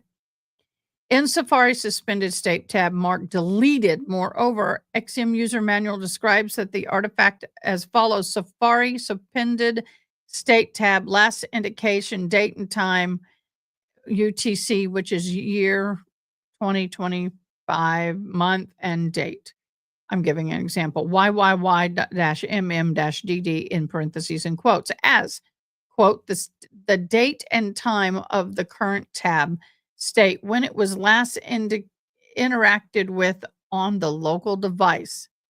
This date and time will reflect that the user had last interacted with this tab in Safari, or if the tab auto-refreshed on a local device only. In order to validate the timestamp, I took numerous examples of web sessions on Jennifer McCabe's device, including URLs containing Raining Men, Canatoma or org, whatever, Hoknick, whatever sports, Eastern Bank, In all of these incidents, the browser state DB entry appears at the end of the session. This is consistent with how the magnet describes the artifact. In order to confirm the accuracy of this search event, as reported by Cellbrite Physical Analyzer v7.61.0.12, consistently throughout multiple versions of the XM, I then independently performed a low-level analysis of the artifact, which is located in the browser state.db.wall write-ahead file. Write-ahead files are temporary in nature and show the location where data is written before comments into the main before it commits to the main database are made. The particulars of this artifact are shown as follows. We're not going to go through all that. Let's see what number 2 says. I would also note that Trooper Nicholas Guerrero report labeled the NFK-CAN-MEFB-CNFB-.PDF specifically mentioned that he also used Exium products to process the forensic image of Jennifer McCabe's phone. I personally tested the earlier version of Exium, which would have been used in February of 22, and determined the 2 a.m. 27-minute 40-second version of How's Long to Die in the Cold search was reported by Exium as having the last view time of 2:27:40 a.m. Exium was a similar feature to the Cellbrite with the creation of the portable case. This exculpatory information was never turned over to the defense. Whoa, y'all. He's getting in there, y'all. This is rocking amazing. I used 3 additional forensic tools to conduct a low-level analysis of the artifact in question, including ... I'm not going to read them all. All 3 of these programs show data consistent with a search of How's Long to Die in a car with a last viewed time field of 2:27:40 a.m. ... 4, 5, and 6. Being found on record at 40:28, all times listed have been converted to Canton, Mass. Local time, UTC-5, being unless otherwise noted. Thus, I was able to independently verify the using of additional forensic tools, the last viewed time, date, and the fact the search was accurate. In my opinion, on reasonable degree of scientific certainty, the user of Jennifer McCabe's cell phone searched for How's Long to Die in the Cold at or before 2:27:40 a.m. I'm never going to get that time out of my head. I have consistently reported the existence of two additional search artifacts found in the forensic files of Jennifer McCabe's phone, which suggests the user of Jennifer McCabe's iPhone 11 made 2 additional similar searches later that morning on January 29, 2022. January 29, 2022 at 6:23:51 a.m. How long T die in Kaidik on January 29 to 22 at 6:24:18 a.m. How's Long to Die in Cold. It is my opinion, based on a reasonable degree of scientific certainty, that on 2:27:40 a.m. search artifact for How's Long to Die in Cold was deleted by either the deliberate user interaction or manual. I have to grab the door. I'll be right back. Y'all chat.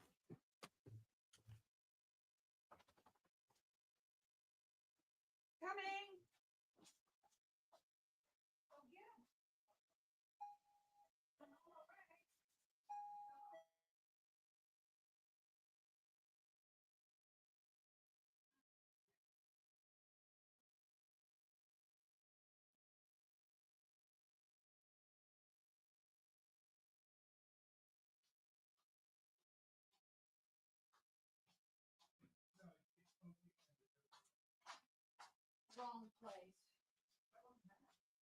That was Matt? Yes.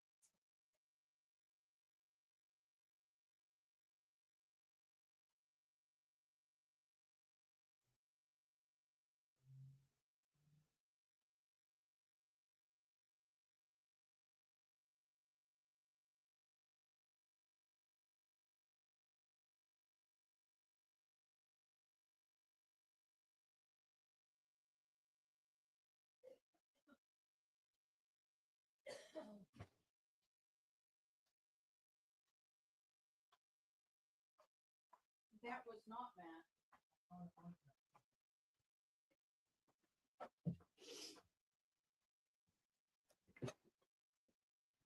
Sorry about that, guys. And I think my dog is getting an ear infection. She's kind of walking with her ear hanging, so I gotta treat her. I gotta do medicine on my girl. Ah, out and about with Diane. Let me tell you, it was not a shock, and I'm not surprised. And she was crying, but yeah. But the good news is that the prosecution finally rested in the case that we've been following. And the defense was almost, I think, done with her opening statements when they decided to take lunch until 1:30 their time. Okay, I'm really glad we're going through this because guys, this is amazing to me. So, in his opinion, he deleted by deliberate user interaction or manual post imaging manipulation of data by some unknown individual. Yeah, go back and watch later. Keith, stay on this case because this case has got everything. Oh, I'm sitting on my ears. Oh, it's got, it's got, it's got, it's got everything.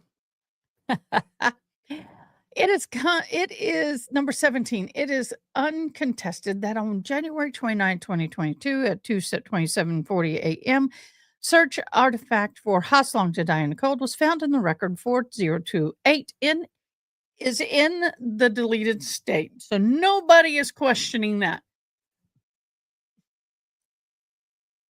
I think my baby's getting an ear infection. I'm going to have to treat her. Database contains tables of numerous fields, and in some cases, there is a programmed field entry to indicate whether a record is live or deleted. With regard to the BROWSTERSTAT.db, which is the database at use here, there's no such field to indicate whether a particular record was live or deleted. However, based on the characteristics of the data contained within the associated write-ahead log wall file, the forensic tool indicates that 2:27:40 a.m. Haslong to Diana Cold search found in the record 4028 is in a true deleted state. There is several reasons why data may appear to be in a deleted state, which includes deliberate user deletion, an automatic function of the operating system. So if you've been on for 40 hours or something like that, after you've been on for a certain period of time, it automatically deletes. A system application or operating system update, or a malfunction of the operating system or hardware, or manual post imaging manipulation of the data itself. I address each one of these potential scenarios in turn.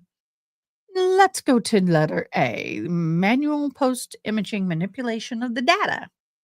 Most likely what happened here, typically data collects have an associated hash value, which is unique to that set of data. The hash data is created using an algorithm and is well-known mechanism used to validate the data and to ensure that it is not changed or otherwise been manipulated. In the case of USF, was originally supplied to the forensic image of Jennifer McCade's cell phone, which was created with a tool known as Gray Key from the Assistant District Attorney Adam Lally with the Norfolk County District Attorney's Office, by the way of Trooper Guerrero with the Massachusetts State Police. Now that's a mouthful. However, more remarkably, the associated document containing the hash value needed to validate the image was not provided in the initial USB drive containing the forensic image of Jennifer McCabe's cell phone. This was incredibly unusual. In all of my years working with forensic examiners, this was the first time I have ever received a forensic image of a phone without the corresponding hash value. Very inappropriate and very unprofessional, I would be venturous to say.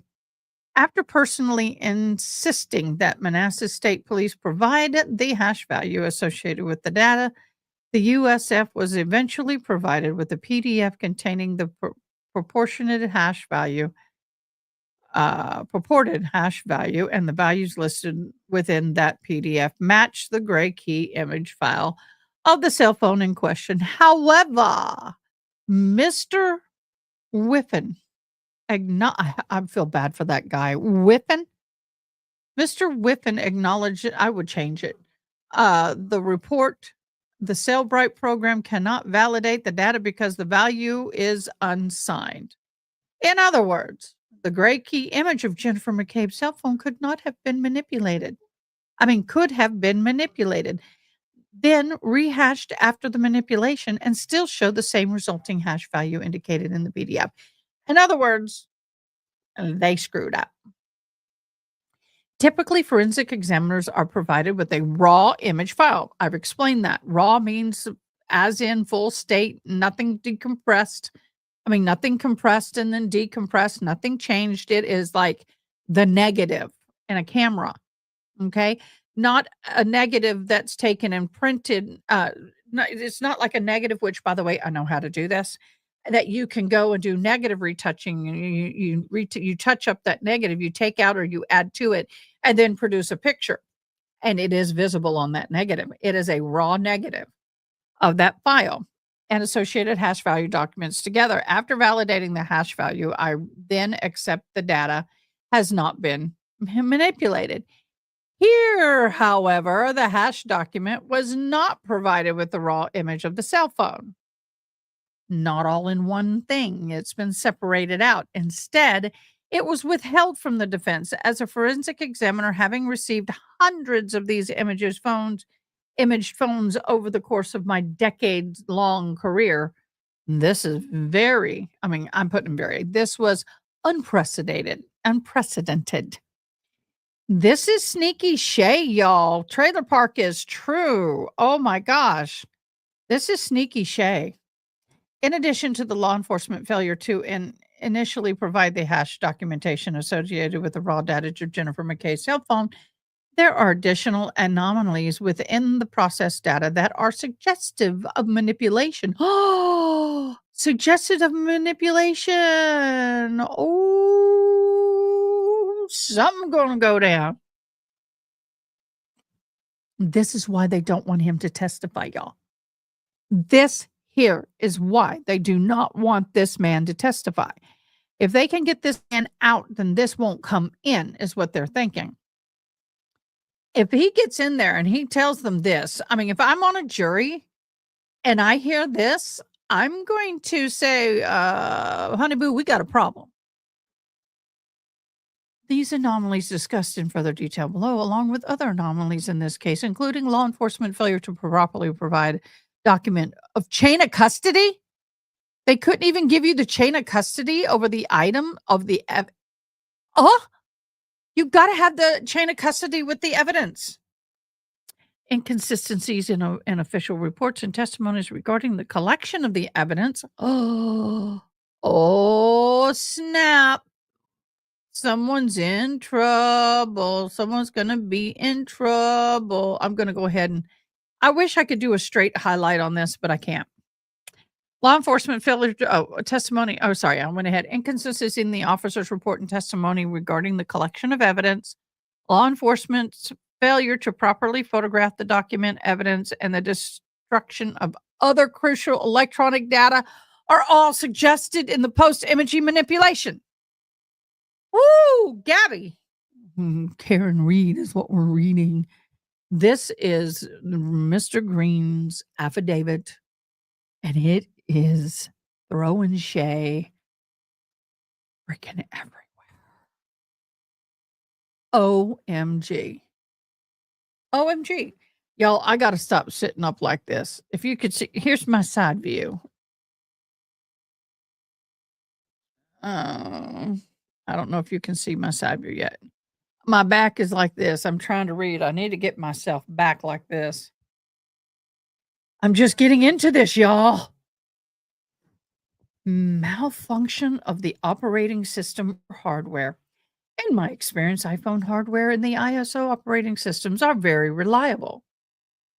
So you can't sit there and say, "Oh, it always fails and has glitches." That's why I went to Apple and not the other, especially when it comes to my hearing aids. In this case, there is no other data or evidence to suggest the malfunction of the operating system or the hardware caused to delete the record.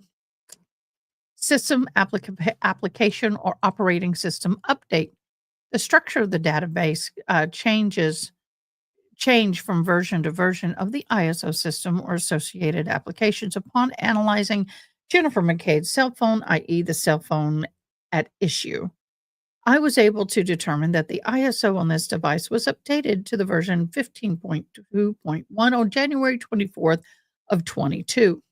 This update occurred before the recording in question was generated on January 29th of 22 at 2:27.40 a.m., which would not have been the cause of the deletion. You tell them.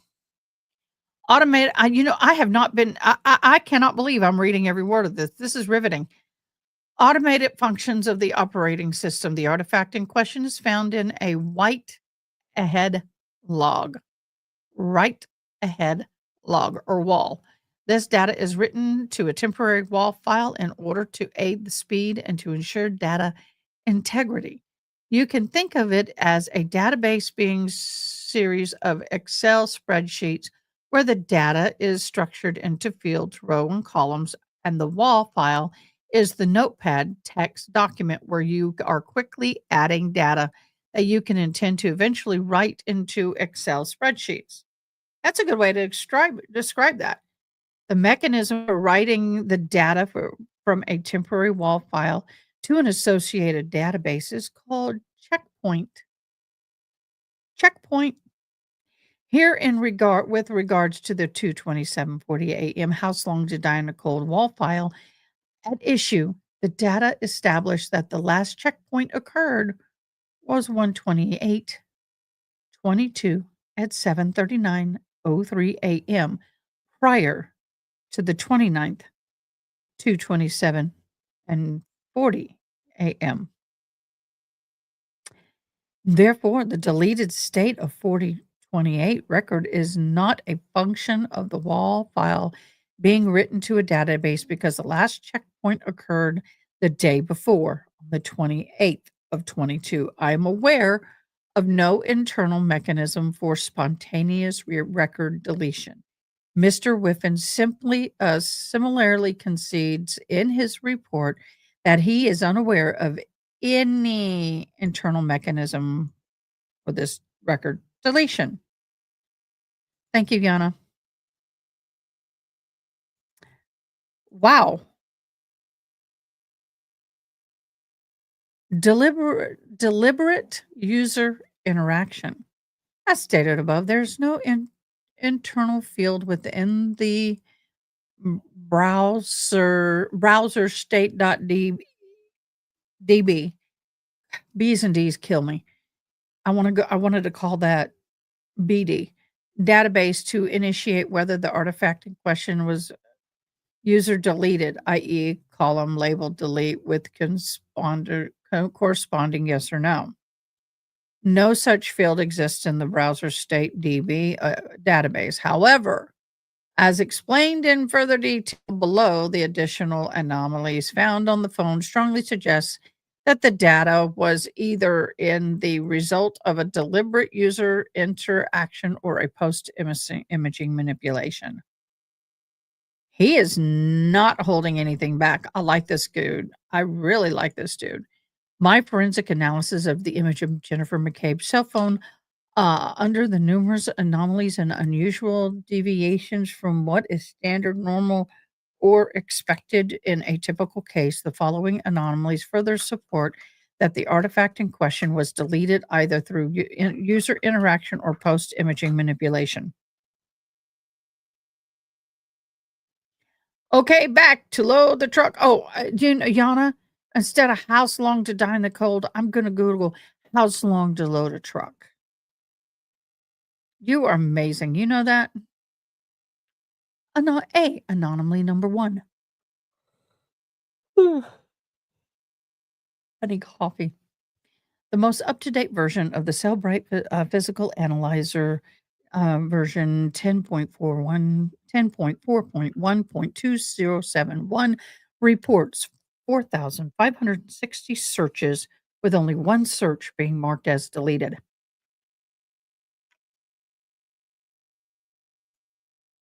What? That's huge. I delete a lot of stuff. Only because I don't like to have all that stuff staying on my phone. I clean it all out because it saves energy. 4,000, but I don't delete searches per se. 4,560 searches with only one search marked for deleted. The only search marked as deleted in the most up-to-date version of the Cellbrite Physical Analyzer was "How's Long to Die in the Cold?" Found on the browser state DB record 4028, strongly suggested this search was targeted for deletion. I'm going to change the color to this, to blue. Was targeted for deletion. I'm circling that baby. Yeah, I know. Anomaly number 2. The tab ID record 4028 is AE1578-5F6B-4BCD-B983-67AD03488A53E. This number is unique to the tab in question and would have been used for all URL history in that specific tab within the particular database. The Commonwealth has claimed that the actual website being visited during this period was hawkomoksports.com. However, the tab ID recorded at 2:27:36 a.m. Whoa! 36 a.m. associated with hawkomoksports.com web actively has a different tab ID number, specifically CFOCFF717A34F71A11693A857F15180. Yes, I did that all in sign language. Thus, the record in question clearly establishes that the Hockomock Sports activity was conducted in a completely different tab than the search for Hus plus long plus 2 plus died plus in plus cold, which also known activity at 2:27 a.m. just seconds later. Anomaly number 3, the Commonwealth expert Mr. Hyde and Mr. Whiffen opined that the 4028 record with the 2:27:40 a.m. timestamp initially would not have been associated with the "How's Long to Die in the Cold" search. I've examined multiple writes of the 4028 record containing within the browser state DB WAL file, and in it all instances the URL containing the "How's Long to Die in the Cold" was present. I see no evidence of the 4028 record containing a different or blank for that field.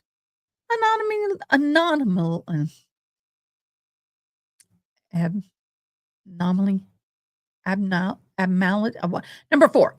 Search artifacts associated with "How's Long to Die in the Cold" at 2:27:40 a.m. How's Long to Die in Tide at 6:23:51 a.m. and "How's Long to Die in Cold" at 6:24:18 a.m. all are missing information that would have expanded the history DB file. All are missing. I'm just going to do this so I can get it back. All are missing. All. The load was likely never successful as it was never populated in the history DB database. However, the Google suggestion artifact of "How's Long to Digest Food" appears at 6:23:49 alongside with a picture. This indicates that the cell phone in question had internet connectivity at the time of 6:24 a.m. search and predicts Mr. Waffen's speculative suggestion that the load did not complete. Anomaly number 6. The knowledge C information for the "How's Long to Die in the Cold" search appeared to be out of order. Knowledge C artifacts typically run a few seconds after the event in question. For example, the PLIS time for how long to die, how long T die in CIKD record was at 6:23:51 a.m. has a corresponding knowledge C time entry of 6:23:57 a.m. 6 seconds later. Typically, the knowledge C artifact appears seconds after the P list entry. However, at 6:24:18 a.m., a P list entry for how long to die in cold is followed by college C time of 6:24:24 a.m. 6 seconds later. For how long T die in CIKD, the corresponding knowledge C entry for the how long to die in the cold does not show up until hours later at 10:33:35 a.m. This is unusual and deviates from what is typically observed. Number 7, Trooper Nicholas Guerrero on April 24th of 23 reports showed that he took custody of the phone on 2/2 of 22 at 12:08 p.m. However, gray key log indicates that the device was not accessed or imaged until 2 hours later, on 2/2/2022 at 1940. So that would be 7:40 at night, or converted locally, or I'm sorry, if you convert it to their local time, my bad, I got a -12, is 2:25 p.m. The report also indicates that he's given a password to the phone. Nowhere within the report does it explain the time delay between receiving the device and the imaging the device. It is my opinion, based on reasonable degree of scientific certainty, that 2:27:40 a.m. search artifact how long to die in cold was deleted by either a deliberate user interaction or a manual post-imaging manipulation of the data by some unknown individual. Methodically, the methodology I use to evaluate the 2:27:40 a.m. search artifact for how long to die in the cold, as described in the affidavit, generally accepted the digital forensic scientific community and is consistent with applicable National Institute standards and technology guidelines, as shown in the Digital Investigation Techniques ANIST Scientific Foundation Review of 2022, and is attached as Exhibit B, signed and sworn under the pains of penalty and perjury on the 27th day of January 25. Oh, I did it, y'all. I did it. See, that's it. I deleted the tabs. I didn't delete the search history. I just closed the tabs. Y'all. This is that ain't that no bueno. That ain't no bueno. After reading all the stuff we have read today, and please tell me y'all are coming back soon. After reading all that I have read today, I have to tell you how this case gets to where it is beyond me. Y'all, I need to learn how to use X. I need to learn how to use all my social media accounts. I don't.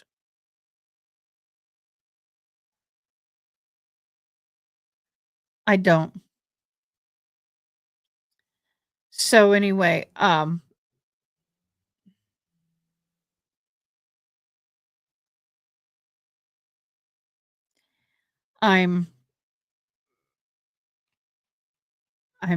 flabbergasted. I'm almost speechless for words. I really am. Yay! As the gavel drops on X, formerly known as Twizzlers, you have now 21 followers. Yay! Yay! Whoop, whoop. And how do I get? I don't know how to do all this.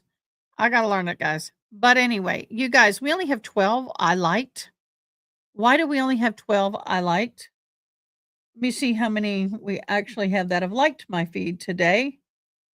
We've got 20 likes and we only have 12 registered. If you liked the live stream today, please hit the I like button so you can be registered for the drawing to be entered into the end of the month. Please do so. I would love to have everybody. I like X. I will follow you.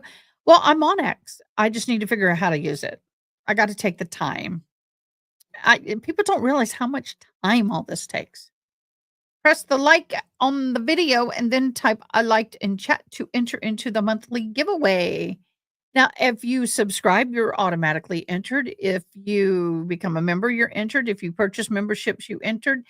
And you get extra bonuses for Super Chat, extra bonus entries. We did not get a single Super Chat today on the challenge, but we do have new members. Dawn Burke is a new member, and Jamie Bridges is also a new member. Thank you guys so much for joining the gang. I am in the process of revamping all of that. I'm also setting up a Patreon. Guys, this takes a lot of work. So I'm going to set up my Patreon, and I am going to start offering certain levels of membership that will include one-on-ones with me, special private guests like attorneys and other people that we can have one-on-one conversations like a Zoom call.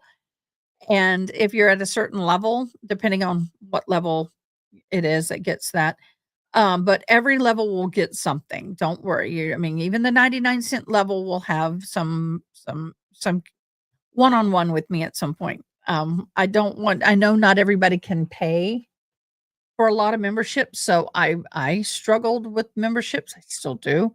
I am very selective. So the fact that you selected me means a lot to me, and I'm going to work hard. I don't like this autofocus thing that's going on. I don't know how to turn it off. I'm going to work hard to give y'all your money's worth. It's just going to take me a little time to get it all up and running. It takes a buku time. It's going to take some time. But I do want to thank all of my supporters, but I really need to thank this one. We need to do this. Yeah, we need to do this, and I haven't done it in a while, and I really need to. Hey, y'all, please help me welcome the Hitchman Homestead Coffee. They are fabulous. They have many different blends of freshly roasted, freshly ground coffee. They have a monthly club where you get 4 bags for $40 or a Keurig option. Also, they just came out with a half and half. Oh my gosh, I absolutely love it. So do me a favor. Go down to the link below at hitchmanhomestead.com. Order you some coffee and show them some love. I want to welcome Ollie T to our family. They are our new sponsor.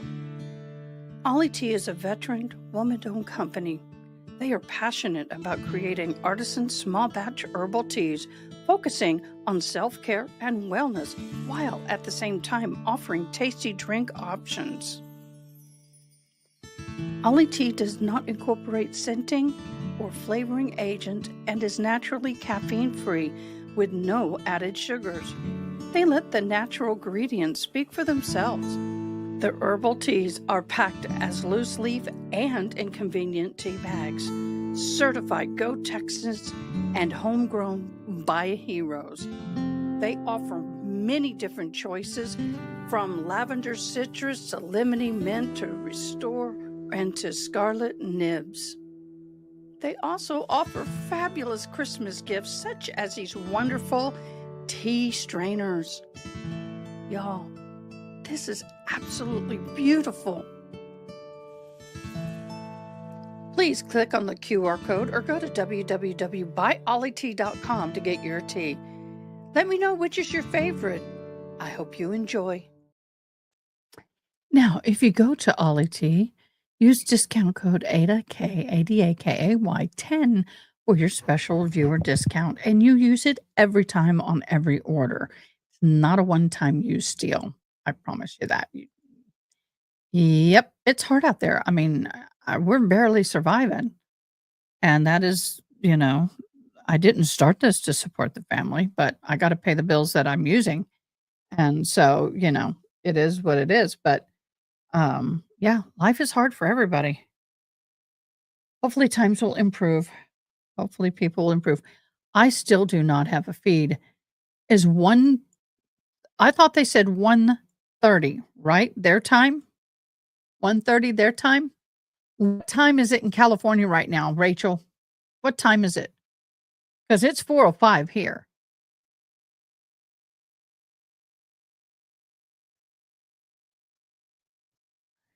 It's 2, so was it 2:30 then their time that they were gonna be coming back? I thought he said 1, but I could be wrong.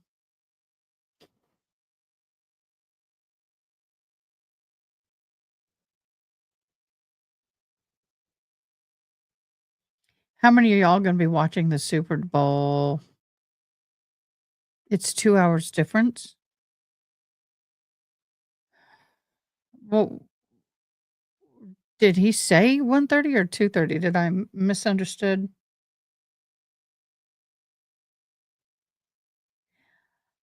They're finally gonna bring home the stranded astronauts. Armani celebrates 20 years of culture. I'm just skimming through the news, just trying to figure everything out. Um, oh, Voyager of the Seas rescue. Somebody got rescued. Let's see this. I think this is on my Instagram. I want to show you this on Instagram. Now, guys, don't go crazy on me, okay?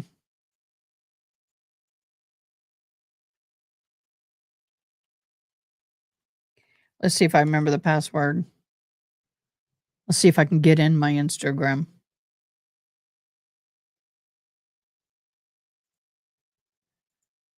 I guess I guessed right. Why do people keep putting images of their scars right after surgery? I understand we all have surgeries, and I understand we all have things, but you don't need to show you're scarred with blood and everything. It doesn't bother me, but it does bother some people. Or is it? I don't know if it's this or if there's this one dude, and I don't know if I don't know if I can find him. When you want something, you can't find it. You know that, right? When you want something, you can't find it. I went and had a head massage or head spa day for my scalp and hair. It was nice. I will tell you though, for the price of what they charge normally, I would have expected a little more. But that said, this woman, I mean, I would want more massage, more vigorous, but it felt heavenly. It was really good. Instagram, TikTok, Twitter. Let me see if I can find it on here. I don't usually look at these things much.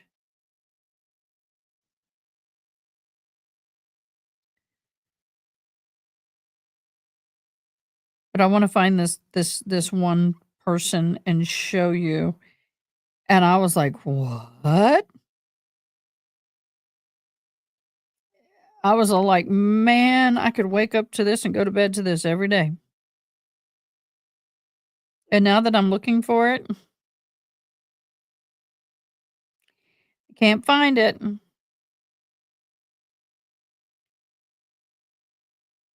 Nope, that's not him.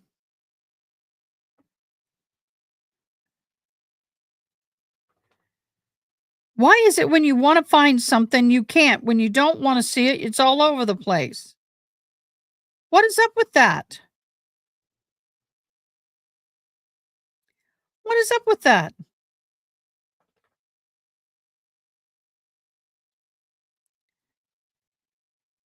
Oh. Well, this may need I think it's on here. I don't know, guys. It is so cool. Why are you shaving your head the day before Thanksgiving? Can you answer me that, my dear?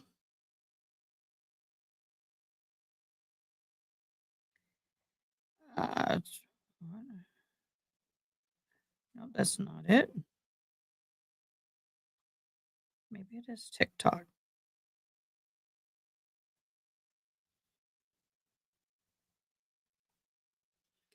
I don't remember it being TikTok, but it could be. Oh, this one guy keeps popping up, and I'm not gonna go there because it's gonna get me in trouble with a lot of people, but my gosh. Nope, it's not TikTok, so maybe it is Twitter. X. When I find it again, I'll pop it up because it is too good. Unlike that. And why is it do we need to have a video showing what it looks like to get a pap smear? Really, people? I'm like, oh, okay. I didn't know that. Well, blessings, my dear. I've been bald 3 times. Well, fully bald twice. Um, I was a cute bald. I really was. Or at least that's what people told me. Maybe they just told me that so I'd feel better about myself. I was a cute bald, so they said. Why can't this person pop up on my feed now that I'm wanting to see it? Come on, I don't do this often enough. Give me a break. Dude, pop up.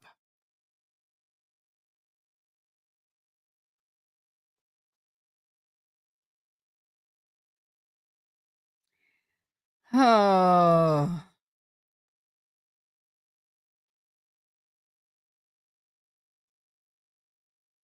I don't want to see you, my dear. Well, this ain't bad.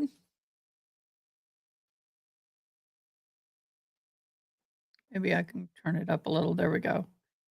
That ain't a bad view.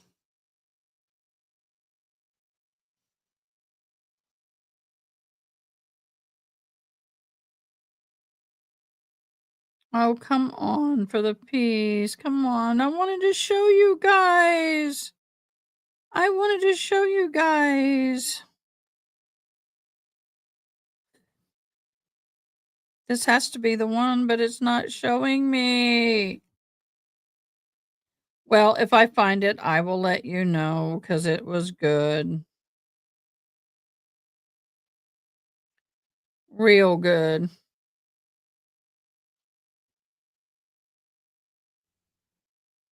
So anyway, I can't find it. I am so sorry, honey. I don't use Twitter or TikTok much. I don't. I should. I've been told I need to use it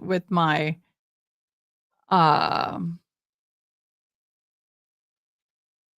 with my stuff here, but I don't know. I'm skeptical of it, and um there's a lot of not so good stuff on there. And the other thing is do you know what I hate? Is when you start seeing things that your friends are doing or people that you know are doing, and you're like, this is gross. I don't want to see you doing this, my dear. This is not appropriate, my dear. Or why are you doing this? You know, that kind of stuff. You know? But I can't find what I was looking for. And the moment I go home, it's going to pop up. Yeah.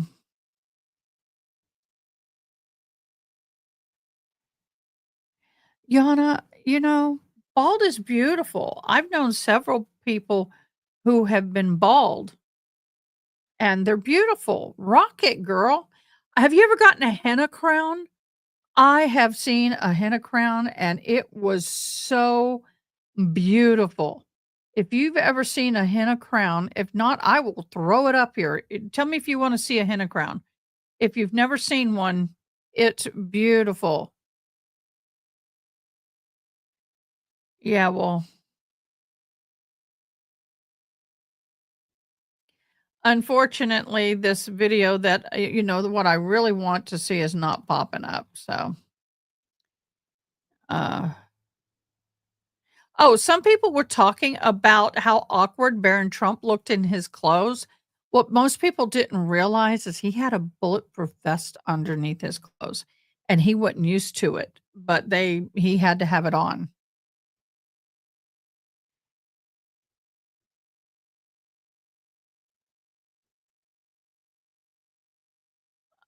Do y'all know what a henna or a henna um crown tattoo is? It is not a permanent tattoo. Oh, look at the 6-month preemie. Y'all bless that baby. We are waiting. Court will be back shortly. I'm trying to use some light stuff here because I tell you, we've done a lot of heavy reading today. We've had a lot of heavy court today, and it's been a little bit much. It's been a little much.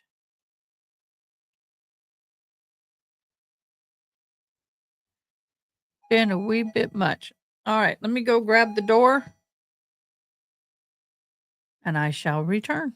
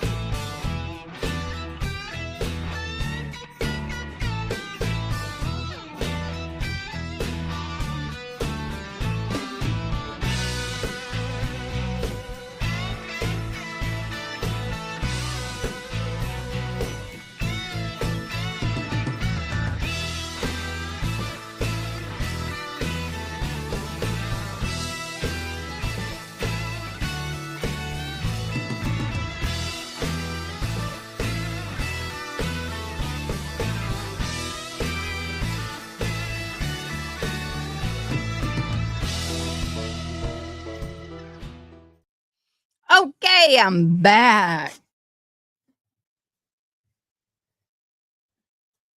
All right, what are y'all talking about? Screen names. I think the jury ran away from the court. Who can blame them after the particular? I gotta tell you, prosecution, you guys suck. You suck at openings. A day and a half on openings? Are you freaking out of your ever loving mind? I just cannot believe that you did that long on an opening.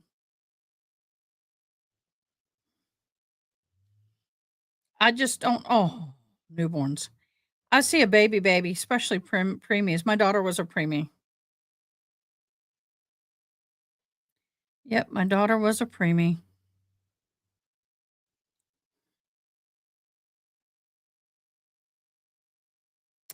Was a preemie. But anyway, if I ever come up with this person again, I'm going to wait, did I screenshot it so I can find it? I may have done that.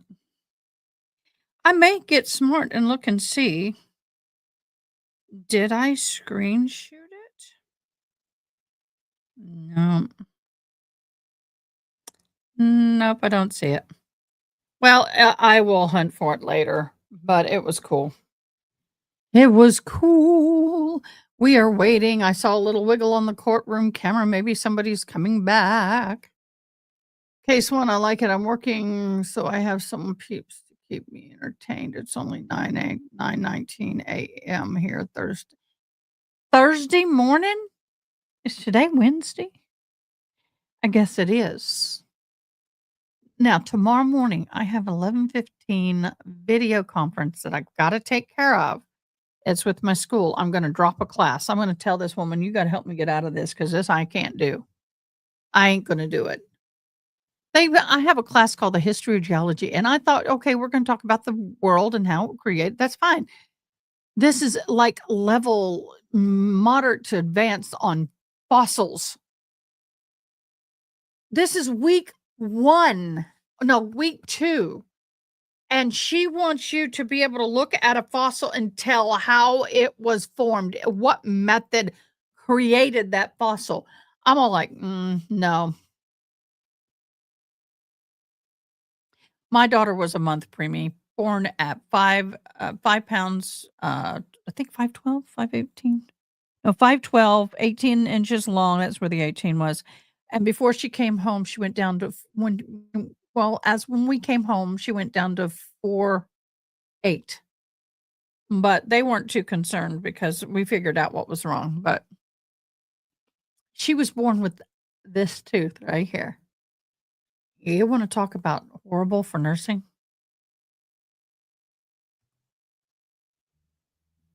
Yeah, that was not fun. Ah, we have court. Maybe. I thought I had sound. Yana, that's like me asking my dad when he went to school, did he have to write on wood stone tablets and wear wooden shoes? I asked my dad that. Yana, how old are you, dear?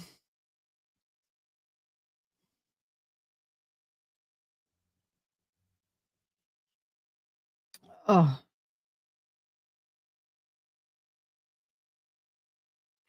I'm trying to find that video.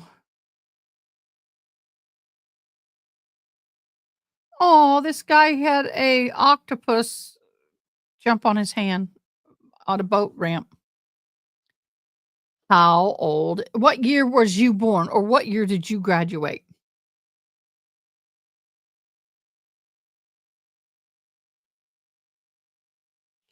What year were you born, or what year did you graduate? I am older than you, huh? Are you 71, right? Are you 71 years old, Yana? No. Okay, you are older than me. People don't, I'm getting ready, in March, I'll be 54. A lot of people look at me and go, what? Yeah, that's what happens when you take care of your skin.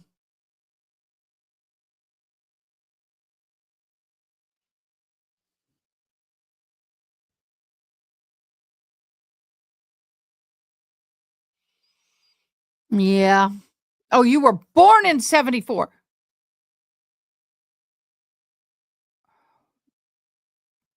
Which you are younger than me. Dang it. It's okay, hon. It's okay.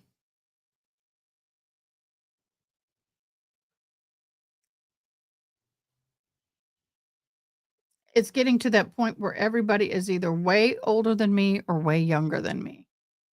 I am trying to, they're moving the camera a little bit. Let me just go ahead and bring it up on screen. Why not?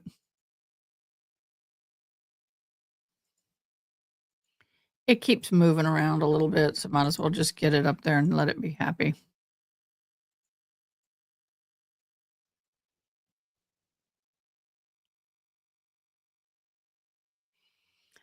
Oh, my grandpa used to say, in life, either you get older or you get colder.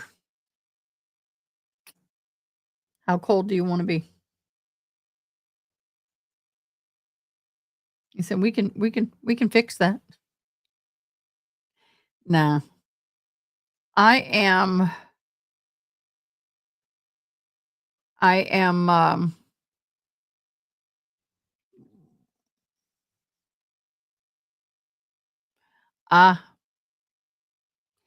I don't understand why we can't say certain words that is like DEAD or I don't know. I understand certain words shouldn't be like the see you next Tuesday word or some of those kind of words, but words that we can use every day in conversation and words that these kids hear every day in school. I mean, they hear worse in school than they do here on YouTube. I'll guarantee you that. I know some advertisers don't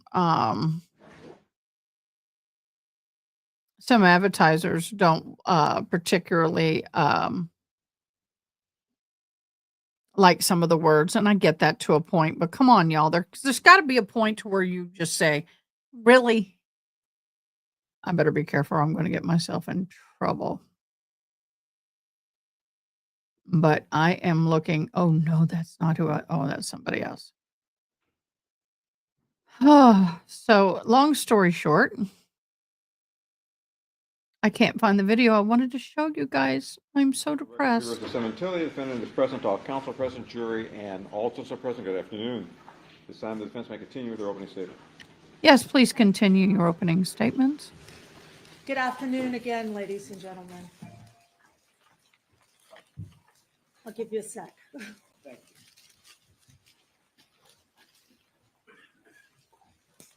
you. Yeah. And I think if you are court and you are watching court and things come out in court like the See You Next Tuesday did, you shouldn't get banned for that. So before the lunch break, we left off discussing that in early 2016. Now, this is a year before Fabio was killed. Monica was no longer working at the elementary school. She had been for the last couple of years, I think 3 years, at home while the girls were in high school. And I think Bella was in junior high that first year she was out of the elementary school. And Monica decided to go to LA Fitness to start working out, to get fit. She was 44 years old. They were happy, and Fabio was right on the cusp of starting to travel both internationally and domestically for his job. Fabio, as a director of education and an executive at his hair company, Wella, was doing better and better, and more of that time was spent traveling out of town. And the girls, I got to do a public break. I'll be right back. the teenage girls, Jess and Bella. Jess was already 18. Bella was 16. They had more and more of their own lives. And Monica started working out, going to the gym. And she met a great group of friends who also worked out. and she met, who you'll hear from, a trainer, Matt Nurse, who she started training with. And through Matt, met the coach of the racquetball team, Robert Baker.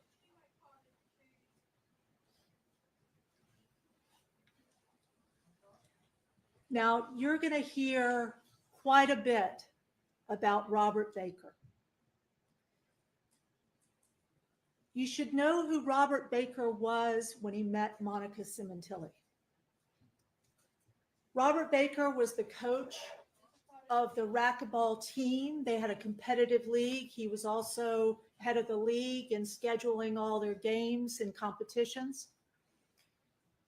Baker was a former military policeman, an MP when he was with the Army. He didn't serve time in the Army. He was a military policeman. And after he left the Army, he had a number of different jobs. And by all accounts and by witnesses you will hear in this courtroom, Robert Baker was a charming, manipulative, hustling guy. And Robert Baker, when he started coaching Monica, got closer and closer and closer as the year went on. Although Fabio would occasionally, I think 2 or 3 times during 2016, come with Monica to the gym, she would try to get him to play racquetball. The gym wasn't Fabio's thing. And although he went 2 or 3 times, he never got into racquetball, never spent much time there, but met Baker. And through the course of that year, through the course of spring and summer of 2016, Monica started spending a good deal of time working out at the club. Now, in the spring of 2016, you are going to hear that at some point, Monica and Robert Baker began an affair. And that affair, starting in 2016, went through that next year. Now, Monica had a very active life at home. That didn't change. We're on the Monica defense's was opening. the sort of head hostess of the home. They constantly, you will hear from people who loved and knew them, had people, friends over, relatives over, work colleagues of Fabio's over. They were constantly having people into their home, in and around them, who got to see up close what Fabio and Monica were like, their relationship, how they interacted. And again, consistently, you will hear Monica's love for Fabio was clear. It was genuine. Fabio adored Monica, as I think the prosecutor said. They were laughing, dancing, living as a couple. And yes, Monica Sementilli had an affair. Now, the prosecutor is going to ask you also to believe that 2 things cannot possibly be true. That it cannot be possible that Monica Sementilli loved her husband, loved her family life, and also that she had a sexual affair. And what you will learn from the evidence in this case is having a sexual affair doesn't mean you want your husband to die. Through the course of 2016, the evidence will show you, ladies and gentlemen, that Monica was able to balance her family life, her home life, with her affair. You don't be, let me say this.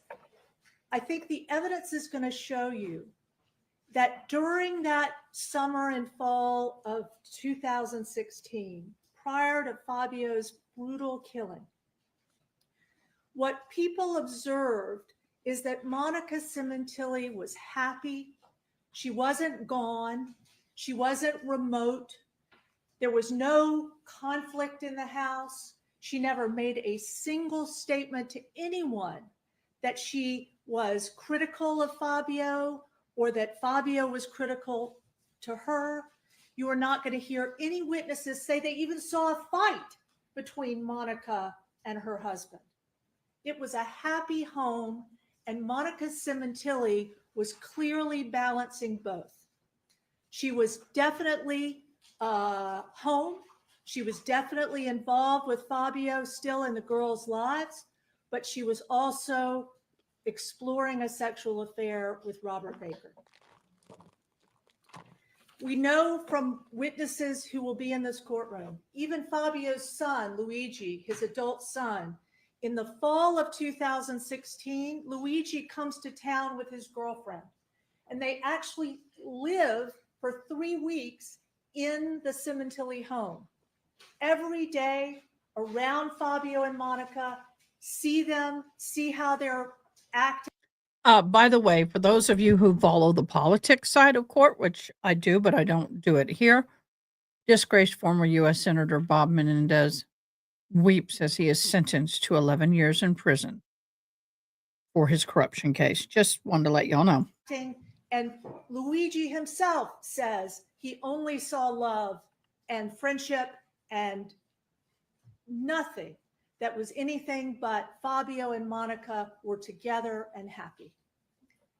And you'll see from that evidence that while the prosecution will tell you over and over and over again about the sexual nature of Monica's relationship, that even that the sexual nature of her relationship with Robert Baker was unusual and kinky, and that they even at some point started having sexual relationships with other people. That has nothing to do with a motive to kill. Nothing. And I ask you to consider, as you listen to what I understand from the prosecution as even a detective reading to you, describing sexual videos between Monica and Robert Baker, that again, her sexuality, her choice, which some of us may disapprove of, to have an affair has nothing to do with wanting her husband dead. No, it was the money. You will hear witnesses in this case tell you, Monica's best friend, Deborah Obad at the time, that in May or June of 2016, she started to suspect something was up, that Monica might be having a dalliance of some kind. She was dressing up more. She was putting lipstick on. She was out when they would come over with Fabio. She was just a little more excited and put together than usual. But Deborah Obad will also tell you, who, by the way, Deb's going to tell you she was a very close friend of Fabio's also, that there was nothing she saw in terms of Monica's dissatisfaction or upset or anger or anything from Monica Sementilli that indicated anything that was wrong or that she was unhappy about.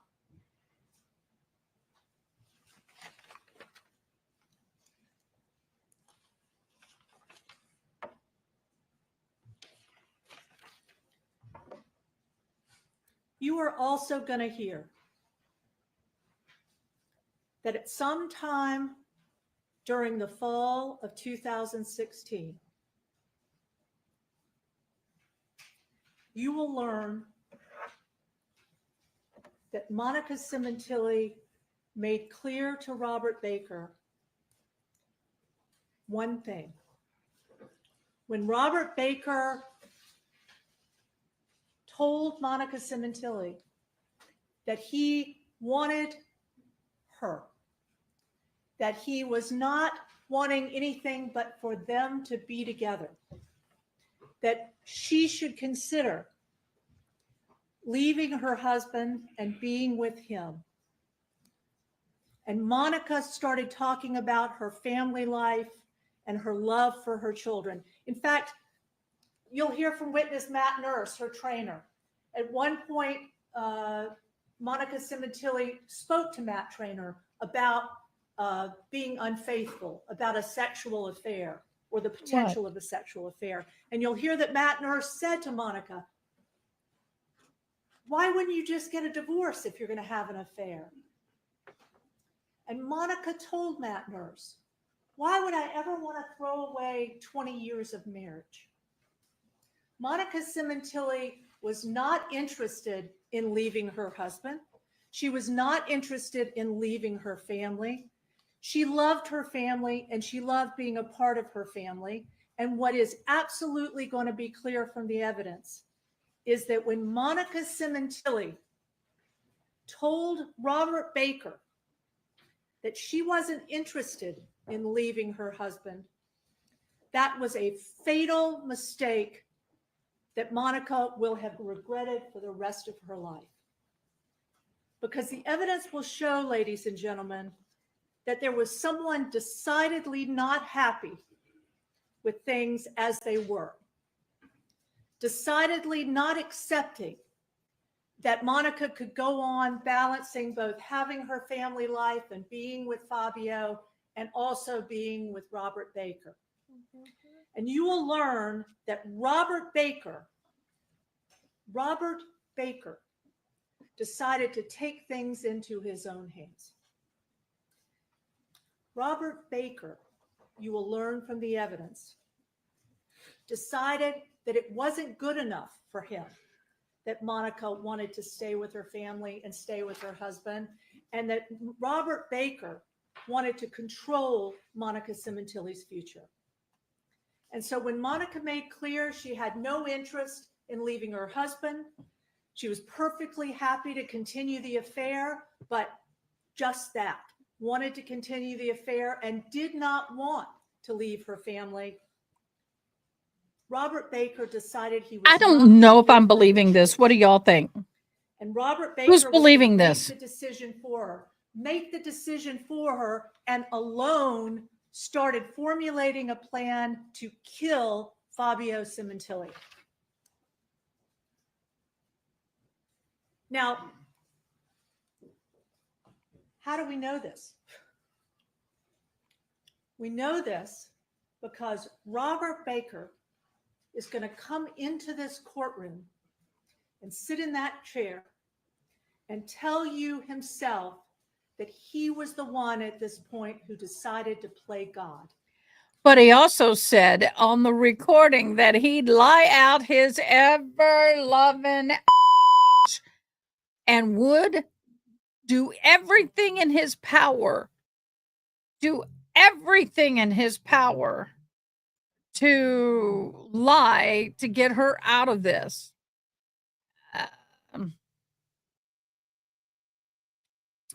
No, not feeling it. Not feeling it at all.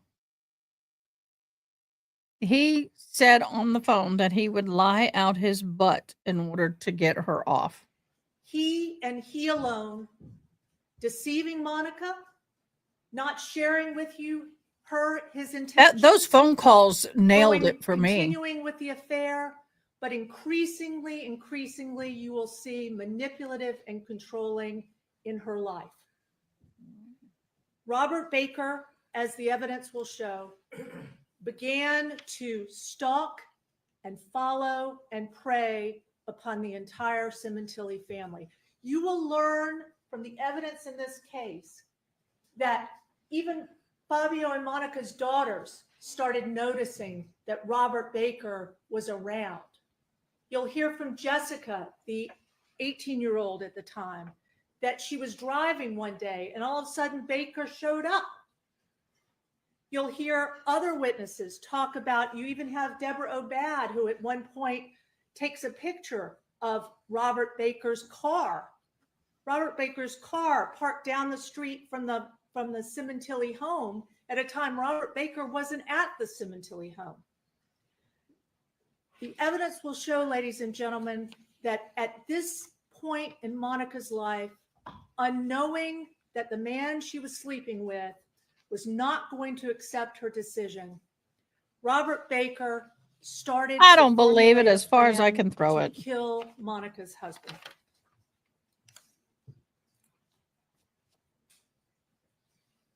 Now, you will already know, I think you've already heard, Robert Baker has already admitted his guilt.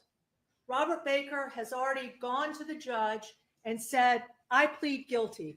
I did this. And you will also learn that Robert Baker has never once asked for a deal, a benefit, any leniency Wasn't where gonna he get could it. turn around and say, if actually Monica was involved in this, hey, I want some benefit so that I can testify that Monica's involved. But that's not the truth. And you will see why and how the prosecution here has turned the idea of Monica Sementilli having an affair into some kind of motive to murder. Usually is, isn't it? Ladies and gentlemen, Am I not right about I that? think the Isn't prosecutor usually told you that love affairs somehow in the are a fall reason of murder? 2016, Money Monica or had adultery? some kind of big problem. I think she said that the two worlds of being with Fabio and carrying on I an hate that affair, name. I'm these sorry, two worlds Fabio, but I somehow just don't like just that name. couldn't coexist. Never have. Ladies and gentlemen, I submit that real life's just not like that. People do have affairs on occasion. We could disapprove of somebody being unfaithful to their husband, but in Monica Sementilli's life that she loved, that the evidence will clearly show, the prosecution told you, it was a great life. The idea that Monica Sementilli couldn't have her family and be coexisting with a relationship outside of her marriage. Look is at Melody just Ferris. factually untrue. And you will see that from the evidence in the case. More often not, You if will there's see, ladies cheating and in the gentlemen, family that there and was red room happens, absolutely that's why. no problem or impediment for Monica Never liked that Sementilli name. carrying on that affair and Ah, also yeah. staying with her family. Everybody loves Fabio. Not me. Now, the prosecutor has clearly suggested to you, she didn't suggest it, she told you, that the evidence will be that one of the reasons apparently Monica Sementilli plotted and schemed and was a master manipulator to kill her husband was because she didn't want to get a divorce. Think about that. A lot of women and men kill The because they don't want to get a prosecution is divorce. Suggesting to you that Monica Divorce would bankrupt Sementilli them. decided to kill Red her room with the husband hopes of insurance money. because Well, a divorce was not an that's a option. better idea. But the evidence will clearly show you in this trial that, of course, divorce was an option. Monica and Fabio were from Canada. They first met there. Fabio had a platform hair business. Monica had been teaching, and then she was a makeup artist and in fact, became a very well-renowned makeup artist. No, in she Canada. wasn't. I looked her up. And Fabio and She was Monica not a met renowned and makeup married artist. in Canada. She But wasn't what that you good. I saw didn't some of her hear stuff. really is that although the prosecution would have you to believe that Monica Sementilli would somehow be cut off Oh, from her life, no. cut out, I think Ms. Silverman said, I'm sorry, if she babe. were to ever get a divorce. The facts you will hear is that Fabio came from divorce, that Monica came from a family where there was a divorce, and that when Monica Sementilli married Fabio, he had gotten a divorce. He had gotten a divorce. There was no issue whatsoever with Monica Sementilli if she did not want to be with her husband, if she did not want to stay with her husband, if she wanted to leave her husband, why not just get a divorce? When she married Fabio, $1.6 if her million. family would have Why? cut her out, if there had been a divorce, you will hear the opposite, that Monica's family embraced and loved Fabio and immediately accepted him in to their family. Like I And there said, was 1.6 never an million. issue with divorce. You will hear that, in fact, Monica and Fabio weren't even particularly religious. Yes, they were Catholic, but they didn't even get married in the Catholic Church. They got married in the Anglican Church. You'll hear that Monica and Fabio were not particularly churchgoers. You will hear actual evidence in this case that the idea that Monica Sementilli would have killed her husband, as the prosecutor said, because a divorce would have meant Monica was cut out of something, is simply untrue. I'm not what else believing did that. the You're doing the prosecutor best you tell can. You're you doing a good about job, why Mija, but I'm not Monica falling would for it. do such a thing in this case? Why she would conspire and decide and intend to have her husband brutally killed? Well, the prosecutor says to you, there was plenty of money. They had a wonderful lifestyle. And she had a motive to kill her husband because of life insurance. That's a good reason. Well, let's talk about what the facts will be about that.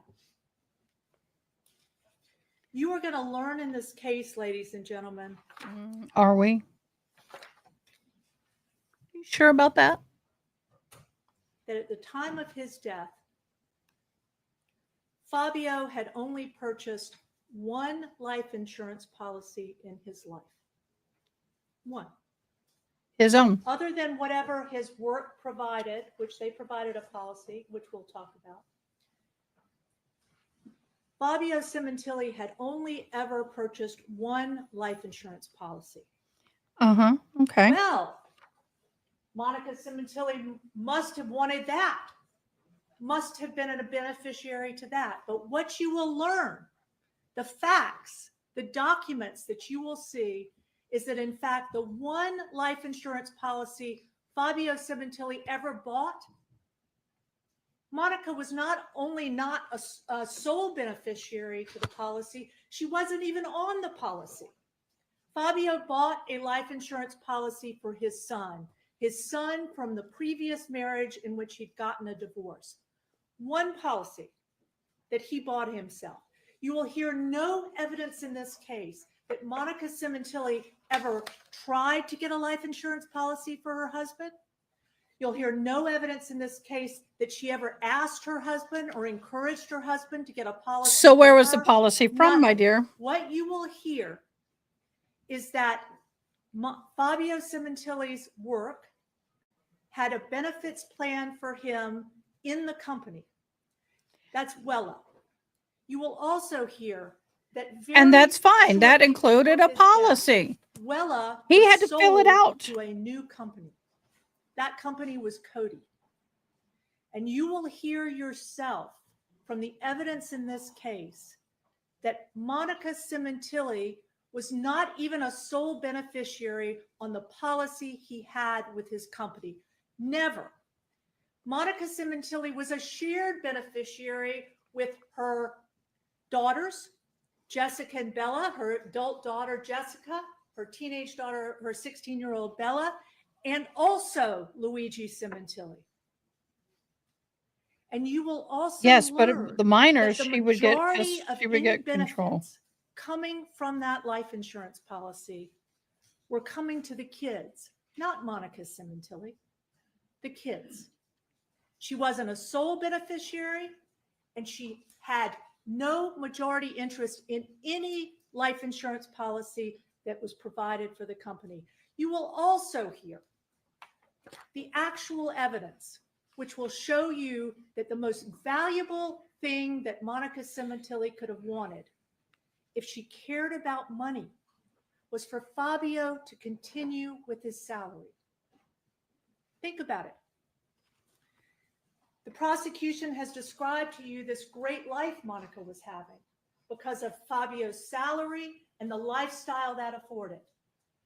The prosecution has told you the facts will be that Fabio and Monica went on these wonderful trips to Cabo, to Mexico. Why? Because he was awarded, as long as he was working, these trips for free. So what happens if Fabio Sementilli is dead? What possible benefit would Monica Sementilli have for cutting herself off from that, what Ms. Silverman described as a lavish lifestyle? There was none. There was no financial motive. You are actually going to hear specific evidence about what anyone would have believed the value of the benefits Fabio would have received from his company if he were to die in 2016 and early 2017. And from that evidence, you will know without any question that Monica Sementilli would have been far better off financially with Fabio alive and thriving and not gone. It will be crystal clear to you that any claim of a financial motive in this case is simply Enjoy the untrue. onion cutting. And the evidence will prove that.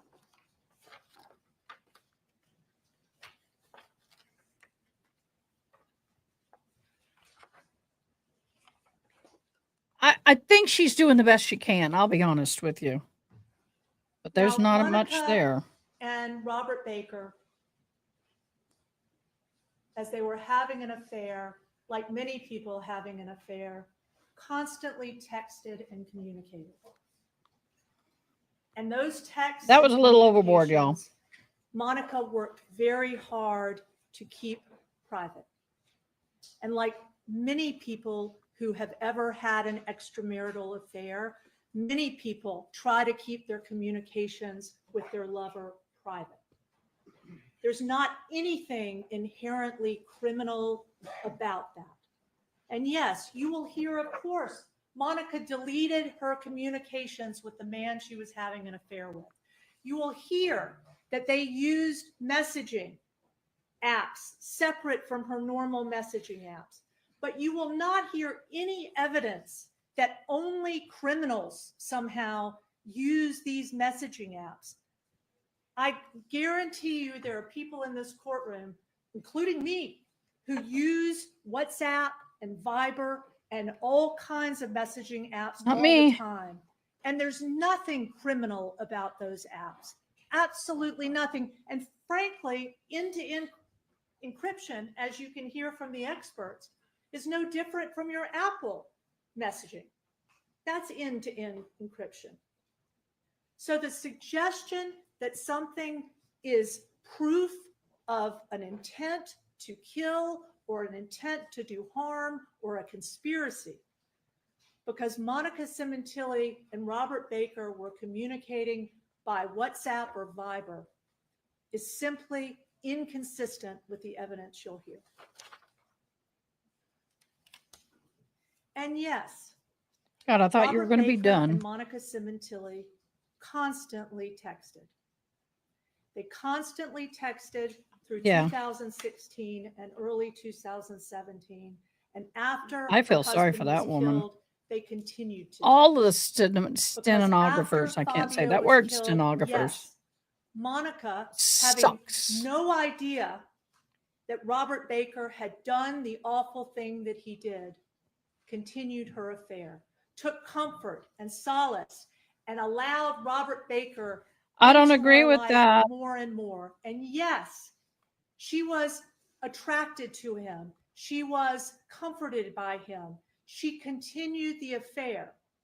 But that, ladies and gentlemen, is not a crime, and you will know it's not a crime as the evidence is presented. You will also learn of those thousands and thousands of communications, of those hundreds of texts, phone calls, emails, some of which you will hear about in this courtroom. There is not a single piece of evidence among all of those communications that gives you the slightest indication that Monica wanted her husband dead or that Monica conspired with anyone to do anything. Not a single one. And you will also hear the prosecution tell you that somehow, some way, the fact that there were so many communications around the days around Fabio's killing that is somehow evidence that Monica Sementilli was involved. But you will also hear that the number of communications between Baker and Monica in the days around the day of or the day before Fabio was killed are absolutely no different than they were in the days before or the weeks before. No different. So the idea to suggest that somehow the volume of calls was different between New Year's and January 23rd simply proves nothing. It proves nothing at all.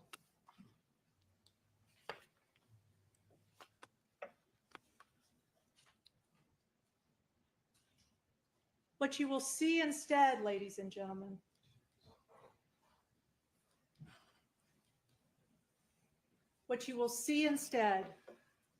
is that over the course of the summer and fall of 2016, leading up to this murder, the pattern of communications between Robert Baker and Monica Sementilli show you the dynamics and control that Robert Baker asserted over Monica and not the opposite.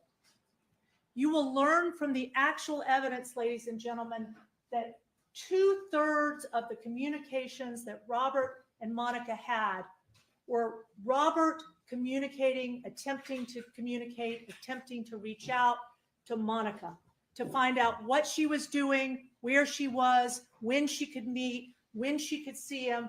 All of those communications reflect that over 2/3, frankly, of all of their communications came from Robert Baker and not Monica Sementilli. I got to hand it to her. She's trying very hard. But Now, innocent until proven guilty. We have to keep that thought. But that phone one of the call that the great prosecution things played, about our system that gets me. is that in order to convict Out of any somebody evidence, for that a would be the crime, one that you would actually nail have the to have coffin for me. evidence. You actually have to have evidence that tells you that that person committed that crime beyond a reasonable doubt. And yet what you've heard so far from the prosecution is not direct evidence of any commission of a crime. What the prosecution is going to ask you to consider is what they've mentioned is circumstantial evidence. And there's no better example of the dangers of circumstantial evidence here than this fact. The prosecution has told you already that they can show that there were hundreds of messages and texts in the days around the killing between Monica and Baker. But the evidence also will show you that there were the same number of messages in the days and weeks before. And as the court will instruct you, with circumstantial evidence, if you can draw two or more reasonable conclusions from the circumstantial evidence that is presented to you, and one of those reasonable conclusions points to innocence and the other to guilt, you must accept the one that points to innocence and not the one that points to guilt,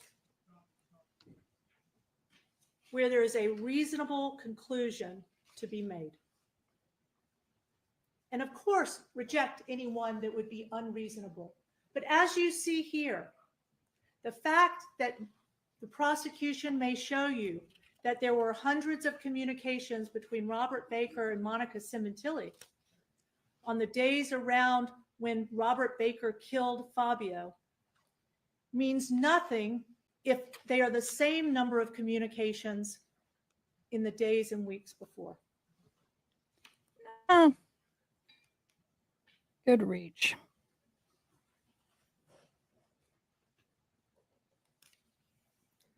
One of the things the evidence is going to show, ladies and gentlemen, as you sit and listen to the testimony of witnesses and see the documents that are presented, is that over the course of the fall of 2016, Robert Baker's manipulation and interest in controlling Monica Sementilli became greater and greater and greater.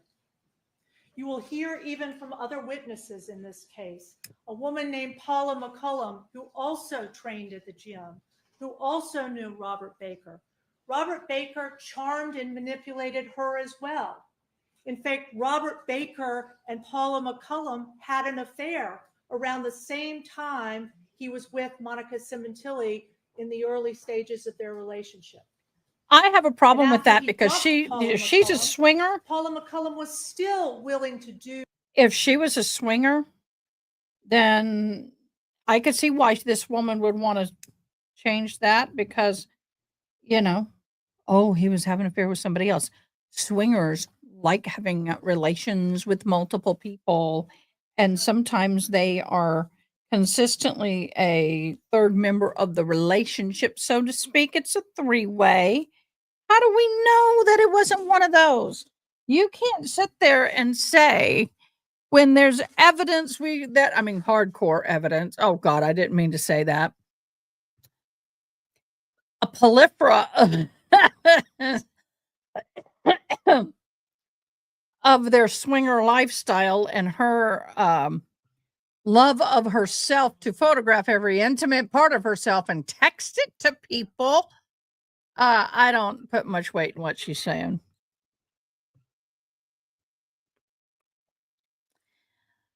Just a swinging and takes on a whole new meaning. Give Robert Baker anything he wanted. I'm not And you sorry. will learn, ladies and gentlemen, that when Robert Baker was planning the murder of Fabio Sementilli, he didn't use or be assisted by Monica Sementilli. He used Paula McCullum, who will get on the stand and testify and admit to you that she had originally had an affair with Robert Baker, that while they were no longer sleeping together and no longer together, that Robert Baker called her and asked her to rent a car for him. I think it was a three-way. Paula, she had no idea there was a murder that was going to happen or what Robert's intentions were. And you will learn that Paula McCullum, just because Robert Baker asked her to, rented the car that Robert Baker used to kill Fabio Sementilli. Not Monica, Paula McCullum. Because Robert Baker was an aggressive, manipulative, controlling man.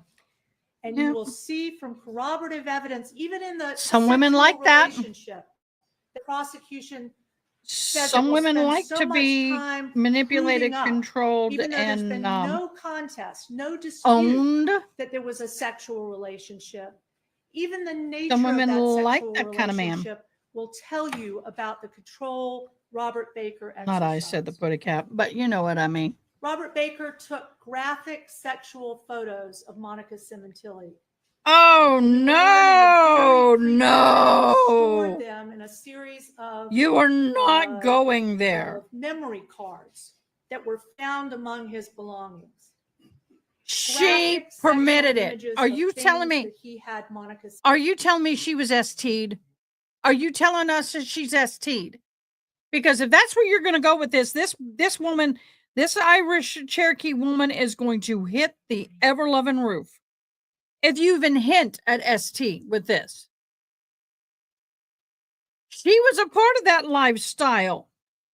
She initiated some of that. So I see how she's spinning this, and I ain't liking it. Without proof,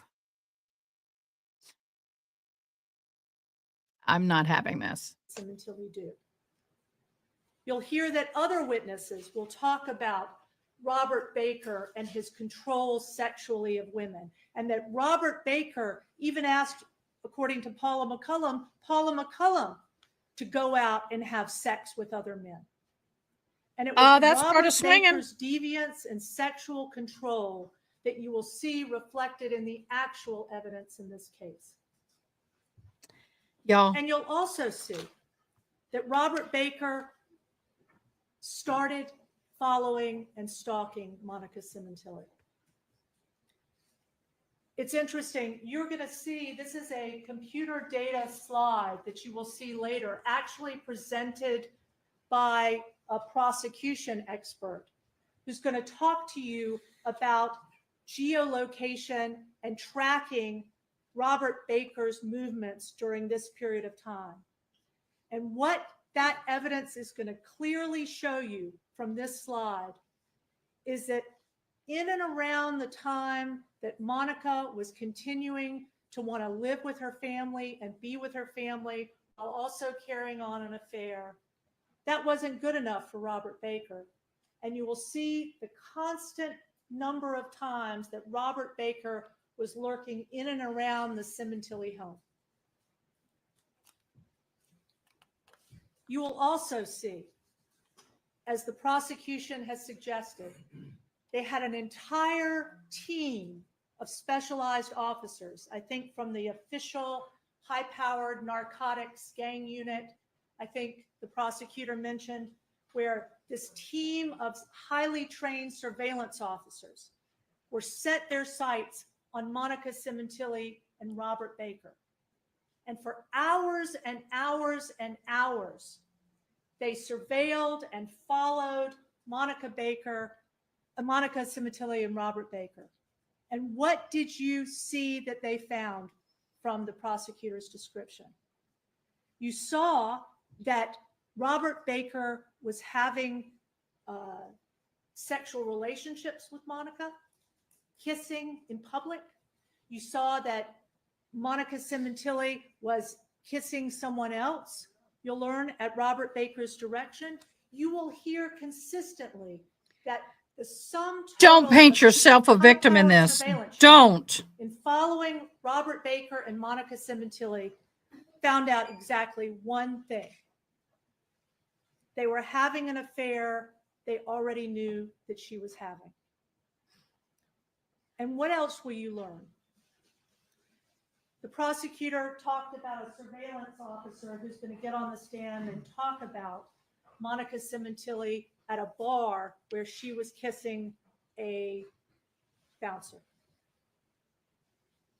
But She's what a you hussy. also hear is that Robert Baker not only She's an shopped for and my Monica Sementilli, HO. she told her what clothes she would have to wear. Yes, because she Those liked same S&M. surveillance officers spent hours recording Robert Baker Science and math. bringing clothes, short dresses, short skirts to Monica Sementilli, and in a She gas liked station parking lot, Science and having math. her try on Many those women clothes do. for him, and then And putting her men. in the back of a car. But don't make that out You to will be. also hear that things were not happy between Robert Baker and Monica Sementilli after the death of her husband. You will know one of the reasons that it was so clear that Robert Baker felt he had to take things into his own hands is that after Fabio died, Monica was truly devastated, grieving. You will hear witness after witness who tells you that her grief was real, that her tears were real, that her physical manifestations of the loss of her husband could not have been faked. You will hear she was shaking. You will hear that there were real tears constantly. I don't doubt and you it. will even hear that 2 months after How many times do Fabio's people death, unalive people that Robert they're Baker close had to had and enough still in him. grieve the loss? and you will hear a story Sorry, not that sorry. the surveillance agents tell about following Robert Baker and Monica to a parking lot where Robert Baker is driving. And that's another thing, please. The theory is Monica is driving this relationship somehow, but constantly, time and again, you will see from the surveillance tape, it's Robert Baker who's taking over Monica's car or truck.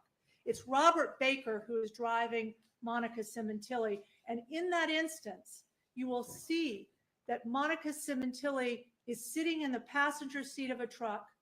Robert Baker is driving, and he all of a sudden slams on the car, stops the car, and slams the door and walks away.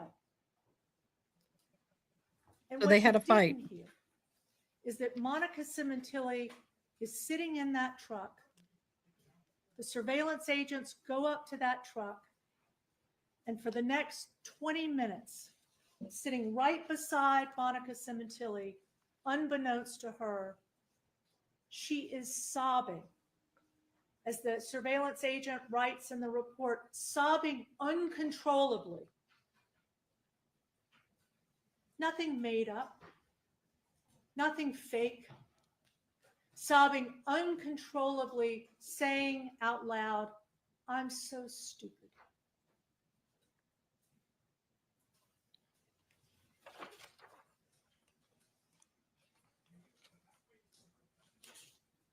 I want to talk to you about the day that Fabio Sementilli was killed. January 23rd, 2017. The day and the day before for the Monica and the Sementilli family, you will learn, were like any other. There will be no evidence that Monica did or said anything during those 2 days that was different from their normal routine. You will learn that Monica and Fabio and the girls had dinner that Fabio had picked up the night before, and you will hear that that day, the 23rd, began like many others. You will hear that on the morning of the 23rd, early, around 7:30, Bella, who's 16, left for high school like she did every morning of the week. But you will also hear there was one thing that was different. At the very last minute, when there would be no way to plan any elaborate scheme, Fabio didn't go to work that day. Fabio would have normally been at work that day. He had taken off Friday, but the plan was that he was going to be at work on Monday, and at the last minute decided not to go. In fact, you will hear evidence that he had also planned that week to get a colonoscopy, and even had indicated that he wouldn't be home, that he would be at a colonoscopy appointment that Monday, January 23rd. You will also hear that when Bella went to school after she left, early that morning, or mid-morning, I should say, the Sementilli housekeeper arrived. That was Delia Pacheco, who you will hear from shortly. And Delia came in, but this was not a situation where Monica had, chefs and housekeepers that were there all the time. Delia only came 2 times a month. And the prosecutors are going to suggest to you that the one of 2 days that month that Delia was working during the day at that house, somehow Monica had planned a murder. You're also going to know that Fabio left the house at 10:57. He left. He went to run errands. Monica had Fabio promised that day, since he was going to stay home, he was going to get a power washer fixed. I think Ms. Silverman mentioned it, because she had wanted him to clean the driveway. And you will learn that Fabio left at 10:57. And then Monica and her daughter Jess, the 18-year-old, who was also at the house, left themselves to the LA Fitness gym to work out. And you will hear from Matt Nurse that he saw Monica and Jess at the gym. He even saw that Monica was playing racquetball with Robert Baker, her coach, that morning. And you will hear that Fabio, at some point midday, comes back home. And then you'll also hear Jess, the 18-year-old, and Monica come back home. And they have lunch together with Fabio. Delia's at the house, Jess is at the house, Monica is at the house, and Fabio is at the house. Lucy, Now, the I'm prosecution's confused. theory is that somehow in this, what they've referred to as this tight murder timeline, that somehow you are going to see something done or said or acted on by Monica that suggests she did something or said something to ensure that there would be no one at the house other than Fabio at the time 2 killers came to the home. But what you will see instead from the evidence, ladies and gentlemen, is that the evidence is going to show you nothing could be further from the truth. You'll We'll hear that see. Bella that day was supposed to, after school, have an interview at a deli in the valley. You'll hear that definitely Monica and Bella communicated about her interview and to let her know how it went and that she was going to come home afterwards. You'll also hear that Jessica later that afternoon had scheduled Yeah, a Haley, we're last-minute still here. babysitting gig. The friend we spoke of, Deborah Obad, will tell you that there had been no long ago scheduling of a plan. She wanted to run a few errands and she'd asked Jessica, not Monica, Jessica, if she could come over that afternoon to babysit. You will also hear that Monica had errands to run and was headed to go out planning a meal, a dinner that night of fatina, which is like a pasta and corn for the family, and also to pick up some toiletries for Fabio.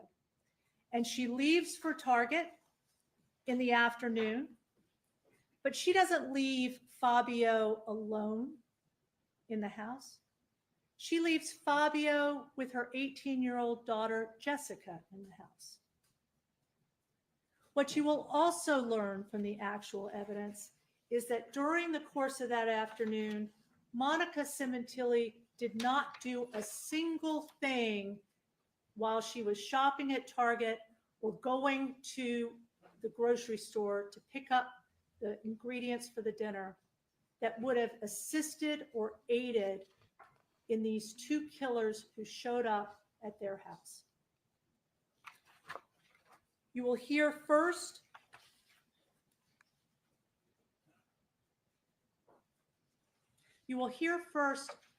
evidence that will tell you, ladies and gentlemen, absolutely tell you that it is impossible for Monica Sementilli to have orchestrated the murder of her husband. If you are planning a murder and orchestrating a murder to ensure that somehow your husband is alone at the house, the one job you would have is to take some action to ensure that nobody's coming home. Jessica is out babysitting. You'll hear evidence that's clear. Deb Obad's just running a few errands. After the errands are done, Jessica's going to come back to the house. But what you will actually know from the evidence is there was not one phone call or message to Deborah Obad or to Jessica after she left for babysitting that day, trying to find out when she was coming home, control when she was coming home, intercept Jessica from coming home, or finding out from Deborah when Jessica would be done with babysitting and coming home. And there was nothing that Monica Sementilli did or said that would have prevented her 18-year-old daughter from walking in on a murder, potentially being killed herself, or at least seeing who the killers of her father were. And for Bella, you will hear that Bella's interview, in fact, lasted only 30 minutes at the deli. You'll hear that Bella wanted to pick up some glasses, not prearranged, wanted to pick up some glasses, and that Monica, while she was at Target, receives a call from the eye doctor, finding out if it's okay for Bella to pick up the glasses and then come home. Now, Monica could have intercepted Bella. Monica could have said, hey, Bella, I want you to wait at the eye doctor. I'll meet you there, to control when Bella was coming home. But what you will see instead is Monica Sementilli didn't call Bella, didn't text Bella, didn't say anything to try to prevent her daughter from going home. And the prosecution in this case will ask you to believe that Monica Sementilli was willing for Bella Sementilli, her 16-year-old daughter, to come home to two murderers killing her father and potentially die herself. And you will hear that the actual evidence in this case is Bella Sementilli came home within 1 minute of those two killers being in the house. 1 minute to find her father dead. There is nothing on earth that would indicate that Monica Sementilli did anything that could have prevented the slaughter of her children. So this theory that somehow Monica Sementilli, right, was orchestrating, was planning, was doing things, messaging, is completely belied by that fact. And you will also learn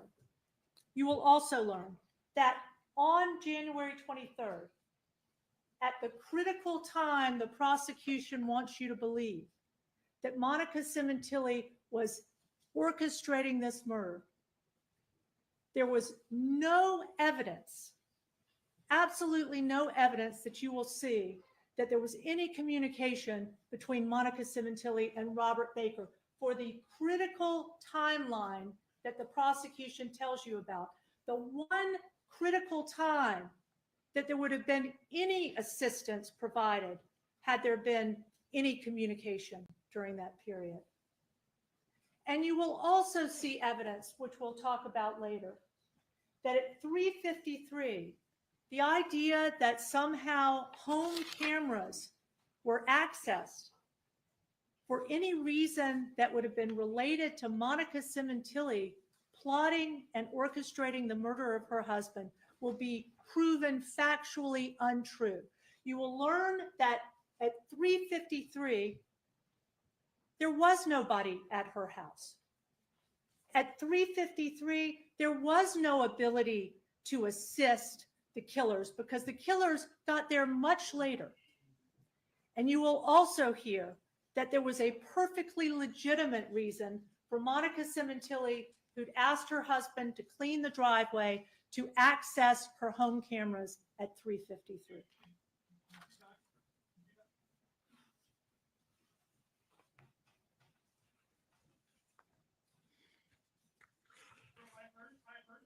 I hope she doesn't go all day and all night.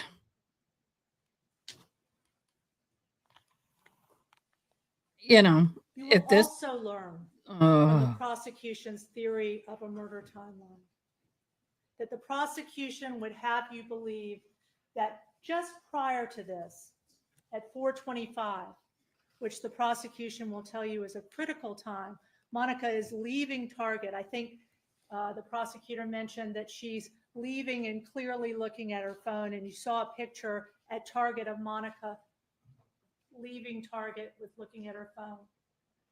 You will hear evidence from an expert that shows you that it would not have been possible in any way for Monica to be looking at her home cameras. So whatever she was looking at, it wasn't going to be her home cameras. And you will also see that at an even more critical time, when the killers were at the house and likely killing her husband, Monica wasn't on her phone. Monica wasn't looking at home cameras. Monica wasn't texting or calling anyone. She has both hands on a shopping cart and she's buying groceries. guys, I walk and talk through my ears all the time. She could have had One of the earbuds in. things that I didn't hear mentioned earlier of the so-called evidence that Monica was somehow assisting or doing something that could have even conceivably facilitated this awful murder is that one of the things you will see from the evidence that Monica Sementilli was doing at the grocery store in addition to shopping and buying food. This is she accessed a dating website. She went on a dating website that she went on dozens of times before called Lifestyle Lounge. And you will see from the evidence in the case, that is what Hey, Monica Haley Sementilli Mouse. was doing. Not helping, not communicating, not assisting. I'm going to have to go Not home and get a himself. bath. This trial is dirtier than dirt.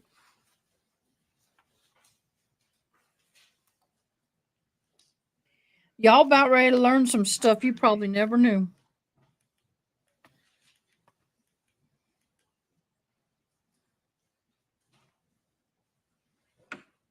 There are plenty married women The in the killing middle of of Fabio Sementilli was unspeakable. It was a very personal stabbing that Robert Baker did with his protege and friend, Chris Austin, who called Robert Baker Unc. And you will hear just came and killed Fabio himself for no reason, because Robert Baker asked him to. You will hear that when Bella and shortly thereafter Monica came home to the house, it was absolutely chaos. You will hear the real devastation that Monica Sementilli and that family experienced from finding their beloved husband and father dead. No faking. I No disagree with that. false tears. No smiling off in the distance. You will hear from the people who knew Monica best. In fact, Deborah O'Bad. Okay, Murdaugh. There's a lot of people who've unalived their family members, had somebody do it. But when you come face to what it looks like and actually seeing it, and realizing the finality of what just happened, even though you knew it was going to happen, no one's really never prepared for that. So I call BS on that. I would say that she probably knew it was going to happen, if this is the case. That she can still scream and cry and do all that, but her behavior afterwards is more important to me than the behavior during. Because I don't care how you slice it. Seeing somebody like we saw him yesterday for the brief 30 seconds, I did go back and look at it, trying to see if I could blur it out, and I can't figure out how to do that. That's bad. And I could see her freaking out. Excuse me. I'm busting out seed beads. So in my humble opinion, I don't believe it. In all honesty, I think that I'm not saying she personally did. We don't know yet. I haven't seen enough of the trial, but I am playing devil's advocate all the time. And this devil's advocate's going to sit there and say, I don't believe that you can't sit there and orchestrate someone's demise and then turn around and when you see what happened, not get upset. It's just the way life is. God, that sucks. I accidentally broke out 2 beads and not 1, so I'm having to go back in and lay down more beads. It's not wanting to lay properly. There we go. So anyway, in my humble opinion, it's not uncommon for someone to get upset after they've unalived somebody. Some people are just good actors. For 12 have been excused for valid reasons that really don't concern us right now.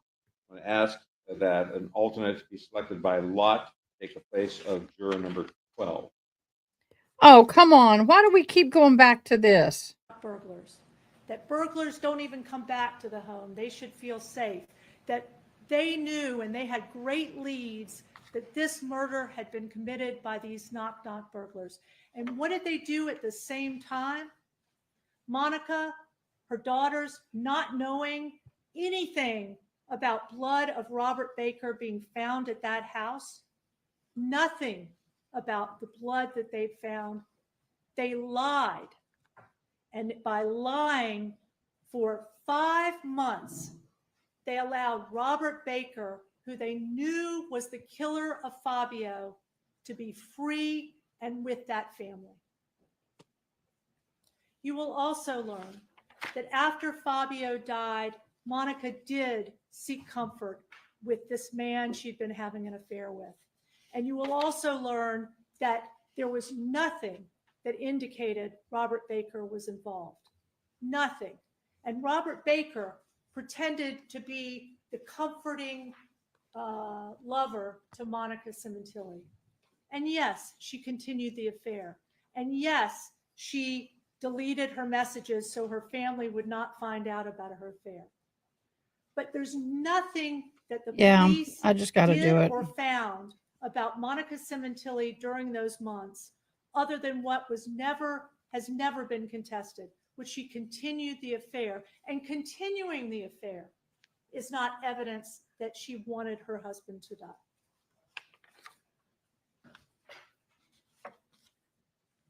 The prosecution would tell you, or did tell you, that somehow Monica lied to the police. And I want to be very, very clear. They specifically told you that Monica committed a series of lies to the police. And one of the things they highlight is that somehow that Monica claimed not to know Robert Baker, not to know Robert Baker's last name, I think the prosecutor told you. But when you see the actual evidence in this case, you will find out that Monica Sementilli did not lie to the officer. And by the way, this is all recorded, that Monica Sementilli told the police when they asked her if she knew Another Bob, her friend's Fabio. last name, she told them Not the that his same last name Fabio, was Gabby. Baker. She told them. Yeah, his a lot of last name people have was been panicking over that. The prosecution has told you that Monica was deceptive when police asked her for the paperwork from her home camera system. And she told them she couldn't find it. But she also, I don't believe, mentioned that this is a home camera system that had been purchased over 7 months prior. And there was also a statement to you that somehow it was Monica Sementilli who upgraded that home system. But what the evidence will show you, ladies and gentlemen, is an email clearly and unequivocally showing you that it wasn't Monica Sementilli who upgraded her system. It was Fabio Sementilli.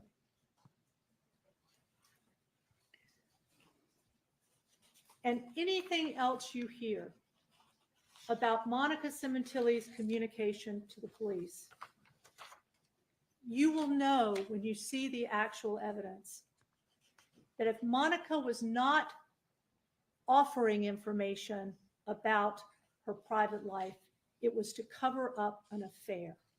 And every single thing that will be claimed that was somehow not forthcoming is absolutely consistent with someone who is desperately trying to cover up the affair they were having. I don't want to interrupt you.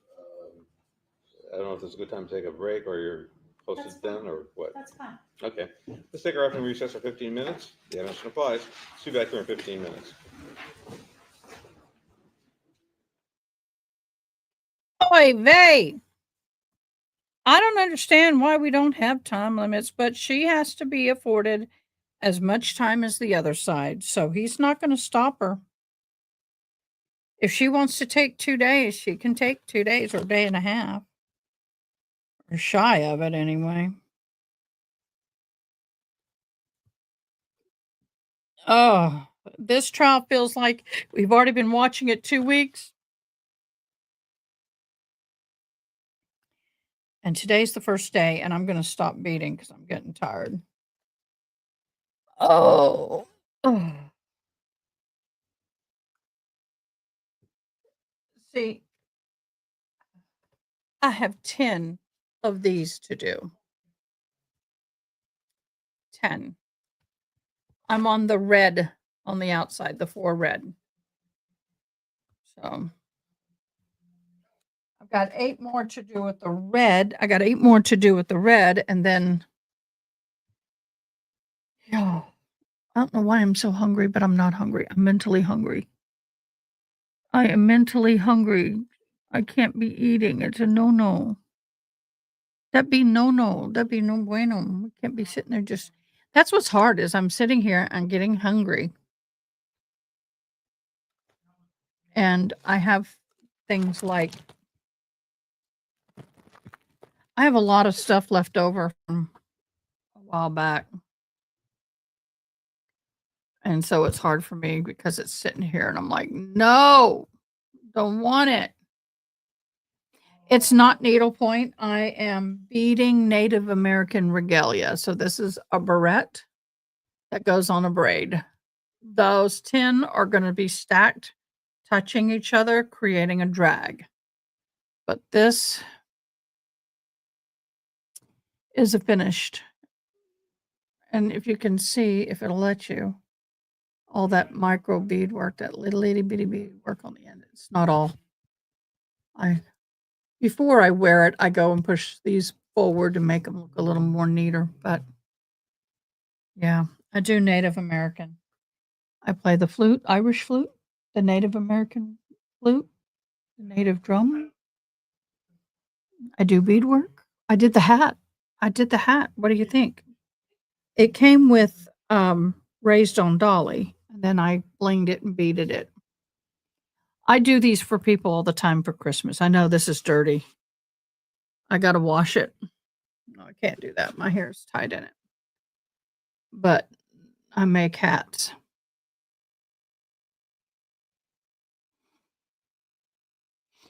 Yeah. Something like this would cost about 60 to 80, depending on how many colors you pick and what size beads you use. These are the medium beads. If you use the seed beads, it's more expensive. Some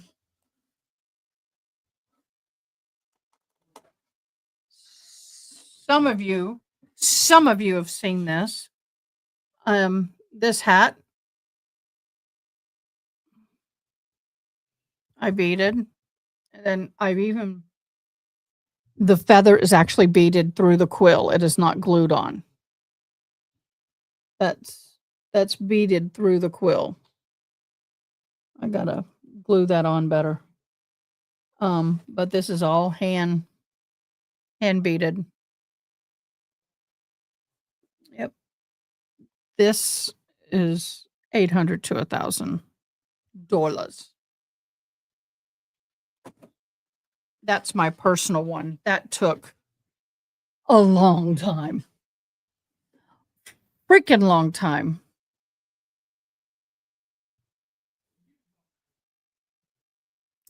Yeah.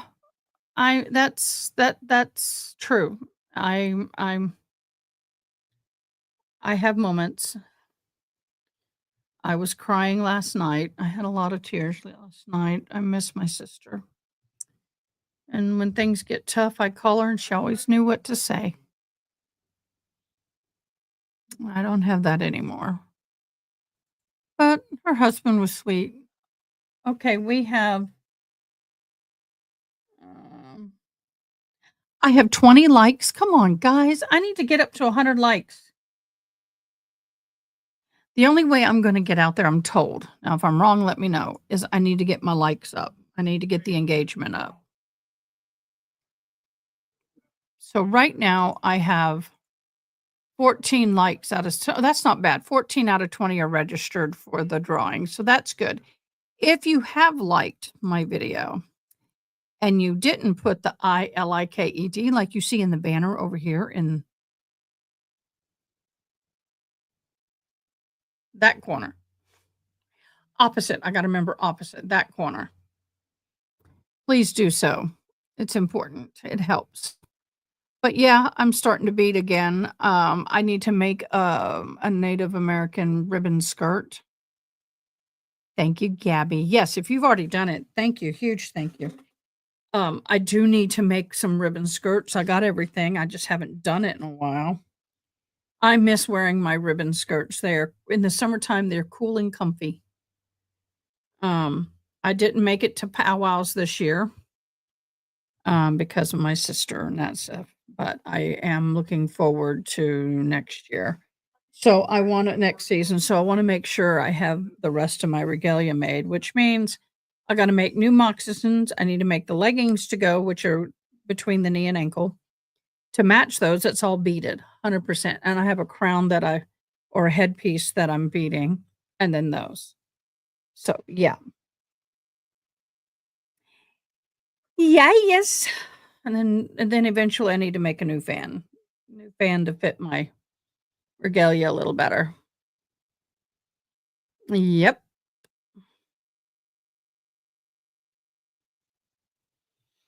Oh my gosh, all of y'all people are fighting over who's going to win the Super Bowl.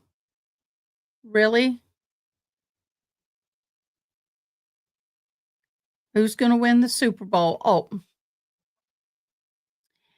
Someone posted a picture on Facebook about the El Mutoro, the Texas headless horseman. Did you know it has been a legend of the headless horseman? And you could sit there and see the Photoshop work on it. I'm like, come on, dude.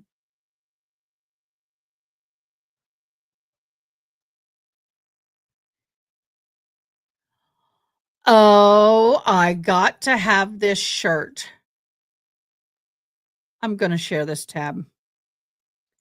I want this shirt, y'all. I want the shirt. See, I'm going to let y'all see it. I want that shirt. Hold on. There it is. You can't scare me. I have a crazy daughter and she has anger issues and the serious dislike for stupid people, and I'm not afraid to use her. It should read, you can't scare me. I have a crazy mother who has anger issues and serious dislike for stupid people. I'm not afraid to use her. That would be so. Here's the headless horseman, and you can see right where my mouth. Well, I don't know if you can see right where my mouse is.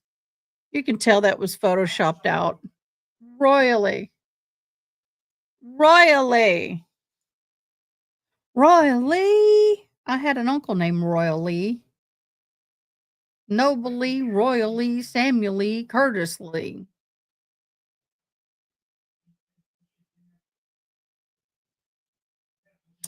The shuttle Columbia exploded over Texas on February 1st of 2003. January 28th of 86.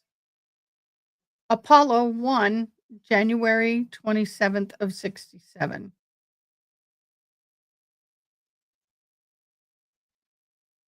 Y'all, I remember two of those. I was born for two of those.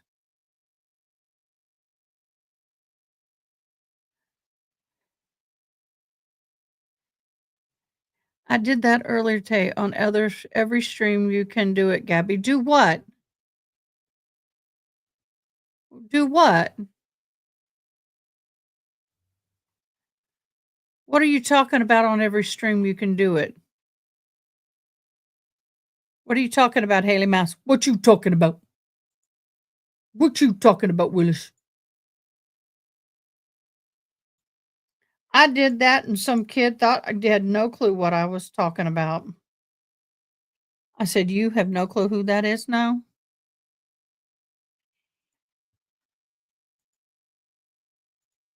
There it goes. Get it back up there.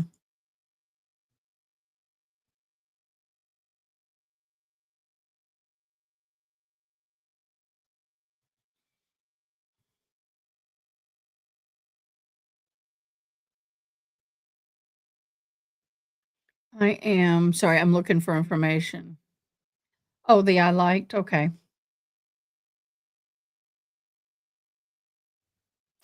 Oh, this is the natives will understand this. Ernie is standing there from Sesame Street holding a ring of sweetgrass. Well, that's a problem. You don't ever curl up sweetgrass. Ernie lit some sweetgrass before the week began because fuckery is all the time high. Oh, that'll be good, but I hate the fact that they showed it rolled up, but yeah, definitely. Definitely.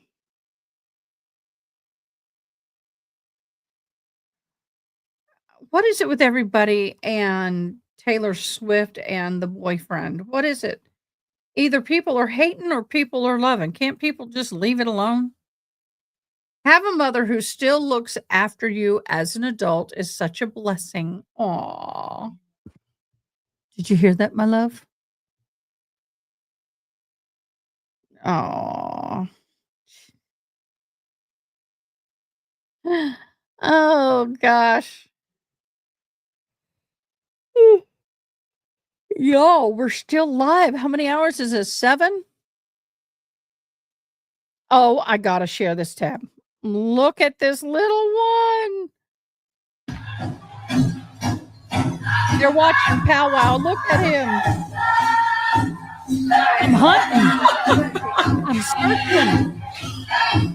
Where is the deer? I have a fan like that one.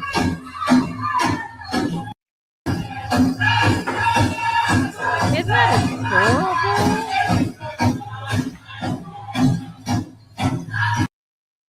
Sorry, y'all. I love the sound of a drum.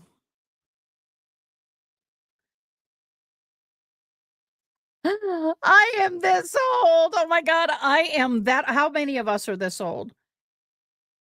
Where you pull out the cup holder and put your CD deck on it, and then you have the. I've done that. How many of us have done this? Oh my gosh, I am so that old. I am so freaking that old. I am so that old. Oh, now everyone's talking about the Valentine's Day dinner. Oh, that's gonna be hard. I really hate I gotta say it, I really hate Valentine's Day. I never did like it, truth be told. I guess part of the reason because my husband's career in business, he wasn't home very much on any of the holidays, so it was just another day in our household, maybe a little thing of flowers or something. Advice from urgent care. Everyone is sick right now. So stay out of folks' faces. RSV, mycoplasma pneumonia, flu A and B are going around. We're seeing so many people at urgent care daily. It's so bad this year. Treat symptomatically. These are all viruses.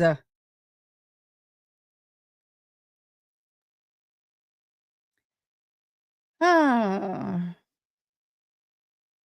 that could last up to 2 weeks, 3 weeks, especially that walking pneumonia. If you have a cough for months after, there's no antibiotic treatment. There's no over the counter medicine that will solve it, but you may try Mucinex DM to loosen the mucus and thin it out. Increase fluid, heavy on the water intake, and use a humidifier if you have one. Or you may take a hot, steamy shower. I recommend vapor tablets. They feel like heaven. Cough medicine for your cough. If you get rid of the mucus, you get rid of the cough. Tylenol and ibuprofen for the aches and pains in the muscle. Yeah, I'm like, it is getting bad though. I know our interpreter's been going through this since November and she still has. I was on the phone with her last night and she was coughing so bad I wanted her to go to the hospital. I said, sounds like pneumonia to me. Uh,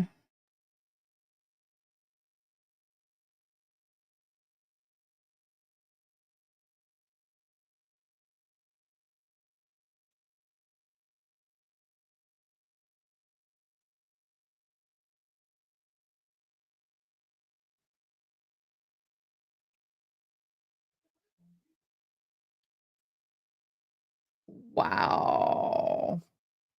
There's some weird stuff out there. I'm sorry, guys. I'm getting hung up.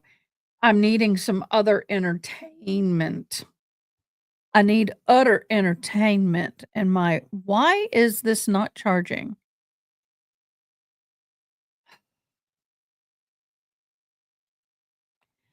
I am so irritated right now. I have my iPad we have this device and I have to have all of it and it's not charging. It's not doing anything now. It is so irritating. Why are you not charging? No matter what charger I throw at you, you're not charging. There it goes. There's a charge. Hopefully it'll stay that way. I love my iPads, but for some reason this model it dies quickly. Okay, guys. What happened to that 15-minute break? It's now an hour. Okay, it's 17, 18 minute.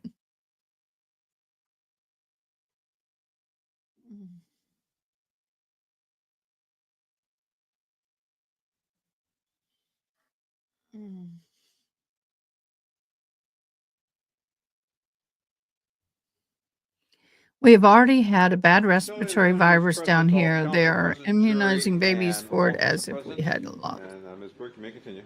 Oh my gosh. Yeah, there's been a lot of infant deaths. I've seen them more in the news and in the paper, and it's so sad. So sad.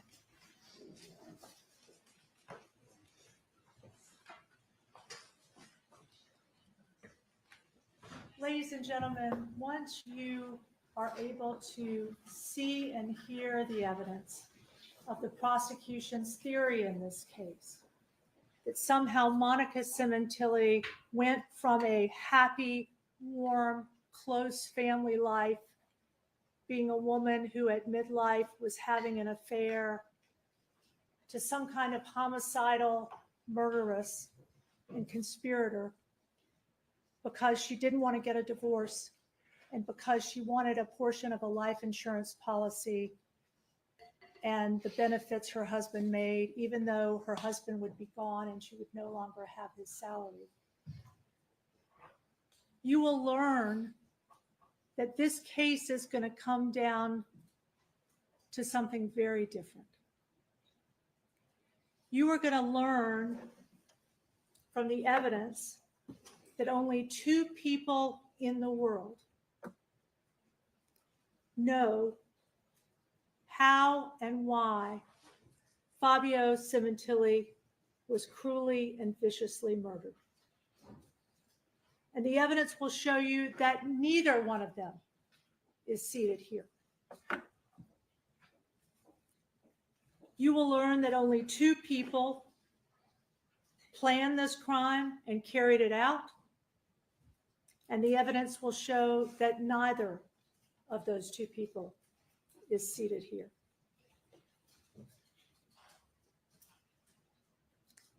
And you will learn that only 2 people have already entered a plea for the murder of Fabio Sementilli and admitted their guilt.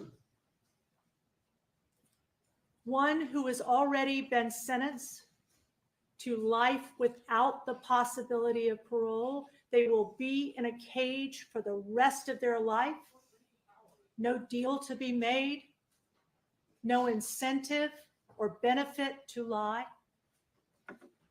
And you will also hear from a man who has every incentive to lie and every benefit to try to save his own life. One of those men, Robert Baker, on the left, is the man who is going to be in a cage for the rest of his life, who's going to get on this stand without any incentive or gain or motive or anything that will be leniency to him or that will help him to get on this stand and tell the truth and admit that Monica Sementilli had nothing to do with his decision to murder her husband. And then you will hear from the other man, Christopher Austin, who has also admitted he murdered.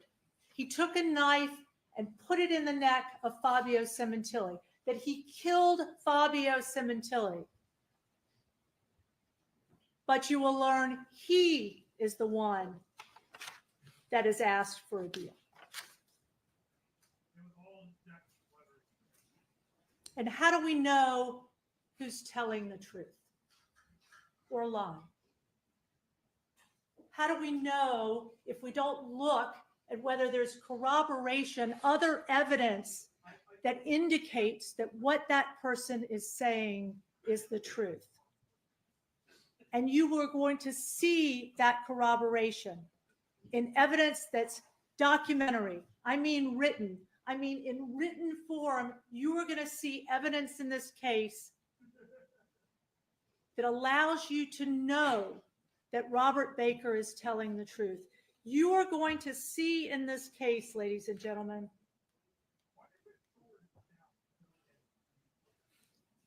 a communication by Robert Baker one day after Fabio Sementilli was killed. January 24th at 2:05, Robert Baker sends a text that he's later deleted.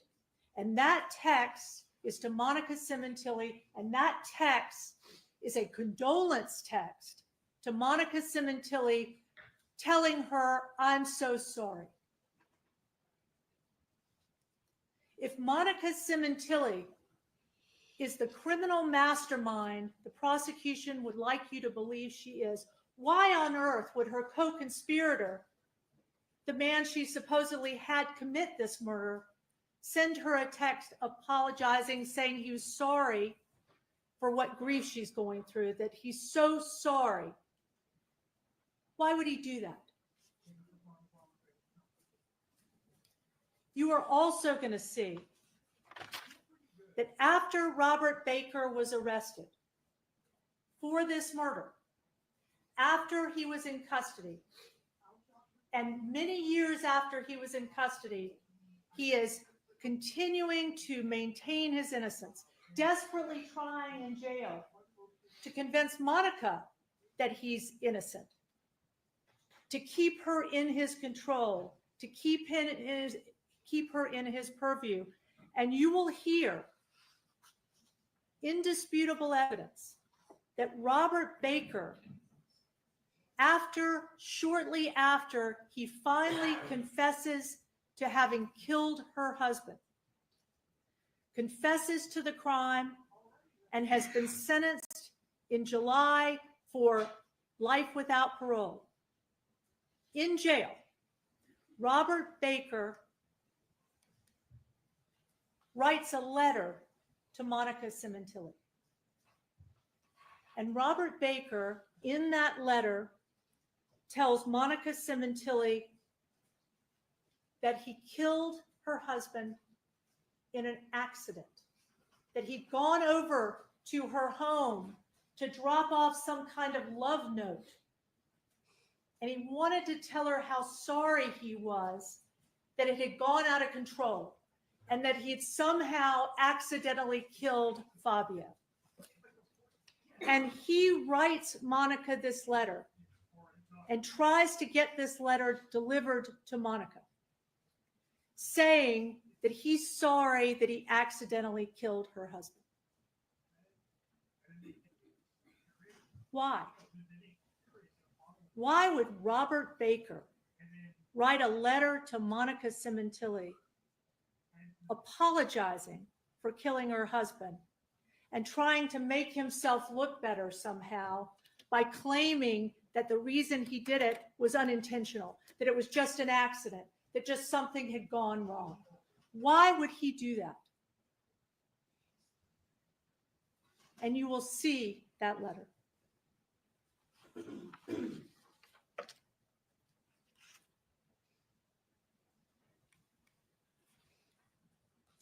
And that brings us to the other killer,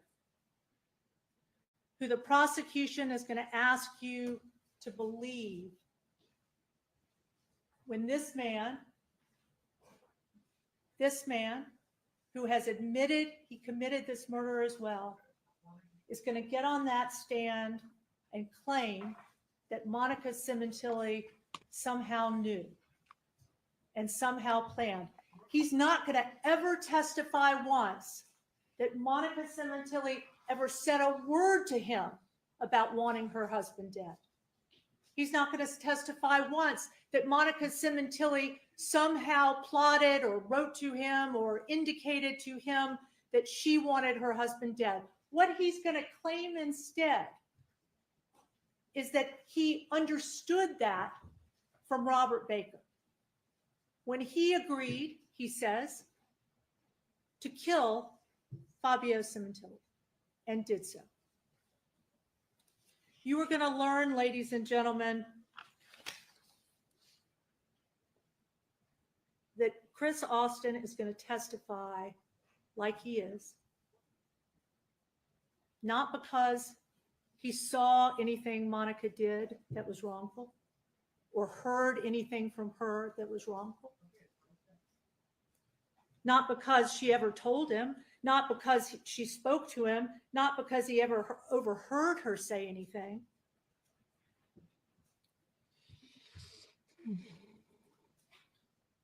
The reason you will hear him say that is because that is the only way his life will be saved. You are going to hear, ladies and gentlemen, that this is a young man who, from his first contact with law enforcement, and remember, the police waited 6.5 years to even question Christopher Austin for the first time, inexplicably. He was a suspect early on. They were so focused on trying to find evidence about Monica Sementilli, which they hadn't found, that it took them 6.5 years of this killer being free before they even bothered to question him. And there will be no doubt in your mind that Christopher Austin's claims are provably false, and that Christopher Austin is going to get on that stand and perjure himself because he was told early on, from the first moments he was arrested, that Monica Sementilli, according to law enforcement, was the only reason he was there. And you are going to hear evidence that you can listen to about the lengths and steps this prosecution has taken to get the prize they want. And you are going to hear, nobody's going to be interpreting it, you are going to hear yourself the things that were said to Christopher Austin before he ever implicated Monica Sementilli.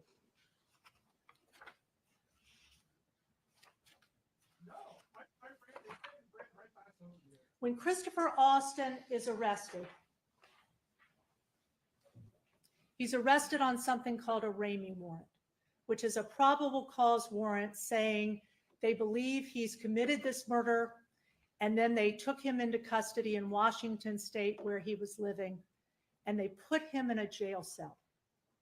And they had a law officer, a peace officer, a detective come in and let him know why he was there, and let him know that other people in the case, Robert Baker and Monica Sementilli, that Monica Sementilli was about to start trial in her case. And you will hear, ladies and gentlemen, that when they placed Christopher Austin in that cell and had told him they had arrested him for murder, they placed him side by side a jailhouse informant, a peace officer, an undercover law enforcement officer who was posing as a cellmate, a wise, knowledgeable cellmate.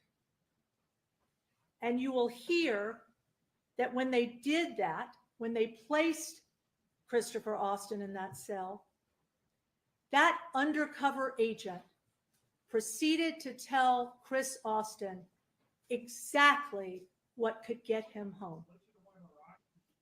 You will hear, ladies and gentlemen, that when he gets in that cell and is first told that Monica is going to be going to trial, and the undercover police agent who's already been briefed on everything, who's trying to talk to him and influence him, what you are going to hear is that that undercover agent says to Christopher Austin, fuck that.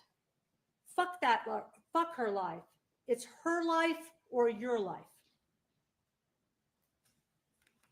The agent tells Chris Austin, first one to tell, first one out of jail. He tells Chris Austin, if they can get that main, they want that big fish. If they can get that main motherfucker, they ain't giving a Whoa. fuck about you. That police agent tells Chris Austin, of course you're going to have to switch your story up a bit.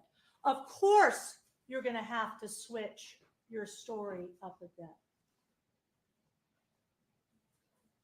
And ladies and gentlemen, what you will learn is that the story Chris Austin needs to switch is that when they first arrest Austin and ask him about Monica Sementilli, he says he doesn't even really know her. He says nothing about implicating her in a conspiracy to murder. Or that there's anything he knows she said or Yeah, done, definitely or potty any way mouth she's central. acted that is evidence she was involved in this whatsoever. I It think is the she's going to police talk long agent enough to keep them there for the rest who of you the will day, so learn they'll start their tells trial Chris tomorrow. Austin, before he Just saying. ever comes up with a story They'll saying, start oh their yeah, they'll I know start she's trial tomorrow. involved. I know she's involved. Who says to Chris Austin, you got two jobs you can do. You can do the job that's going to get you home, or you do the job that's going to get you gone. And gone is prison for the rest of his life. After he's been sort of stewed and simmered by this police agent talking to him, that's when the police try to interview him again. And Chris Austin says in that interview, I'm not going to lie to you. I'm looking for some kind of deal, some type of deal to go home to my girls, his wife and his young daughter. Chris Austin in that interview says, like, I don't know what to do, but if you need me to do something so I can go home to my girls, whatever you need, I'm being accused of, I need to get home to my girls. That's what Chris Austin says. And what does Chris Austin do? He gives the prosecution in this case exactly what they need. He gives them exactly what he knows and learns they need. He gives them that big fish. He gives them the claim that Monica Sementilli was involved in this murder when he knows she wasn't. Whatever you need, he says. I need to get home to my girls. Agent telling him, you need to switch up your story because it's not going to be enough for him not to know Monica Sementilli and not to have indicated in any way that she was involved.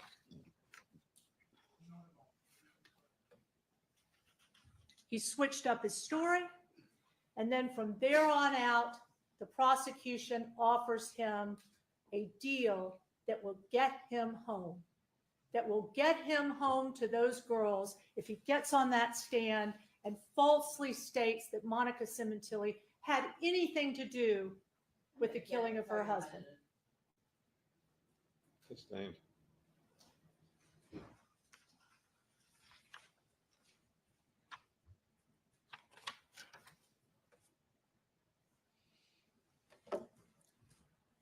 Austin's incentive, his direct motive to come in here and lie in order to be able to go home to his family instead of spending the rest of his life in prison, is exactly what will tell you who's lying and who's telling the truth. You will hear his false story, which will make no sense to you. And we will go into that in detail when he tells it. Oh, Because crap. he tells so many different stories. Y'all, the prosecution gets a rebuttal. Oh, no. Oh, no. He tells the police at first, when he's trying to cut his deal, he tells them that he and Baker went to the house just to rough up Fabio, saying that there was some kind of abuse in the home and that he was going there to just rough him up. And then he tells the police, well, I didn't know anything about insurance, but I found out on the day of there was some kind of insurance involved. But he also tells the police he wasn't initially offered anything, and he was kind of upset about that. He tells the police agent that he didn't have any benefit. Then he says first that he flew into LA, not even believing that he was going to commit a murder, that he was flying in for his birthday. And then he tells them a better story, that Baker got him to fly in for the murder. Testing the waters, changing his story every time to be more and more and more what he knows the prosecution wants him to say. And by the time he comes to LA, and by the time he sits down with the prosecutors in LA and gives what Ms. Silverman called a proffer, the story has completely changed to get him what he desperately needs. Do we Even still if that have the means will after all of this? falsely testifying against Monica. Oh my Sementilli. gosh. I've never wanted people to shut up so fast in my life. Oh, sunny day. Now the prosecutor has talked to you. I'm trying to about keep my mood up. Oh, happened after sunny day. Monica was wrongly arrested for this When crime. they shut up and And they go talked to you away. about recordings and statements she supposedly made. But I want to make sure you all scrutinize 80s music, man. carefully. I want bet you once to we get in trial, it's scrutinize going to the be good. evidence But you will see can carefully. we get to It's trial what already? you Your will Honor, see you're going from to lose that your evidence. jury. What it will show you I will go is talk that to when somebody Monica to get off of this Sementilli jury. was arrested If I for was on this that jury, crime, if I was on this jury and I knew that we still had the rebuttal, if they have one, I think they do, I would go talk to somebody and say, Your Honor, I talked to somebody about it. I've got to recuse myself. I'm sorry. Bye. consistently and uniformly, she denied that she had anything to do with this offense. You will not hear one recorded statement. I think the prosecutor told you that there were times that she was recorded. She didn't know she was recorded. She didn't think she was recorded. There were these phone calls, some of which were I don't recorded that care. she thought that nobody would hear. Not in any of those communications will you hear Monica Sementilli ever indicate that she was a participant in this crime. You will also know that Robert Baker, from the moment they were arrested, did everything in his power to convince desperately Monica that he was innocent. He was so manipulative and controlling. Well, You what will about the hear phone in call? Well, he fuller says, honey, playing I'll of the take the tape, blame not for these this. I did cherry-picked it. snippets, but the full tapes you will hear, the context and understanding. Now that's of true. We what only heard a Robert snippet. Baker was doing, desperate to convince Monica, one, that he had had nothing to do with this offense, and desperate, even though he was trying to Good tell one, her Yana. he had nothing to do with the offense. Your that Honor, I'm somehow gonna it was need a pillow. completely a mistake that she was there. Also, Give she me was my only there wheelchair, because of please. him, I'd his be begging. criminal I'm past, begging for it and now. this wacky wacky thing. This that is they found opening. his blood in the Fabio Sementilli home. Look at And that yet, poor. as Y'all, many times watch the stenographer. passed, and this wacky thing that they found his blood. I'm in sure the she gets Fabio tired of hearing. Sementilli Look, home. there she goes. And yet, I as bet she many gets times tired as hearing he the tried to same come up voice. with stories and had convinced her that they had played racquetball together and that blood that had gotten on Well, his if shoes the was prosecution somehow gets a day and a only half, blood the in her defense is house, going to want and 2 he days worked and worked and worked to because they try to still got to desperately come back. convince her, you will learn, that he I was don't innocent. understand why this judge is letting this happen.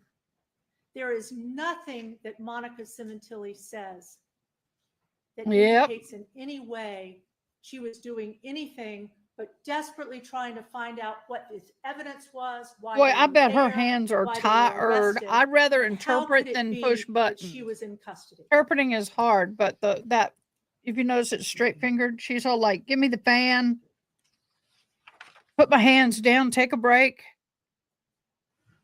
Only you Yeah. guys decide You got that right. what really happened here.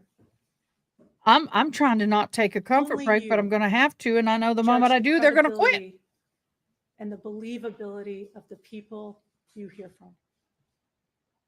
Only you decide if what you're hearing on tapes is actually what you're hearing, or is it something different?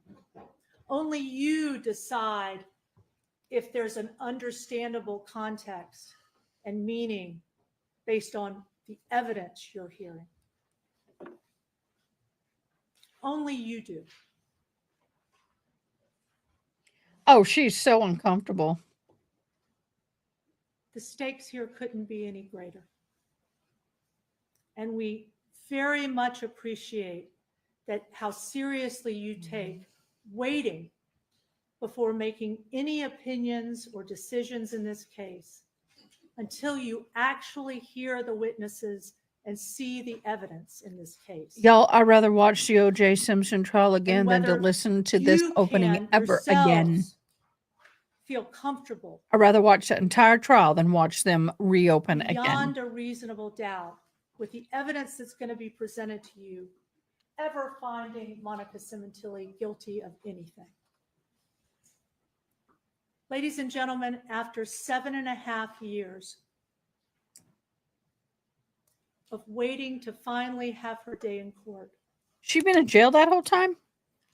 not guilty, Yep. ladies and gentlemen, will be the only just verdict in this case. Come on, sit down. Thank you. Yay!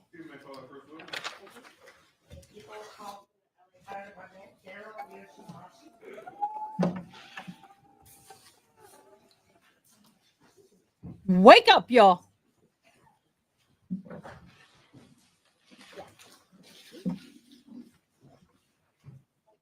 Oh, God, here comes a rebuttal. Here, let's get some energy going first. Let's get some energy going first. Let's get some energy moving. We got to stretch, get up, move around. That's not what I'm looking for. Why is my stuff on my, here we go. We got to undefrag those brains.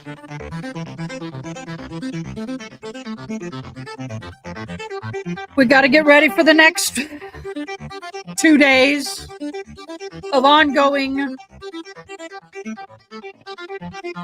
opening statements. Okay, we're done. Our brains are shaking out. Are you clear? The cobwebs are gone.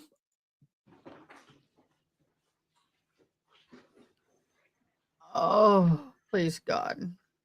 When you said firefighter and a fire. We get to witness it. Okay, I'm going to go to ladies' Only room. you guys decide what really happened here. Oh God, are we we went that far back? Okay, I got to take a comfort break. I'll be right back. I'm going to leave this rolling.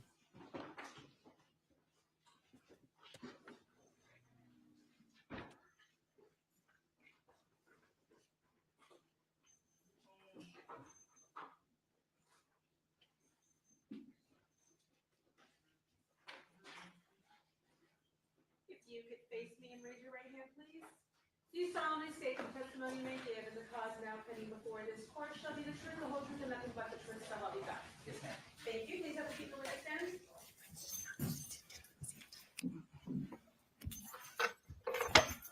And for the record, please spell your first and last name, please. Yes, ma'am. It's Daryl Yoshihashi, Daryl. Last name is Yoshihashai.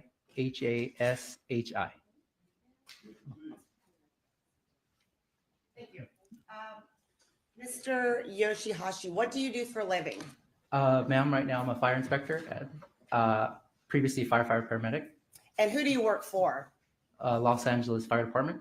And how long have you been a fire inspector? 7 years. So your current job as a fire inspector, what does that entail? Go into buildings, make sure the fire alarm, fire protection features are signed off, along with the various trades, like with LADBS, like electrical, mechanical, before they get their certificate of occupancy. Now, you mentioned that was the last 7 years. What did you do before that? So the last 10 years was at the fire station, firefighter, and then firefighter paramedic. And can you explain then when you said firefighter and a fire paramedic, what does that mean? I guess, fire and EMS in LA City, we have to do both. So we're either running medical calls or fire related incidents. And so we have to be able to do both. So we have to hold. Yeah. And back in January of 2017, then were you employed as such with LA Fire Department as both a fireman and a paramedic? Yes, ma'am. So, okay, sorry. So when you went to scenes, then what was your primary duties? Pretty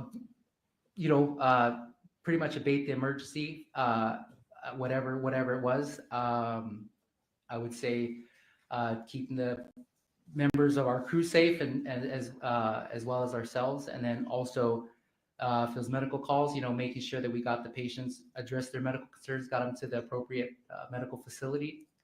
I would say that was most of it. A lot of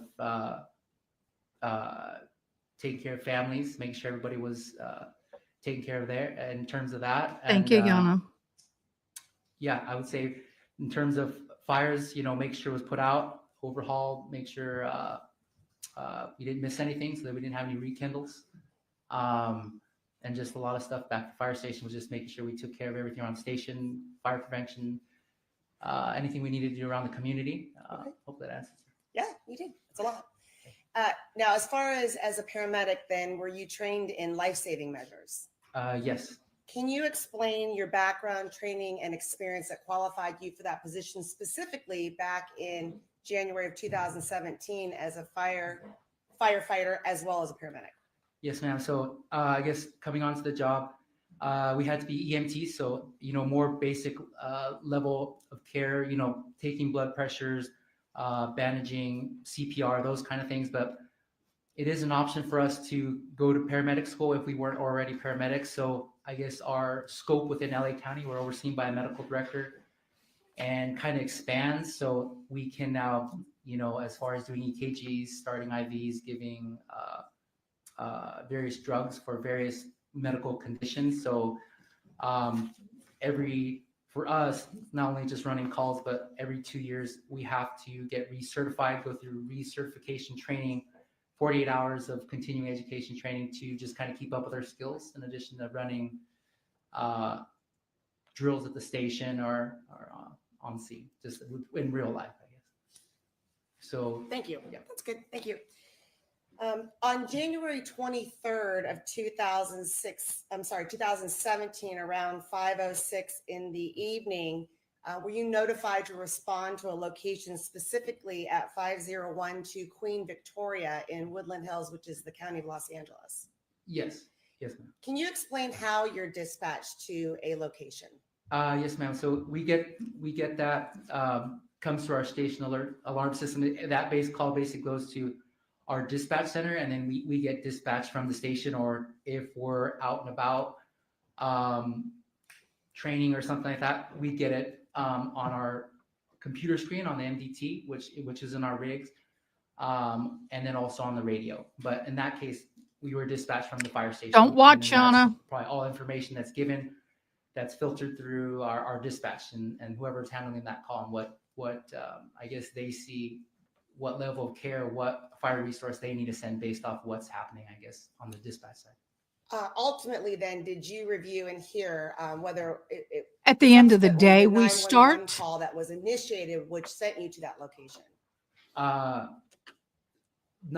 Not the all the information, I guess. Yes, for just for what from what Okay.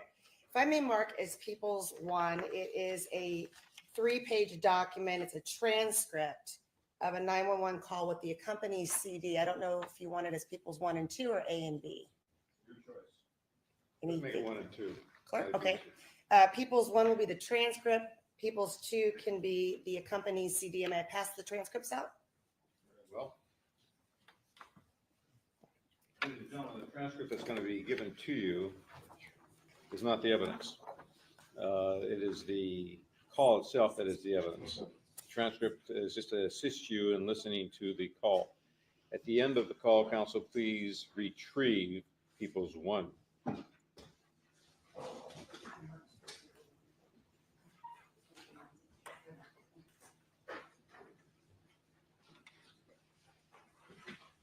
If I can have the original People's 1, 2, please. Thank you. Yeah, please. Thank you.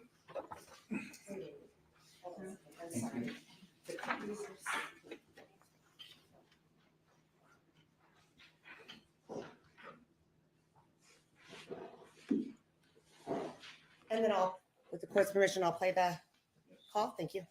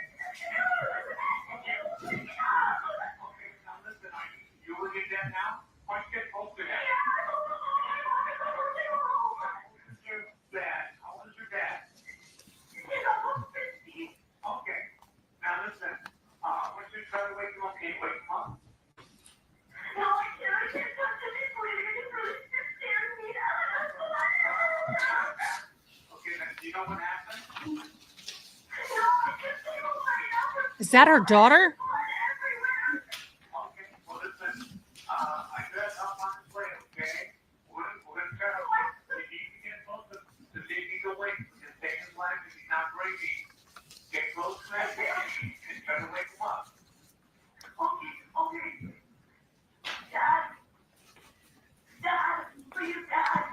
Oh, God. Trigger warning, y'all. Trigger warning.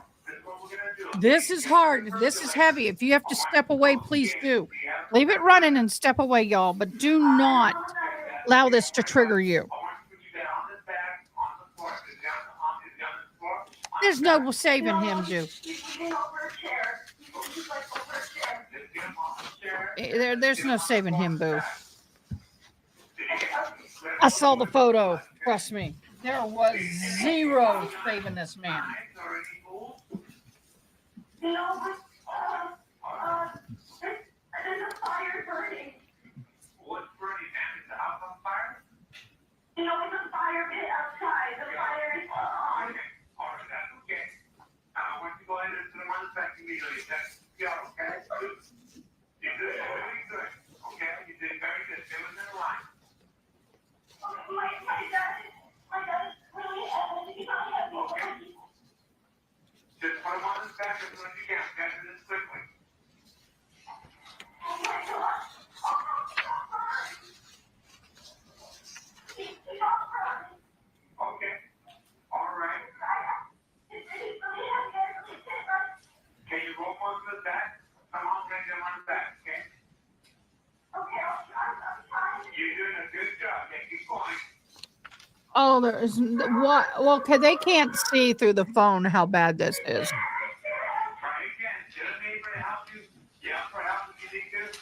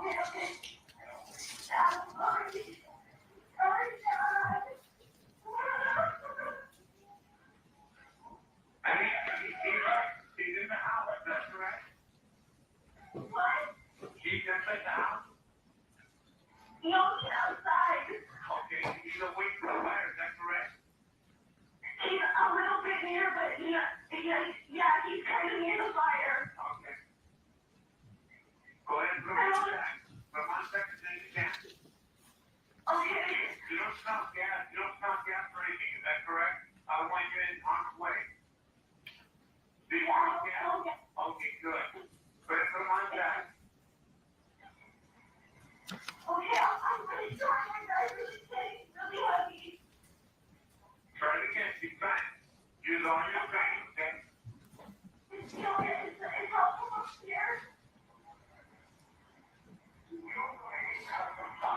Oh my God.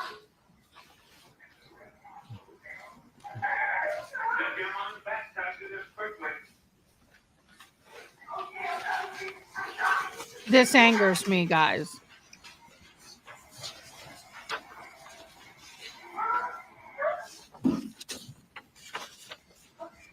That's not working. Oh my God. Just put it on one direction and get him on his back. This angers me. Okay, you're doing good.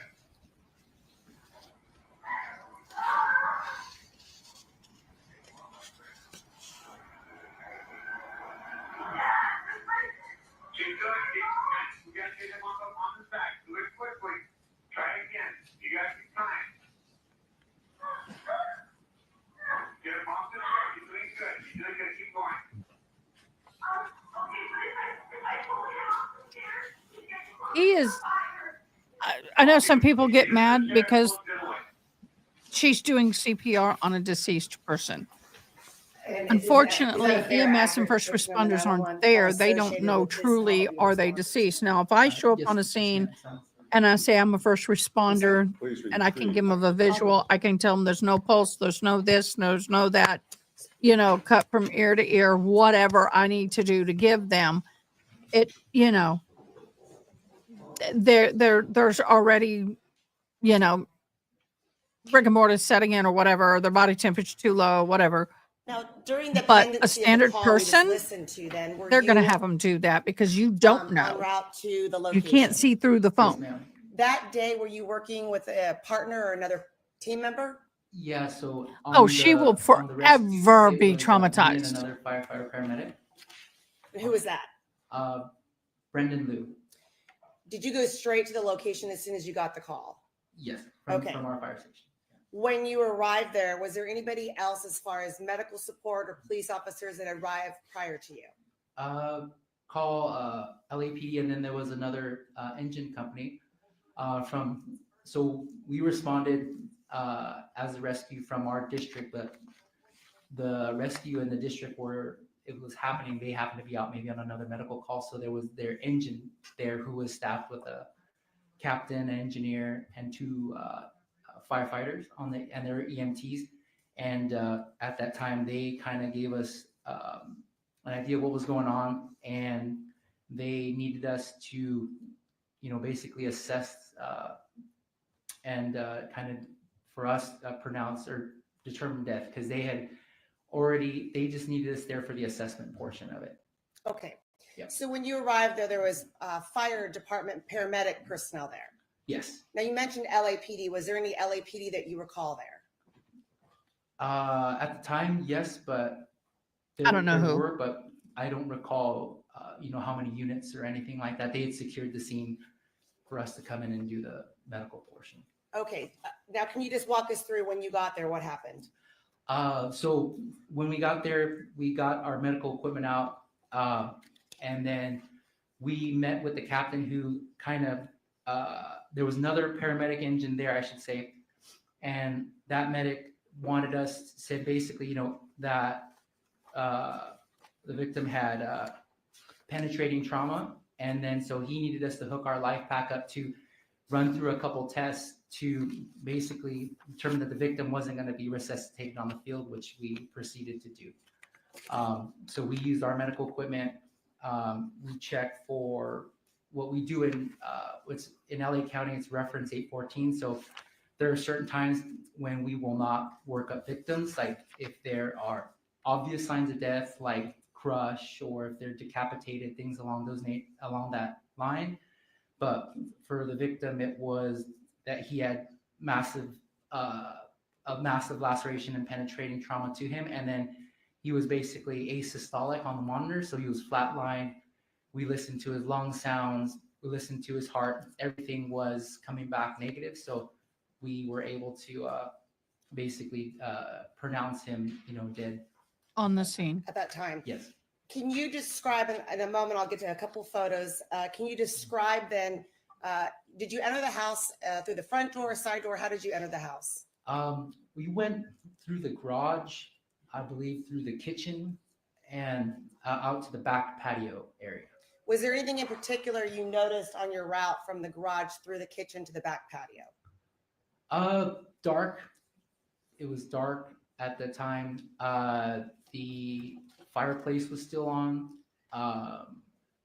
And then when we got there, obviously, large amounts of blood in the back patio area. When you say the fireplace was on, was that inside the house? Outside in the, I think it was a pool area, back patio pool area. Was it like a fire pit? Fire pit. Excuse Okay. me. I'm going to show you, if I may, Marcus Peoples 2, a photograph, back patio of the individual lying over a chair. People's 3. 3, sorry. So Mark, People's 3 up on the screen. Does this appear to be the scene that you witnessed as you arrived there? Yes, ma'am. That would be it. Now, guys, some people are saying that there's no way she would be crying and this upset and all that. She didn't unalive him, and I get that. But it is still, no matter how you're involved, it is still gruesome and emotionally upsetting. I will not allow a defendant's tears, or the lack of, or the overly abundance of, affect my view of the trial, because I've seen people who have done horrific things and then be like this woman, just totally broken down and crying and just over the top sometimes more realistic. So don't let the tears, the amount of tears or the lack of tears sway your decision. And if I may, Marcus Peoples 4, a closer version of People's Yes, 3. hearing her crying is, I'm in live communication. I have nothing new. Again, Oh, wait a minute. of how the It scene just here popped is up. Thank you. You are Yes, ma'am. amazing, woman. I mean, Marcus Peoples 5, a different angle, which shows the person on the chair with what appears to be a phone next to him.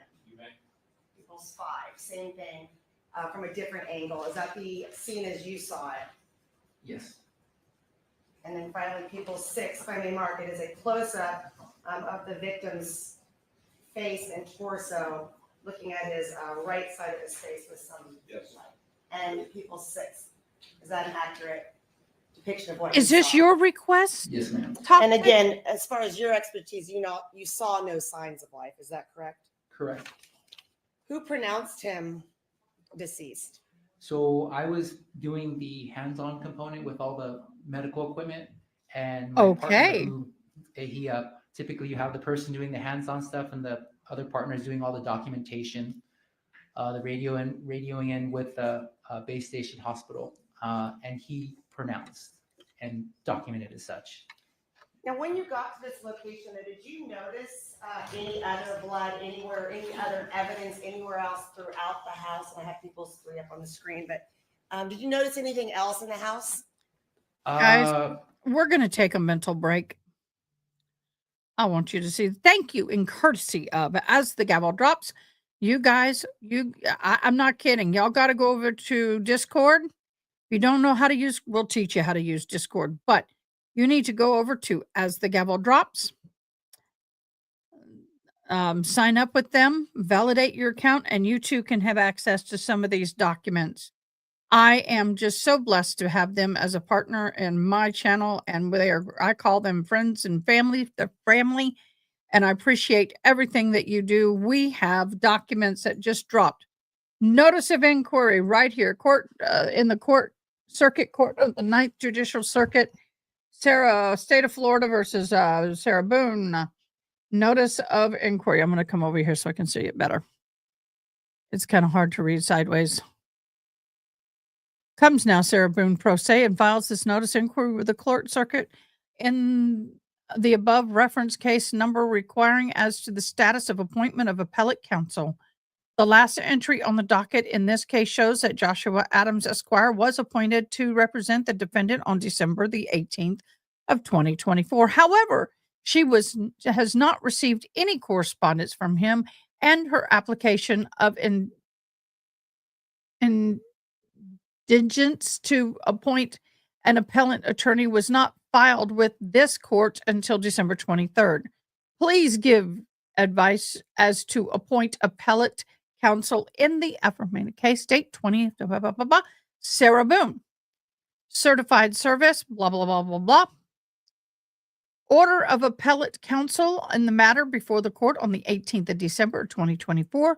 Appointed counsel based on foregoing hereby ordered and adjudged that Alan Holland Esquire is relieved from further representation of the defendant in the above style case, and Joshua Adams Esquire is hereby appointed to represent the defendant in case. Done so and ordered. Certified service, yada, yada, yada. But we then have, and let me bring it up, another screen to share. That's not what I want. What's this one? Okay, let me get it up on screen and then get it back up on my screen so I can see it too. Tiffany Moore Russell of the clerk, come on, stop it. There we go. Tiffany Moore Russell, clerk of the Circuit and County Courts. That's a mouthful of Orange County Criminal Division. Date 1/29/25. Case number defendant Sarah Boone, D.C., Florida Women's Reception Center. In response to your correspondence date on 1/21/25, the following has applied. Our attorney Joshua Adams has been appointed to represent you for an appeal. However, at this time, no notice of appeal is on file. Oh, boom. Did she lose her 30? Did she lose her 30-day window? She lost her 30-day window. I wonder what's going to happen, y'all. Y'all, there's a 30-day window that she has to file an appeal. An appeal was not filed.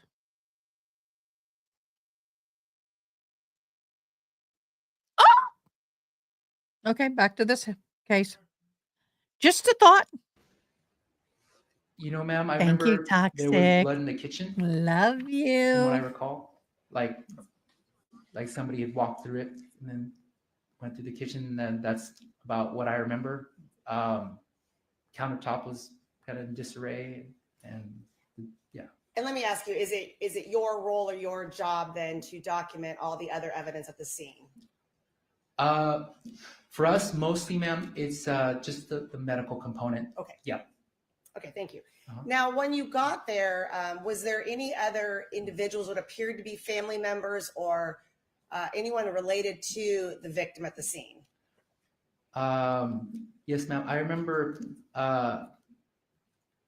the wife and I believe I think it was one of the daughters, a daughter on site, on scene. And can you describe, do you recognize the wife in court? It's been a couple years. I'm sorry. That's okay. I do not. Okay. Yeah. You don't know? Oh, he is Okay, not going to no problem. point at her and say So, her when he's do not you 100%. Then you remember what you believe to be a wife and a daughter, is that correct? Correct. Now, Yeah. do you remember anything about the reaction of those individuals?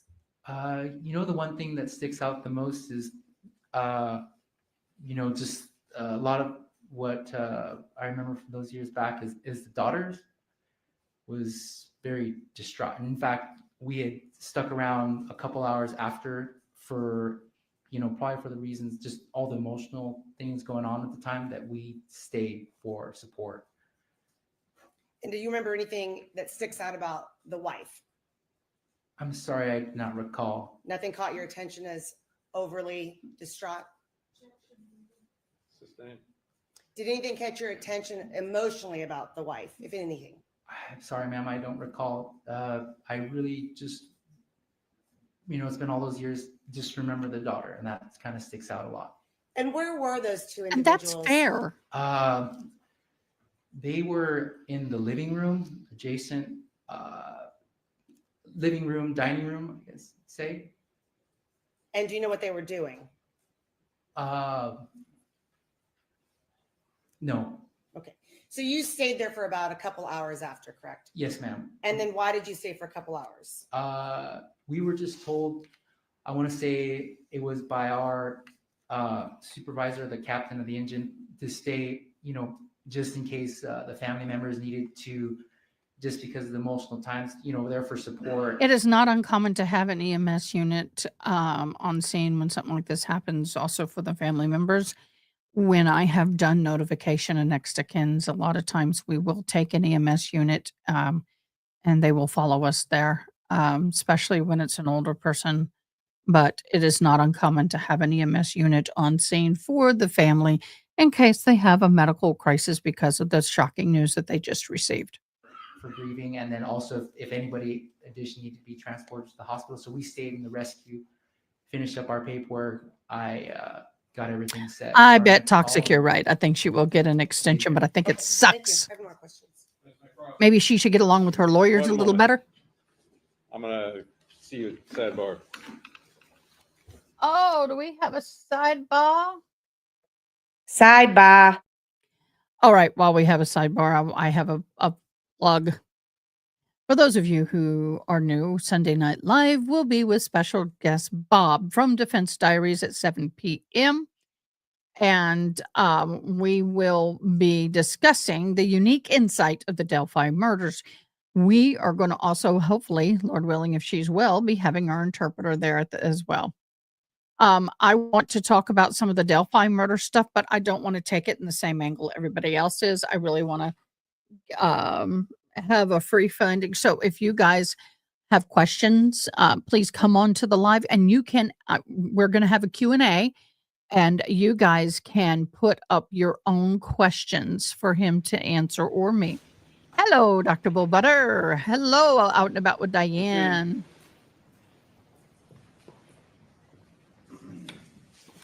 Thank you. Is Paramedic Hayashi, is that how you, Yoshihashi. Yoshihashi? Yes, sir. And your title again? Fire inspector. Fire inspector. Yes, sir. Your job was to go there and see if you could render medical aid to the victim. Is that correct? Correct, sir. Yep. That was your only job. Yes, sir. Did you prepare a report? She's going to blame everybody but her. So I hope I answered your question, but the only report. It's getting a little was darker the one now. that It's my getting darker partner on the outside. rescue, Everything's darker. when he finished up with the medical findings, or like what we had done on site. And the purpose of that report was to record the medical findings that you had made at the time of the incident. Is that right? Yes, sir. That's correct. And I assume apologize. it was what you've just testified to here today. Yes. Did you move the body in any way during Yes. the course of your treatment of the victim? No- Object, Your Honor, that assumes facts, not in evidence. I need to change my avatar. I need to do something. I need to change my Did you avatar move for the body school. in any way? No, sir. We didn't physically move him. We just kind of worked around, like in terms of putting our EKG patches, in terms of just looking at his eyes to make sure we checked the eyes to make sure they're, fixed and dilated versus reactive, listening to lung sounds. But we were able to do all that kind of where he lay. And when you say we, you had a partner with you. Yes. The other paramedic that was with me, he was doing documentation. I was doing all the manual parts of it, with the stethoscope and all that stuff, and the pen light. So would you do the treatment examination and then call out to him what you were finding? Yes, And then he prepared the final report. correct. You know how long it took you to get to the scene after you first got the call? I want to say, sir, it was within 5, if I remember correctly, 5-10 minutes. 5 Okay. minutes. And correct me if I'm wrong, you did not take the 911 call. That's correct. So you were relayed information to go to the scene and do what you did. Correct. Now, when you got there, did you examine the body at all to determine if there were any visible wounds that you could find? Yes, sir. I mean, just scanning around. Yes. Okay, and what did you find, if you recall? The main laceration to his neck, and I believe there was penetrating injuries to the torso, and then based off that, we kind of run down our criteria. As soon as it's penetrating, then we run down our checklist of items that we have, additional items. Was there anyone from the police department there at the time you were conducting your examination? They were on site, but no, they left us to do our medical, our job basically at the time. So as far as taking photographs or examining the scene for evidence, you had no role in that? Yes, sir, correct. Is that correct? That's correct. And you didn't see anyone at that time from the police department examining the scene? No, sir, not at the time. And you said you saw a couple of civilians there, is that right? Family members? Yes. I believe the daughter, yeah, and they were, when we were doing our thing, they were in the living room area, I believe. Were they accompanied or within the presence of officers? Yes. Did you prepare any report as to anything they said or did, or their physical appearance or attitude? No. Okay.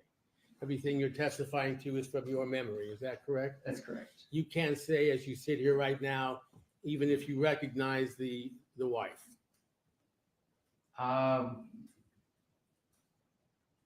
It's okay. Yeah. No, I'm That's all right. focused on the How did you victim. know it was the wife? You know, I think because the daughter, when she was there, she was screaming like "mommy." So, right, I was just, yeah.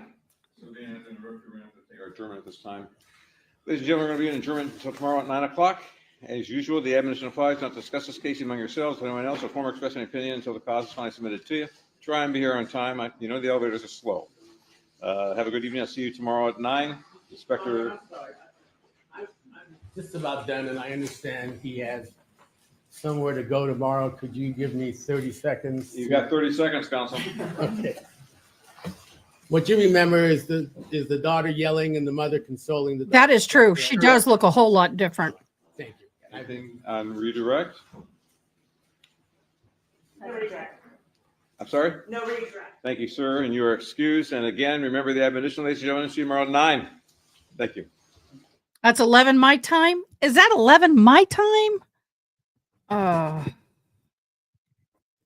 I got to clean off this thing. It collects so much stuff. Drives me crazy. Y'all, this was a long and tedious day.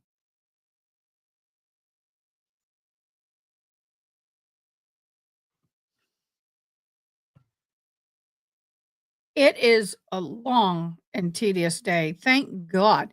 He knowledgeable, but he was killed my neck. Yeah. Hi, Jenny. I purposely didn't wear a black hat because everybody comes down on me for looking like Emily D. Baker because I am always in dark black or black or dark blue, and I've been doing this dressing this way for years, and I've had these earrings for 10 years, and I'm older than her. She's copying me. No, I'm kidding. But thank you so much for the compliment. I appreciate it. It is, she's amazing. I adore her. Jenny, thank you so much for hopping on. And y'all go tell Baker he needs to come look at this live because I've got the raised on Dolly because they're going to Dollywood. I wish I could go. I don't have the $2,000 it would take to go. I wished I could go to Dollywood. I was there at Dollywood for the grand opening day. And I met Dolly, and I've had several encounters with her, including being in her apartment that she had at Dollywood when it was first opened. I saw the wigs on the wall. I saw the wigs. I saw the costumes. I was in her closet. Yeah, I was in her closet. I was in her bathroom. Yeah, that's a story to tell for another day.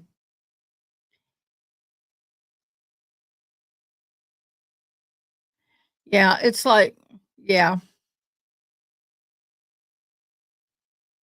I hope to meet which one, Dolly or Emily D? I I think Emily D is nice. Dolly is what you see is what you get. And it doesn't matter private, public, what you see is what you're going to get with her. She is a sweetheart of a lady. Um, I met this young man while I was there because we were there for like a week. Oh yeah, we were there for like a week, and I met this young man, and she had a fish tank, and she had baby sharks, and he told me he was giving us a little, we hooked up with him on his day off, and my twin brother and I, and we were just gallivanting and running around and doing, and he said, "Huh, I gotta go feed Dolly sharks." And I'm like, "Sharks?" He goes, "Yeah, she has baby sharks." And I said, I call you liar on that. I didn't believe him. I'll tell you the rest of the story later. But Dolly is a sweetheart. She wouldn't recognize me from Adam, but back then she would have. I think I've run into her about 4 or 5 times, maybe more. Different things all over the country. So way cool. All right, guys, tomorrow. Please tell me that's 11 o'clock our time. I'm going to be happy if it's 11 o'clock our time. We will be here for this trial tomorrow. Um, it's nice to have something on the West Coast for a change and not have to have everything on the East Coast. Before we go, everybody, what do we do before we leave? If you liked our live stream today, and let me see how many we've had. We've had 20 likes today out of an 8.5 hour live. We have had 20 likes. How many views have I had? I'm looking at the analytics.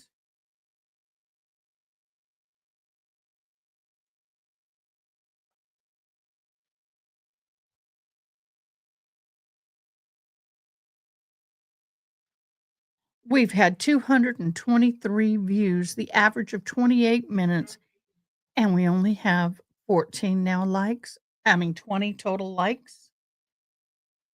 Now 28? Come on, y'all. Really? Come on, y'all. Come on. Come on now. Okay. Let me do the share a screen and we'll do the giveaway. Here we drew for the other stream. We'll draw for this one as well. If I got 2 streams, we'll have 2 drawings. I did double stream today because we had a verdict in the Cochran case. She was found guilty of first degree. All right, Jenny, that got you. All right, guys, here we go. Thank you for getting it in there, Jenny. Hopefully you win. Oh, Yana. Yay, that's your first time. Jenny, keep coming back. If you subscribed, you're automatically in. You get so many entries. If you become a member, you get entries. If you super chat, you get a lot of entries. And if you hit likes, you get entries as well. And all of those, except for the likes, will add up at the end of the month. The like, however, there's so many, it bogged the system down. If I add up all the likes every day, it was thousands. Well, not really thousands, but hundreds for the whole month. So what we do is we pick at the end of every day only on the I likes, and then that person, all those people will be in at the end of the month drawing for a $50 gift card. So if you haven't yet, subscribe. That will get you in it as well. And it doesn't cost you anything to subscribe and like and hit the bell. We will be live at 11 o'clock tomorrow. If my time is correct, I will double check it. And we will come in and definitely will be on this case. And thank God we have 2 days of opening, a day and a half of the prosecution. We had about a half a day with the defense and no rebuttal no follow-up rebuttal opening, whatever.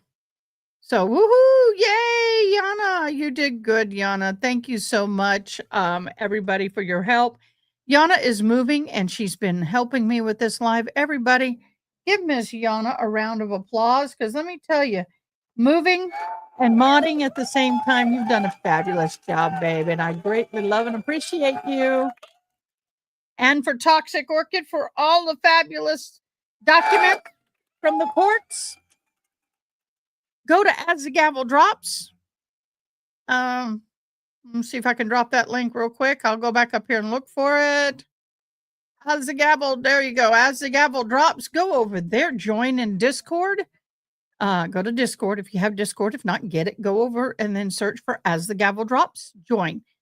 Once you join, you need to validate your account. No big deal. Just hit the green button up by your name or however they're having you do it. There are instructions. Once you do that, you guys can now have access to the documents that we have. So, also don't forget to go over on X or whatever and look up As the Gavel Drops. I don't have that particular link readily handy. But go and do that. Chris, thank you for sticking in there with us. You've been here pretty much all day, haven't you, babe? And go over and like them on X. I'm also on X, but I don't, I'm setting up Patreon right now. So yay, a lot of happy things happening. In the meantime, we'll see you tomorrow. Nighty, night, nighty, night, nighty, good night. Sleep well. Get rested. Tomorrow's going to be, I think, a little bit of a doozy with this case.